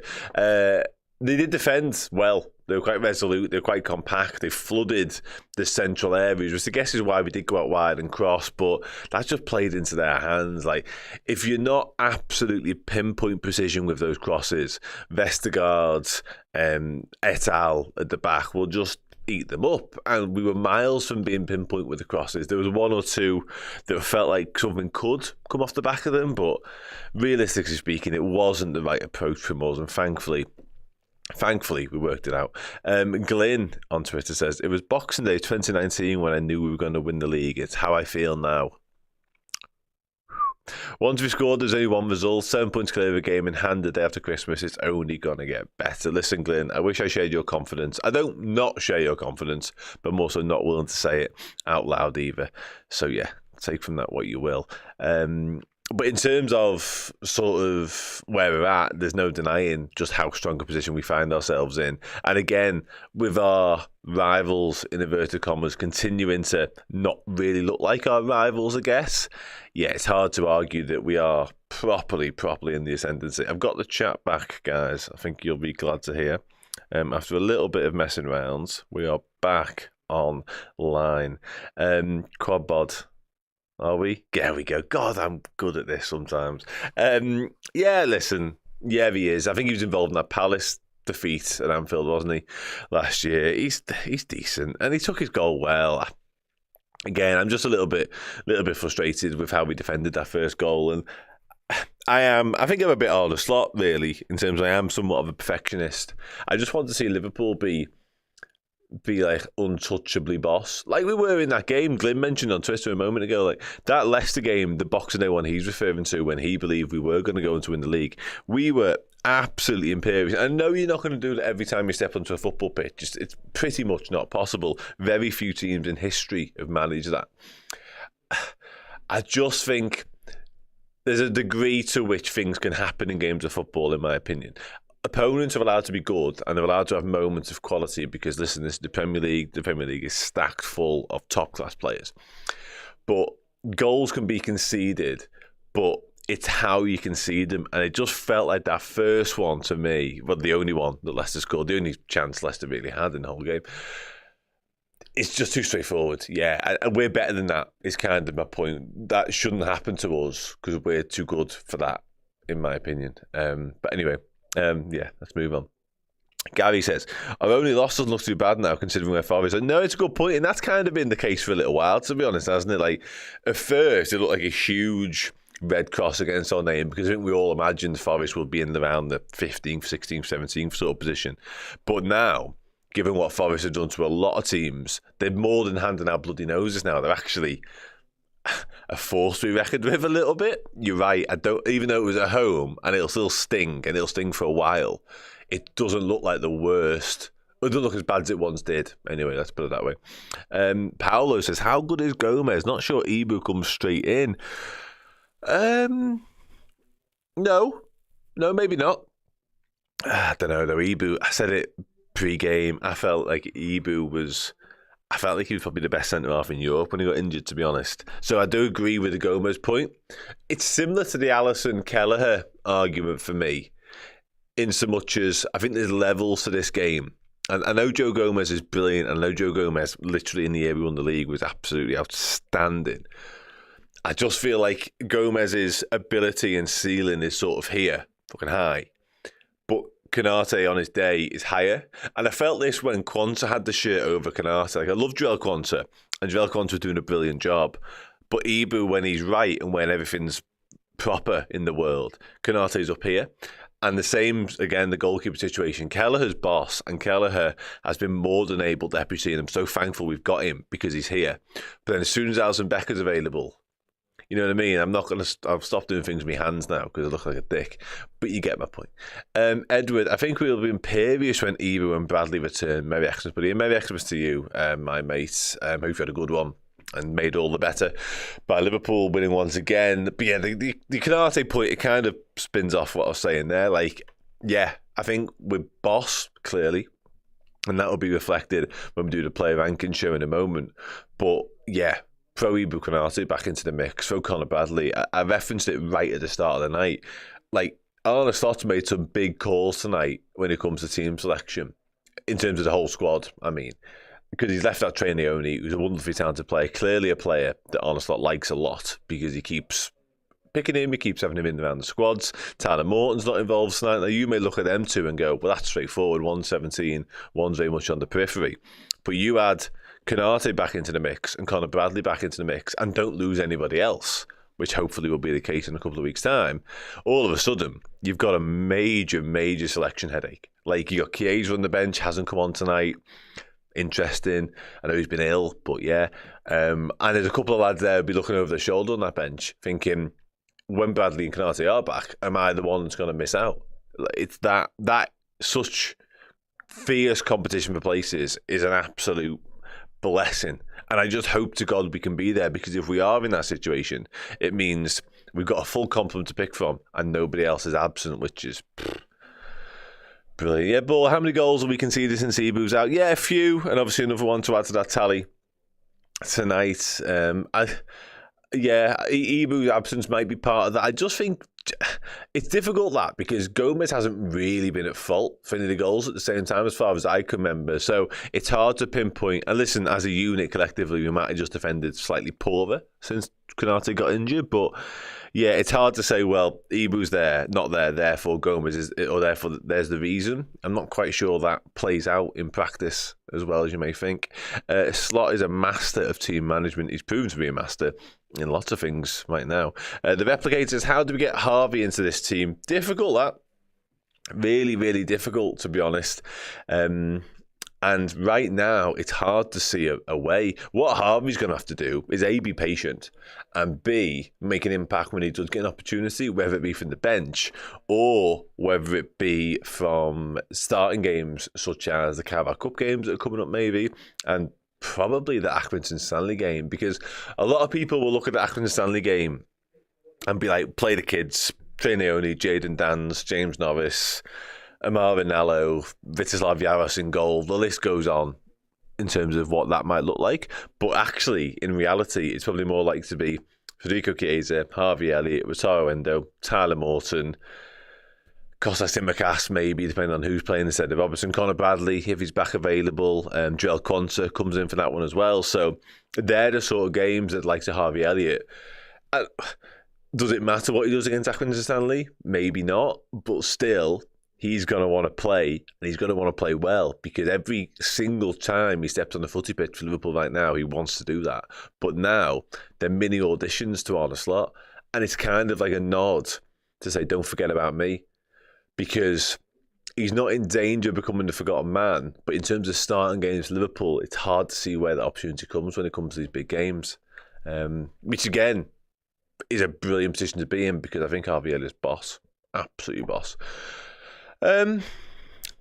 Songs for cases. Harvey's lace up for Sobbo and a start rotation. See, the start rotation thing might be true, but we haven't seen it yet. And I know he's missed a large part of the season for injury, and he's still probably working his way back up to fitness and full speed. But ultimately, we haven't seen him start games of football for us yet. Certainly not in the Premier League this season. So yeah, they could change. There's still a lot of football left to be played. But I'll come back to it right now. I'd be pushed to say he will definitely start that game. West Ham the weekend, I just think Szoboszlai comes back in for Jones, and that rotation continues. It feels like it's those two. And actually, Szoboszlai can't start that game because he's suspended, I've just realised. So maybe Harvey Elliott. There you go, there's your answer. Let's just wait and see. Charles J says, Núñez needs to go. We got some Núñez negativity. I don't know, man. I don't know if I'm having Núñez slander tonight. I'll be honest. I don't think it's the night for it. I thought he was fine. I thought the keeper made a decent save, actually, to stop him scoring. I feel like Núñez did almost everything right in that instance. I don't think tonight's the night for that, based on what he's done. I think all the usual stuff. He led the press quite well. And second half, when we were much, much improved, I felt like he was part of that. I don't think he was anything like a hindrance, to be honest.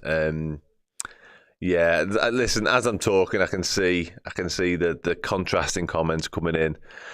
I just don't think it's time for it. I'll be dead honest with you. I'm all for growing up conversations about Liverpool players because literally that's what we do for a living and that's what we try and have here. Yeah, the replicator, you might be right, mate. And listen, in terms of where his ceiling is and what you're able to do with somebody like that, there might be a limit and we might have reached it. We might have maximised whatever it is we're going to get out of Darwin Núñez. And I'm okay with that in so much as, do I think if that is the case, that's enough for Liverpool Football Club long term? I don't. I'll be honest. But that's not to suggest I'm going to sit here and just hate on him for no reason, because I thought he was perfectly fine tonight. Are we going to tell our grandkids about Darwin Núñez's performance against Leicester on Boxing Day 2024? Obviously not. But do I think he was a net negative in what we're doing either? Nah, far from it. So, yeah. I don't know. I get it. Some people just won't have him, and some people want him out of the football club as quickly as possible. But I've got a little bit of news for you, and this isn't me being like arrogant or cocky by any way, shape or form, but he ain't going anywhere anytime soon. Like, I do think Liverpool will address the centre forward thing, but we are not addressing that until the summer. I would be staggered if Liverpool did anything in that department in the January window. I really would.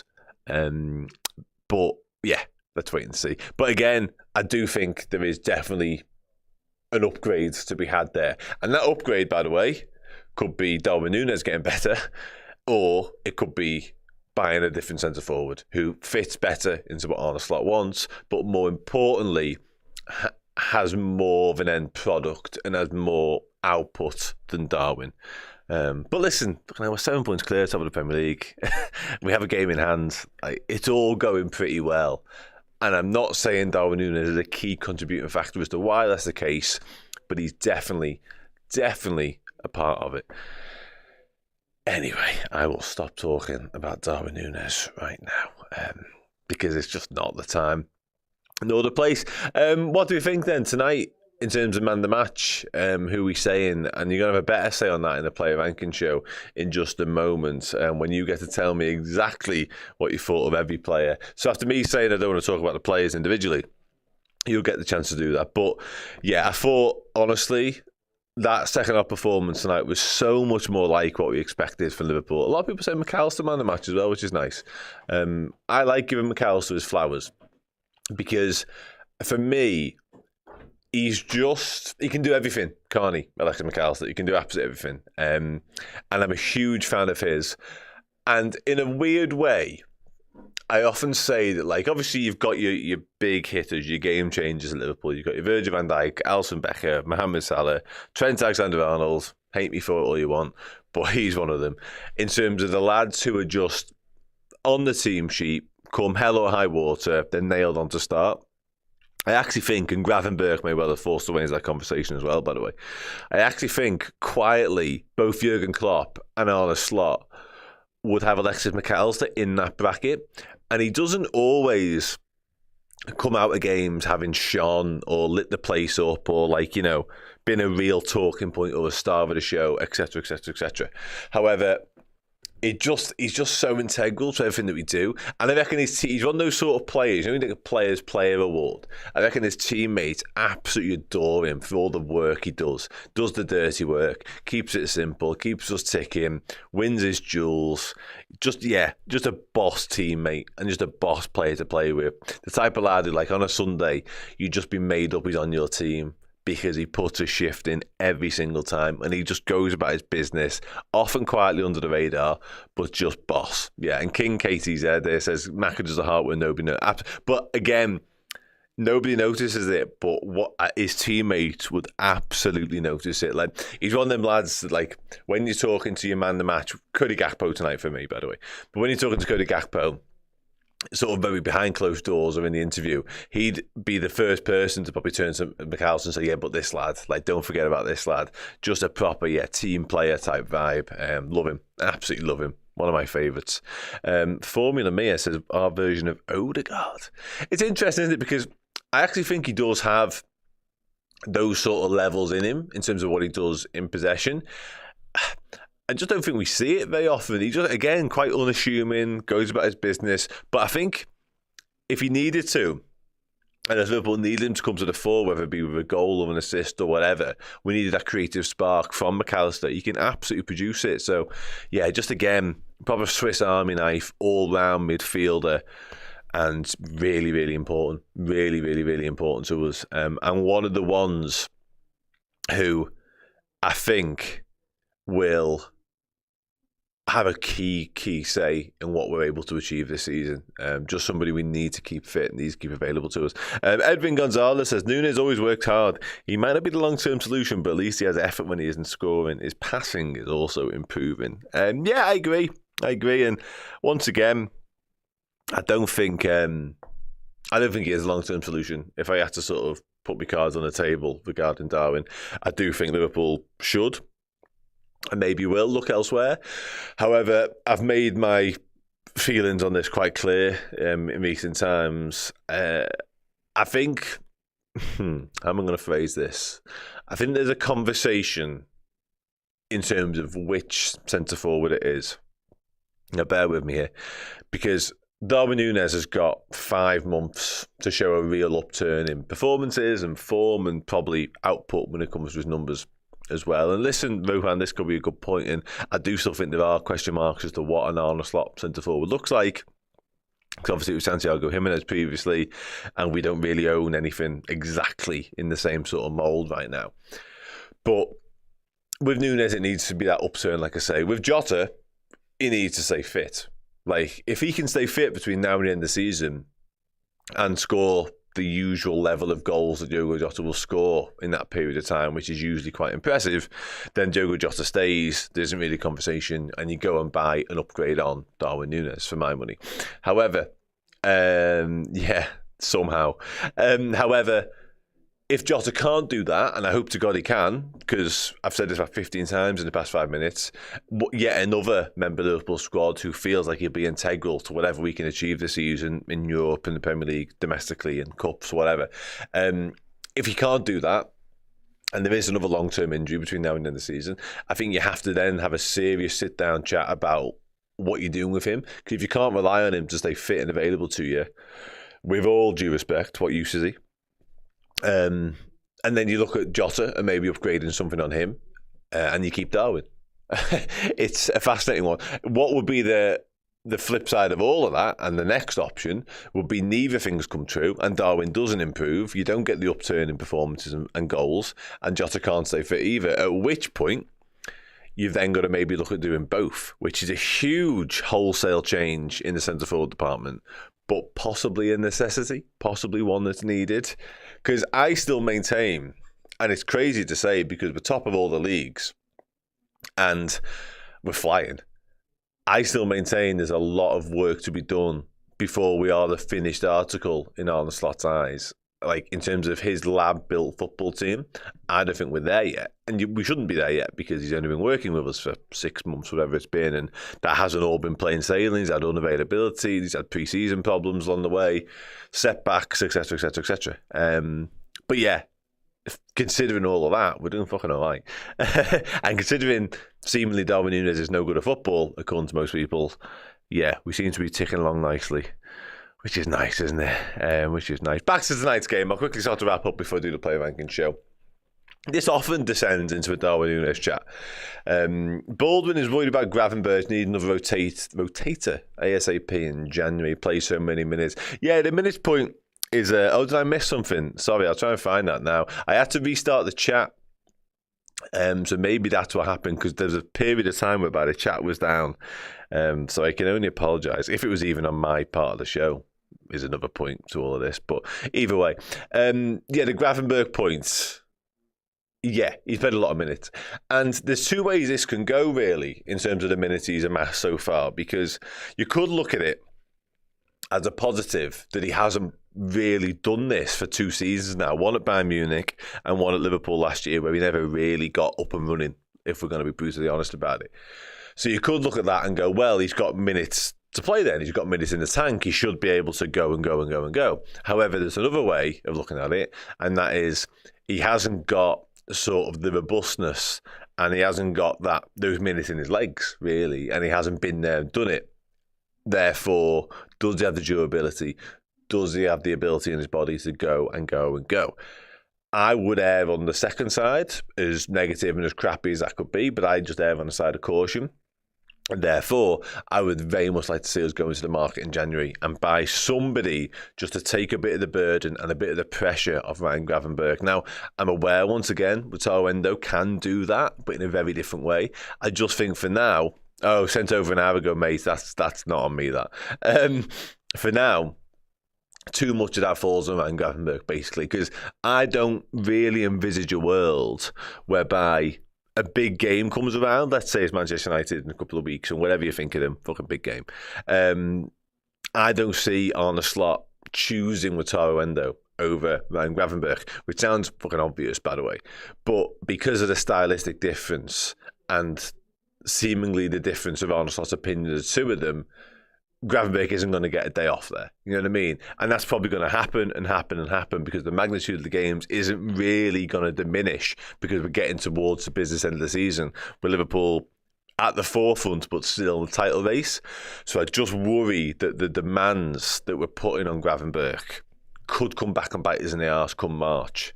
Therefore, finding a way of easing them would be really, really, really useful. What just called Bochetti's back and be done with it. Listen, as solutions go, I don't think it's the worst one in the world. I said earlier on, he's got like 19 games now, I think, at Salzburg. Obviously, Pep Linders isn't there anymore. So the appeal of leaving him there and allowing him to develop and keep learning from somebody he knows and Liverpool trust has now gone. So I don't actually think getting Bochetti's back at Liverpool would be the worst idea, personally. But yeah, that's for another day. Endo was covered in by Rodri when City get relegated. Yeah, quite possibly. Bochetti's wouldn't get in the head of Endo. Now, it's an interesting one, that. And I'll finish on this before I quickly wrap up on the game itself. In terms of, like, what they are as footballers, in terms of, like, quality and obviously experience, and Bill says the same thing here. I get it. I do get it. And I'm inclined to agree with it.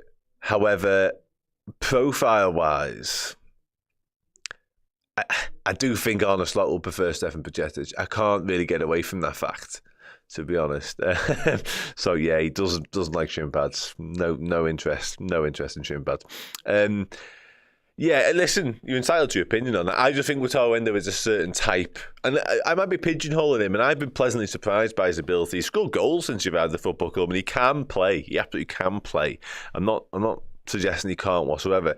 And I would keep Wataru Endo around between now and the end of the season because I 100% think there's a place for him in our squad for what he brings, all that vast experience, the leadership qualities he's got, his battle-hardened attitude really to it. It's imperative that he stays. But in terms of like for like, and in terms of the profile that Slot wants, I do think Bochettic is a better fit, personally. But yeah, well, Bora kind of exactly this, to be honest. Lewis, yeah, and people might have forgotten how brilliant Bochettic looked because let's be fucking brutally honest about it. I had him down as sort of like the answer to all our midfield woes at one point because Fabinho ran out of legs, Jordan Henderson ran out of legs, and Stefan Bochettic was this one beacon of hope who, even against Man City and against like Newcastle and just lots of different football teams. 2 years ago today, I think he scored his first goal against Aston Villa, and he took that like fucking just sublimely well. He's a lovely footballer to watch. I'm a big fan, and I hope he comes back whenever that is, ready to go again. Endo is on new Millie, and I kind of the same point from Quadbod as well. But yeah, I get again. I think in terms of squad and in terms of what he can bring and what he offers, I'd keep him around. I'd absolutely keep him around. I'm not writing him off for a single moment. I just think if you said to Arne Slot tomorrow, Gravenberch can't start this game, you've got a prime, ready-to-go Stefan Bochettic who's fit, firing, loads of minutes under his belt, playing good football again, or you've got all of those things with Wataru Endo, I still think it would be Stefan Bochettic, in my opinion. But that's just me. Hedgie asked if I think Liverpool will sign him. I hope so. Because I think we need to. Not need to, that's a stretch. I just think it would help because we're in a position of strength, and you should strengthen from a position of strength, in my opinion, just generally speaking.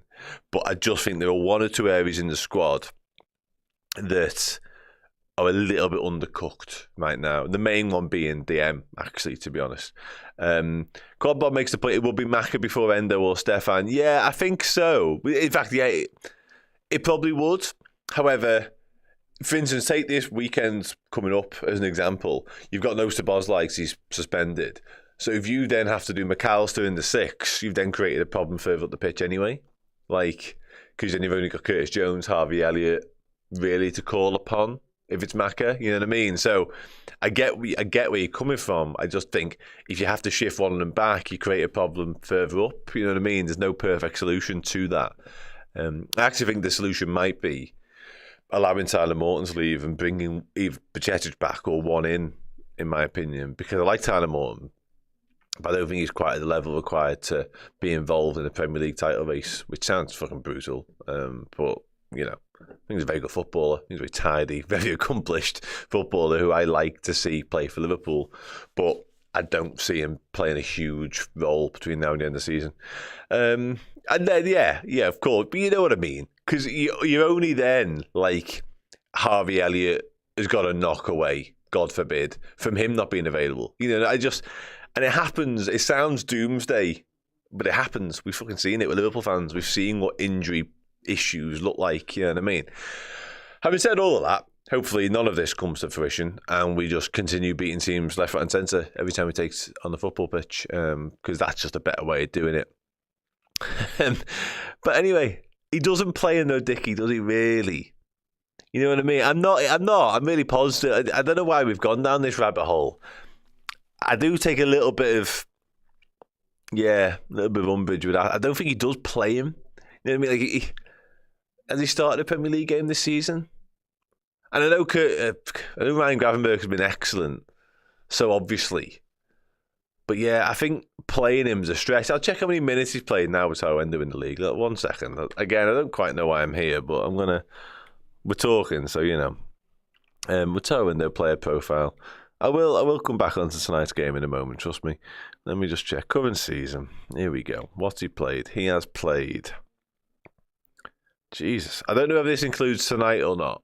23 minutes he's played in the Premier League. If it does include tonight, let me just scroll down 1 second, see if it's updated just yet. Probably not. Oh, 3 minutes. Okay, it's 23 minutes in the Premier League. And we're going to have that. And listen, Dickie, I love you. But he does close games. And I like it. Gravenberch is fine, by the way. I don't even know why we're spending so long dwelling on the fact that Ryan Gravenberch might not play forever, because he might play forever and he might just be sound. Yeah. I don't know. 23 minutes for Endo. Is that playing? Sorry. I've done that. Anyway, right. I'll stop. Liverpool were boss. 3-1. Cody Gakpo was exquisite. Mo Salah inevitably get his customary goal. Fella's a genius. And Curtis Jones on his 100th Premier League appearance scored as well. Liverpool, yeah, second half for boss. 7 points clear, top of the Premier League. Really, really good. And fuck me, we've got options. We've got serious options, certainly in attack. Yeah, we are. Yeah, we're looking all right. Despite all my negativity for the past 10 minutes. No, listen, I'm not negative. I'm just trying to make us be as bulletproof as possible moving forwards. That's all. I want us to win lots of things, and I want us to do them well. And I just believe the best way of doing that is strengthening in the January window. But that's just me. Feel free. You're perfectly entitled to call me a dick and never listen to a single word I say again. That's fine. I'm okay with that. Hedgie, I would sign a DM. And that's probably it, to be honest. I'd do a DM. The left-back think away till summer. Centre-forward think away till summer. I'd be quite content with that. Sound. Thank you very much. That'll do for this bit of the show. I say this every time, but come and join me for the next bit of the show. Otherwise, it's proper stupid. Like, I've made a bit of a dick of myself for the past 10, 15 minutes anyway, but just you wait and see what that next bit looks like if you're not there. Dear God. So yeah, do come and join me, and you're going to tell me where I should put the faces of Liverpool players in the columns from boss sound to your messing. So yeah, do that. See you in a moment. Hey all you wonderful Redmen Plus subscribers, I just wanted to let you know that the book written by my dad and brought to life by myself, The Man Who Stole the World Cup, is available in 2 versions to buy right now. The exclusive signed edition and exclusive cover is there on redmenmerch.com, but if you just want to order it worldwide, far more straightforward, go to Amazon, search for The Man Who Stole the World Cup, and the hardback and Kindle versions are available there. So get yourself a boss little prezi for a young football fan, or actually if you just enjoy fun sci-fi stories, one for yourself on either Redmen merch or Amazon this Christmas.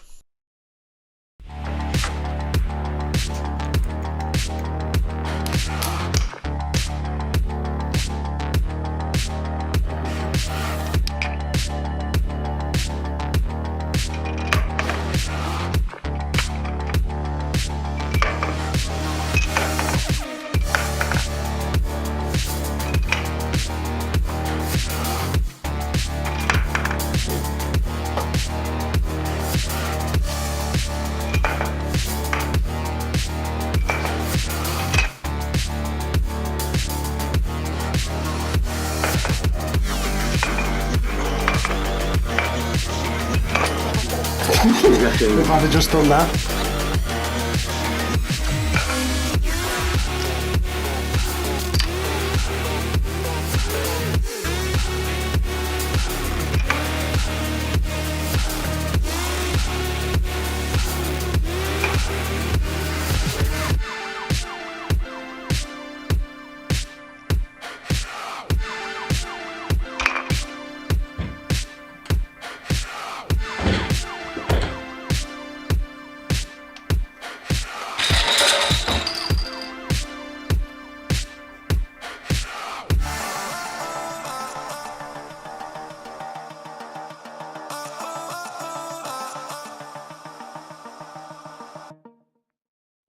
Hello everybody, welcome back to Redmen TV and the Player Ranking Show. After Liverpool beat Leicester, it went up a notch there, didn't I? Dear me.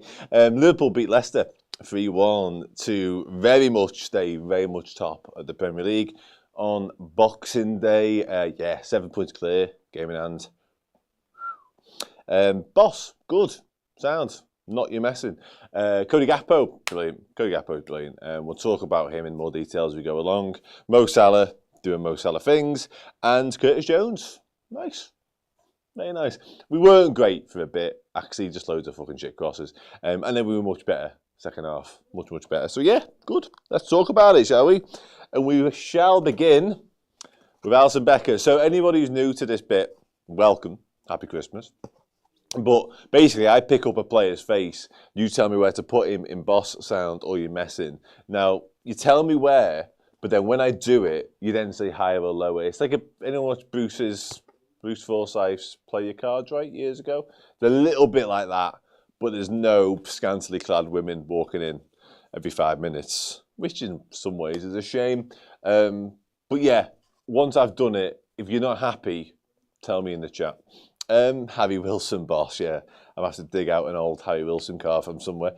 Alisson, boss, solid boss. You're messing. I don't agree. Ali, boss, listen, we concede. He's saving that shot if it isn't for Virgil van Dijk's little heel sending it in, diverting it away from Alisson's grasp, which was a shame. But other than that, it was a pretty quiet night, wasn't it? Like, other than the goal, they never really tested him. As much as I was underwhelmed with Liverpool for a large part of that first half, we were still very much in the ascendancy. We didn't really give them a sniff or another sight of goal necessarily, which was good. So yeah, I feel like somewhere in sort of the sound to boss region, I think boss is a bit of a stretch, if I'm going to be honest. Made one very good save, one, yeah. I'm happy with high sounds. You'll never walk alone. I don't think he warrants a boss. And listen, generally speaking, he does warrant the boss. Spent his Christmas Day with Bobby Firmino. which I'm very jealous about, actually. But yeah, why wouldn't he stay straight? There we go, kind of. Could have taken his dog food. Yeah, I did wonder at one point with all the fog whether he was going to realise we were still playing, or whether everyone had gone off at half time and Alisson Becker would just be stuck out there, not realising all his mates had left him. But yeah, Trent. Let's do Trent. Could do better. Oh, fucking hell, I'm going to open a can of worms here. The first goal comes from down his side. He will absolutely certainly be criticised for that and not getting back, not busting the gut to get back. It's God, I hate myself for saying this. It's kind of the way he plays a little bit, I guess. Yeah. Frustrating though it is. And he frustrated me generally a lot in the first half. His corners left a hell of a lot to be desired, by about 2.5 foot most of the time, to be honest. His passing is still a joke. Let's not beat around the bush. It just is. He was culpable for a lot of the aimlessly overhit crosses that I referenced earlier on, which were properly doing my head in for large parts. But again, when we did start ticking and we did up the tempo and we were in control, he was a big reason as to why for me. Just his passing range, his ability. He played one pass in the first half as well, which is left-footed. It's a switch. Thinks over to Cody Gakpo. Fucking piss take, man. Piss take. Kid's a joke. He's the footballer. I grew up watching Steven Gerrard, adored Steven Gerrard, obviously, everyone did. He was probably the one in my childhood. If I could have been anyone, Liverpool-wise, it would have been him. Not just because of how good he was, but because of the way he played as well. It's probably Trent, really, in this modern team. Listen, I love Salah, I love Van Dijk, but in terms of the type of player, the just innate ability he has to strike a football, he's fucking... Kid's a joke. Lots of sounds coming in, high sounds, iffy, some key passes, sound could do better, lots of sounds. Sound but close to your messing from John. His corners were awful, I agree. I absolutely agree. Crossing was poor, passing was boss. Yeah, I think that leaves us in sort of a sound region, to be honest. Alisson Becker will not stay there, will he? I'm all right with that. As much as I've just sang his praises and said how brilliant I think he is a footballer, which I do, I don't think tonight was his best night by any stretch of the imagination. Yeah, that's a good point, actually. I'm definitely guilty of that because I know ability-wise he should be in this week in, week out because that's just what he is as a footballer. And he does fall below that quite a bit. Paolo says low sound. That'll do for me, Paolo. That'll do for me. Yeah, he does give off them vibes sometimes.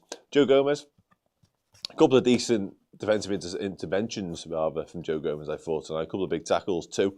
So, yeah, pleased, actually, with Joe.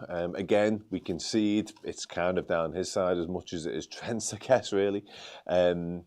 And again, I think the whole defence gets sort of a black mark against their name for me for that goal because it was just so poor, really, just really tame. I've used that word to describe it a few times, but I'm going to labour the point because it's just a nothing ball into an area of a box and it's got no pace on it. It travels for far too long. It's just all a bit meh. You know what I mean? Disappointing. Really disappointing. Anyway, lots of people like Joe Gomez tonight, which is good. Boss lad, lower boss, boss, mid boss. Yeah, he's done really well. Done really, really well. And it was quite telling before how somebody in the chat a moment ago, I forgot who it was, so forgive me, said, like, does Ibu get his place back? Now, he probably does, because it's Ibu Konate. But he's playing so well that can even be a conversation, which, you know, speaks to his form, which is nice. Thanks. I'm not sure you should be telling me that, or she should be telling you that. But thanks all the same, I think. Yeah, I want to move on from that. Virgil van Dijk. Yeah, okay, Bear. Should we just move on again, quickly? Well, boss, yeah. Unfortunate with the goal, I guess. Just literally flicks the back of his heel. And again, denied Alisson Becker what would have been a pretty routine save. But yeah, I thought he was good, actually. I thought he won most of his duels. Looked very back to his old self in terms of just the calm and composed manner with which he dealt with stuff. And he deals with stuff in such a way whereby he's not actually defending all the time. And I'll make sense of this point in a moment. But he gets us on the front foot and gets us playing again by the way he defends, just lays it into the path of people around him and allows us to be moving forwards all the time, which is really, really quite the skill, to be honest with you. Virgil Bosdyke, but yeah, he's fucking strong, isn't he? Virgil Boss, I've forgiven deflection for the goal. High sound, lots of bosses. Okay.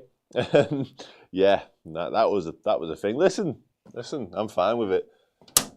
If you're happy and she's happy, then I'm happy. Virgil van Dijk goes into Boss. I do think as high as Gomez is a bit kind, to be honest with you, so I'm going to do that. Andy Robbo. Andy Rob. To forget Quadbot, thanks, mate. I corrected myself. I'm glad you agree. Ali really wants to be your messing, doesn't he? I've just seen that comment. I'm going to have to get somebody below him in a moment. Not a euphemism. Andy Robbo. High sound alongside Trent. Sound from Robbo. You're messing from Mazin. Maybe, is that just to hold Alisson Becker up, or is that your genuine opinion on Andy Robertson's performance tonight? Listen, I've said that like 5 times now with these defenders. We'll move on from the Leicester goal in a minute, I swear to God. Another one. He kind of gets a little bit bullied by Ayew, if we're going to be brutally honest. Maybe you should stand off him and wait for him, and then he can maybe block the effort. Tries to engage, tries to get tight to his man, and doesn't really do any of them things. Ayew's just a little bit too strong. To be fair to Ayew, his body movement's really good and uses his body well to not give Andy Robertson a sniff, but yeah, bit worrying. Deliveries were okay, slightly better than Trent's, I would say, but yeah, it got better as the game went on. I agree with that, absolutely agree with that. Baldwin, straight to the point, no messing. We don't have a category for neither new one, but maybe we need to invest in that. Let's go. A low sound for Robbo, I think. Man, might be a bit harsh that, I think. Alongside Trent. I'm going to go alongside Trent. Yeah. Listen, he's not. He's not. I don't know about Robbo. One game you think he's back and he's answered all his critics and you can move on. And the next one you think, well, there's still question marks, there's still reservations. He's not convincing anyone, Andy Robertson, right now, including me. Ryan Gravenberch. What are we saying about Ryan Gravenberch? Fucking brilliant. I said it earlier on, like, he's some man for one man and just continue. I actually thought he had his worst spell of the game for Liverpool for a little bit, actually. In one of the first, opening 15 minutes, he had a little few moments where I thought, I'm not used to that from Ryan this season, but I thought he shook it off quite well and actually was brilliant thereafter. And continues to impress week in, week out, basically. And yeah, I just think he's been an absolute revelation so far this season, as do all of you by the looks of it. Solander's back. Thanks for coming back. I didn't want to scare you off with my reaction to the comment earlier. I'm glad you stuck around. Leah Maud, and hello to Mrs. Solander. Of course, sound, fair game, grab, boss, high sound. Not his best, but yeah, this is kind of where I'm at with him, to be honest. Because I don't think he shone for large parts. And again, it speaks to the levels he's been at that we can actually have a grown-up conversation and critique his performances, despite him being really good again. Shows just how fucking exceptional he's been this season. But I would probably go something like that for Gravenberch. Maybe that's a little bit harsh, but I just feel like there was better players than him tonight. One of whom may be in my hands right now, actually. Graven Lobos. That is shoehorned in, that, my friend. But listen, I don't hate it. I don't hate it at all. Alexa McAllister, somebody else I don't hate. Yeah, sound, quadbot. I'm not going to make this a thing right now in the chat. It's too late. It's Boxing Night. But yeah, feel free to have a chat about it if you want. I won't take acceptance. I'm not angry. I'm not going to bring up any more of your comments, but I'm not angry. Macca boss, McAllister boss. We do have a man the match card as well, if anybody hasn't done this before, so that will come out a little bit later. So do stick around to see me put that next to somebody's head, because that's the best bit of the night, quite frankly. Keep your goals, keep all that sort of stuff. Me putting a card next to somebody's head. Just boss game and made tonight, CP Spurs. Yeah, he's brilliant, isn't he? Brilliant. I spent a long time in the last show just telling everybody how much I love Lex McAllister. I'm not going to do the same again. I thought he's class personified as per usual. Curtis Jones, 100 appearances, Premier League, goal. Seemingly the winning goal for a large part. Quad bod, yeah, you're back in. Yeah, Curtis Jones. Strange game actually for Curtis in a way, because it felt like the type of game that you did want him in terms of that ability around the area and tight spaces and the intricacy and Leicester being deep and compact. Never really panned out like that though. It felt like it was so busy and congested and the traffic was so tight and Leicester did defend the edge of their box so well. He couldn't really have the impact that he probably wanted to. And we went wide and we know that didn't really work. But yeah, thought it was good. Thought the goal lovely. And when we did up the tempo and improve in the first half, he was a reason as to why. I'm kind of with this though, I must admit. Yeah, I'm also this a little bit, to be honest. Maka higher, says Rajiv. I sort that now. Boss, I think high sound for Curtis, as a lot of you guys do, which I'm pleased about. McAllister higher. Okay then. Yeah, probably a bit harsh, to be honest with you. In second thought, I think high sound for Curtis around the Gravenberg sort of level has been lower, but I don't know, man. I don't know. Anyway, on to the front three. Mo Salah, the inevitable Mo Salah, just continues to fucking be a genius, really, at the football stuff. Took that goal. Just the effortlessness, the ease with which he passed it into the corner. Like, I was... Is he falling again? What's going on, mate? Come on. I was a little bit underwhelmed. Feels like a stretch. Yeah, just a little bit like, okay, Mo's not having the greatest night ever. And there's a couple of moments he hit the bar in the first half, but one or two where you think this is it, it's going to happen. Then he couldn't quite get the ball under his spell and couldn't quite make things, what normally happen. But then he does. Of course he does, because Mo Salah, and he's playing football with a Liverpool shirt on. So inevitably, he's going to score, and he's going to have a major say in the direction of travel of a football match. And that's exactly what he did, with just a delightful goal. Yeah, let's sound for Mo. I think we're going high in the sound now, everyone. I think in and around the boss region, just stick him on boss permanently. Somebody says, yeah, it's probably an easier way of doing it, to be honest. I'm going to put him there. Don't think it was the greatest night he's ever had in his life, but, you know, scores. Darwin Núñez. I feel like I say this every time I say his name, but strap yourselves in for some Darwin Núñez chat for a couple of minutes. What do we think about Darwin? Billy? Unlucky not to score. Yeah, I'm with you on that. I thought it was a good save. Like, I've seen some criticism of Darwin for that finish, but I thought he did pretty much everything right, other than it hitting the back of the net. And yeah, I don't know. Had he have hit that straight at the keeper, as in the chest of the keeper, I'd be with people on sort of the criticism, he's got to do more than that. But to be fair, the keeper does quite well. Darwin. He frustrates me because I'm so desperate for him to do well, but I feel like I'm hitting my head against a brick wall sometimes, I must admit. Very low sound. Darwin, low sound. How you messing? Do you know what? I'm going to go with this for lots of reasons. A, I think it's a fair judgment. And B, it keeps Alison Becker held up. And mainly it's B.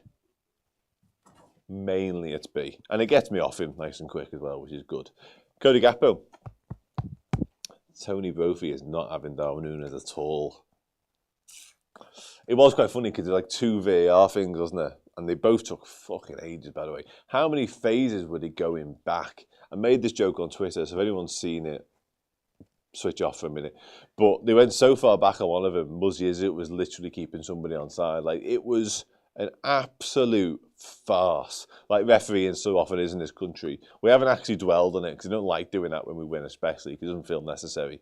But shit, they're bad, aren't they? Cody Gakpo. He's so good, man. He's my guy, I love him. I love him to pieces. My favourite of my non-favourite Liverpool players, by which I mean you've got your superstars who you just adore because they're just brilliant all the time.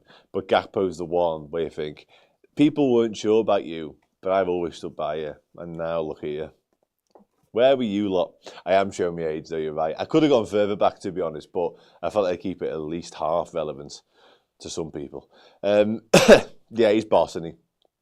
Gakpo. And I said it earlier on, like, when Liverpool were a bit shit in the first half, he was the one who thought, if we're going to turn this around, if something's actually going to happen properly here, I'm pretty sure it's going to be Cody Gakpo. Lo and behold, brilliant goal as well. And he even gets the assist for the Salah goal. And he does so well with that first touch in the term. Fella's a player, man. Fella's a player. And listen, the him and Diaz battle, Diaz doesn't get on tonight, of course, but that might be Cody Gakpo for the taking now. He's just, he's on it. Absolutely honest. Precision is the word. And boss is the word as well. We're going to rattle through the subs because I'm tired and it's late.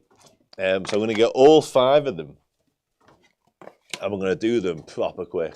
Like, I need you all to be on your most rapid behaviour here. So let's start with... I know, Dickie, I know. It's a poor choice for me. Poor choice. Quadbod, thank you. That's the kind of thing I want to hear. So I was like, booked. There. Bit low. Harvey Elliott, late. There. Kostas Tsimikas. Diogo Jota. More minutes for Taro Endo. Jesus, I'm in that sound room. Right, he is on there. Gee, a long way away. And finally, the main man himself. Jesse, thank you. The main man himself, Big Arna. How much are we crediting Arne Slot with a turnaround, I guess is the question here. I'm going to let you guys answer that by telling me where to put him. Yeah, the ultimate closer. I'm not getting involved again, mate.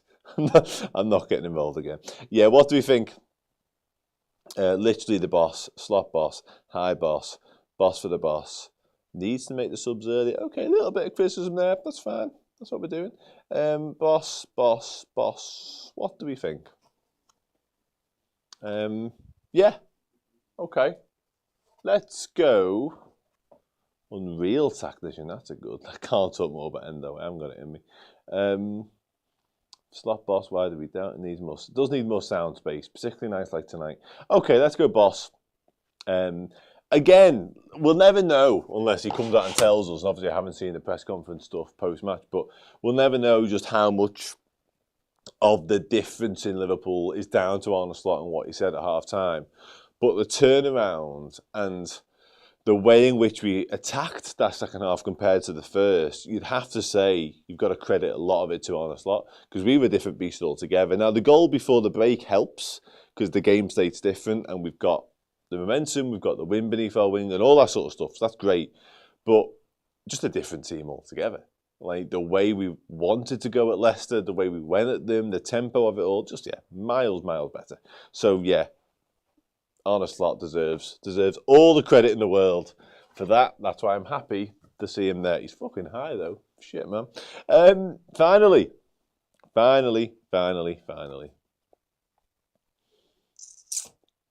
What are we saying? Come on, Gakpo, says Solander. This is the bit of the night, again, low battery as well. Jesus, be quick. Quick, tell me, who's man the match? Quick! I'm not the one on low battery, by the way. Loads of people, the people need to say it because the laptop is on low battery. Everyone's saying Cody Gakpo, literally, apart from Pavlos Costa. But honest to God, everyone's saying Cody Gakpo.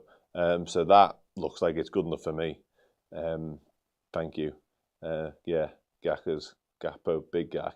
Yeah, Gakpo. Okay, listen, I'm swayed. I'm easily swayed. Quad bod, 7 points clear in Boxing Day. Yeah, Cody. That'll do for me. Cody Gakpo, where are you, my mate? Let's push you higher. Let's push you there. What a man. Some man for one man. Cool. Cody and Dan sitting in a tree. Grow up. No, honestly, thank you so much for getting involved as ever throughout the night. The very first bit, that next bit, the watch-along bit, the bit after, and then this bit especially. It's much appreciated, especially on Boxing Night, because, it's Boxing Night, and yeah, you could be doing other things, I guess. But honestly, much appreciated. Your company, your words, your comments, your abuse, your praise, the lot of it. Yeah, your love is honestly so appreciated here by everybody at the Redmen TV, not just me. So yeah, done. Liverpool 3, Leicester 1, 7 points clear, top of the league.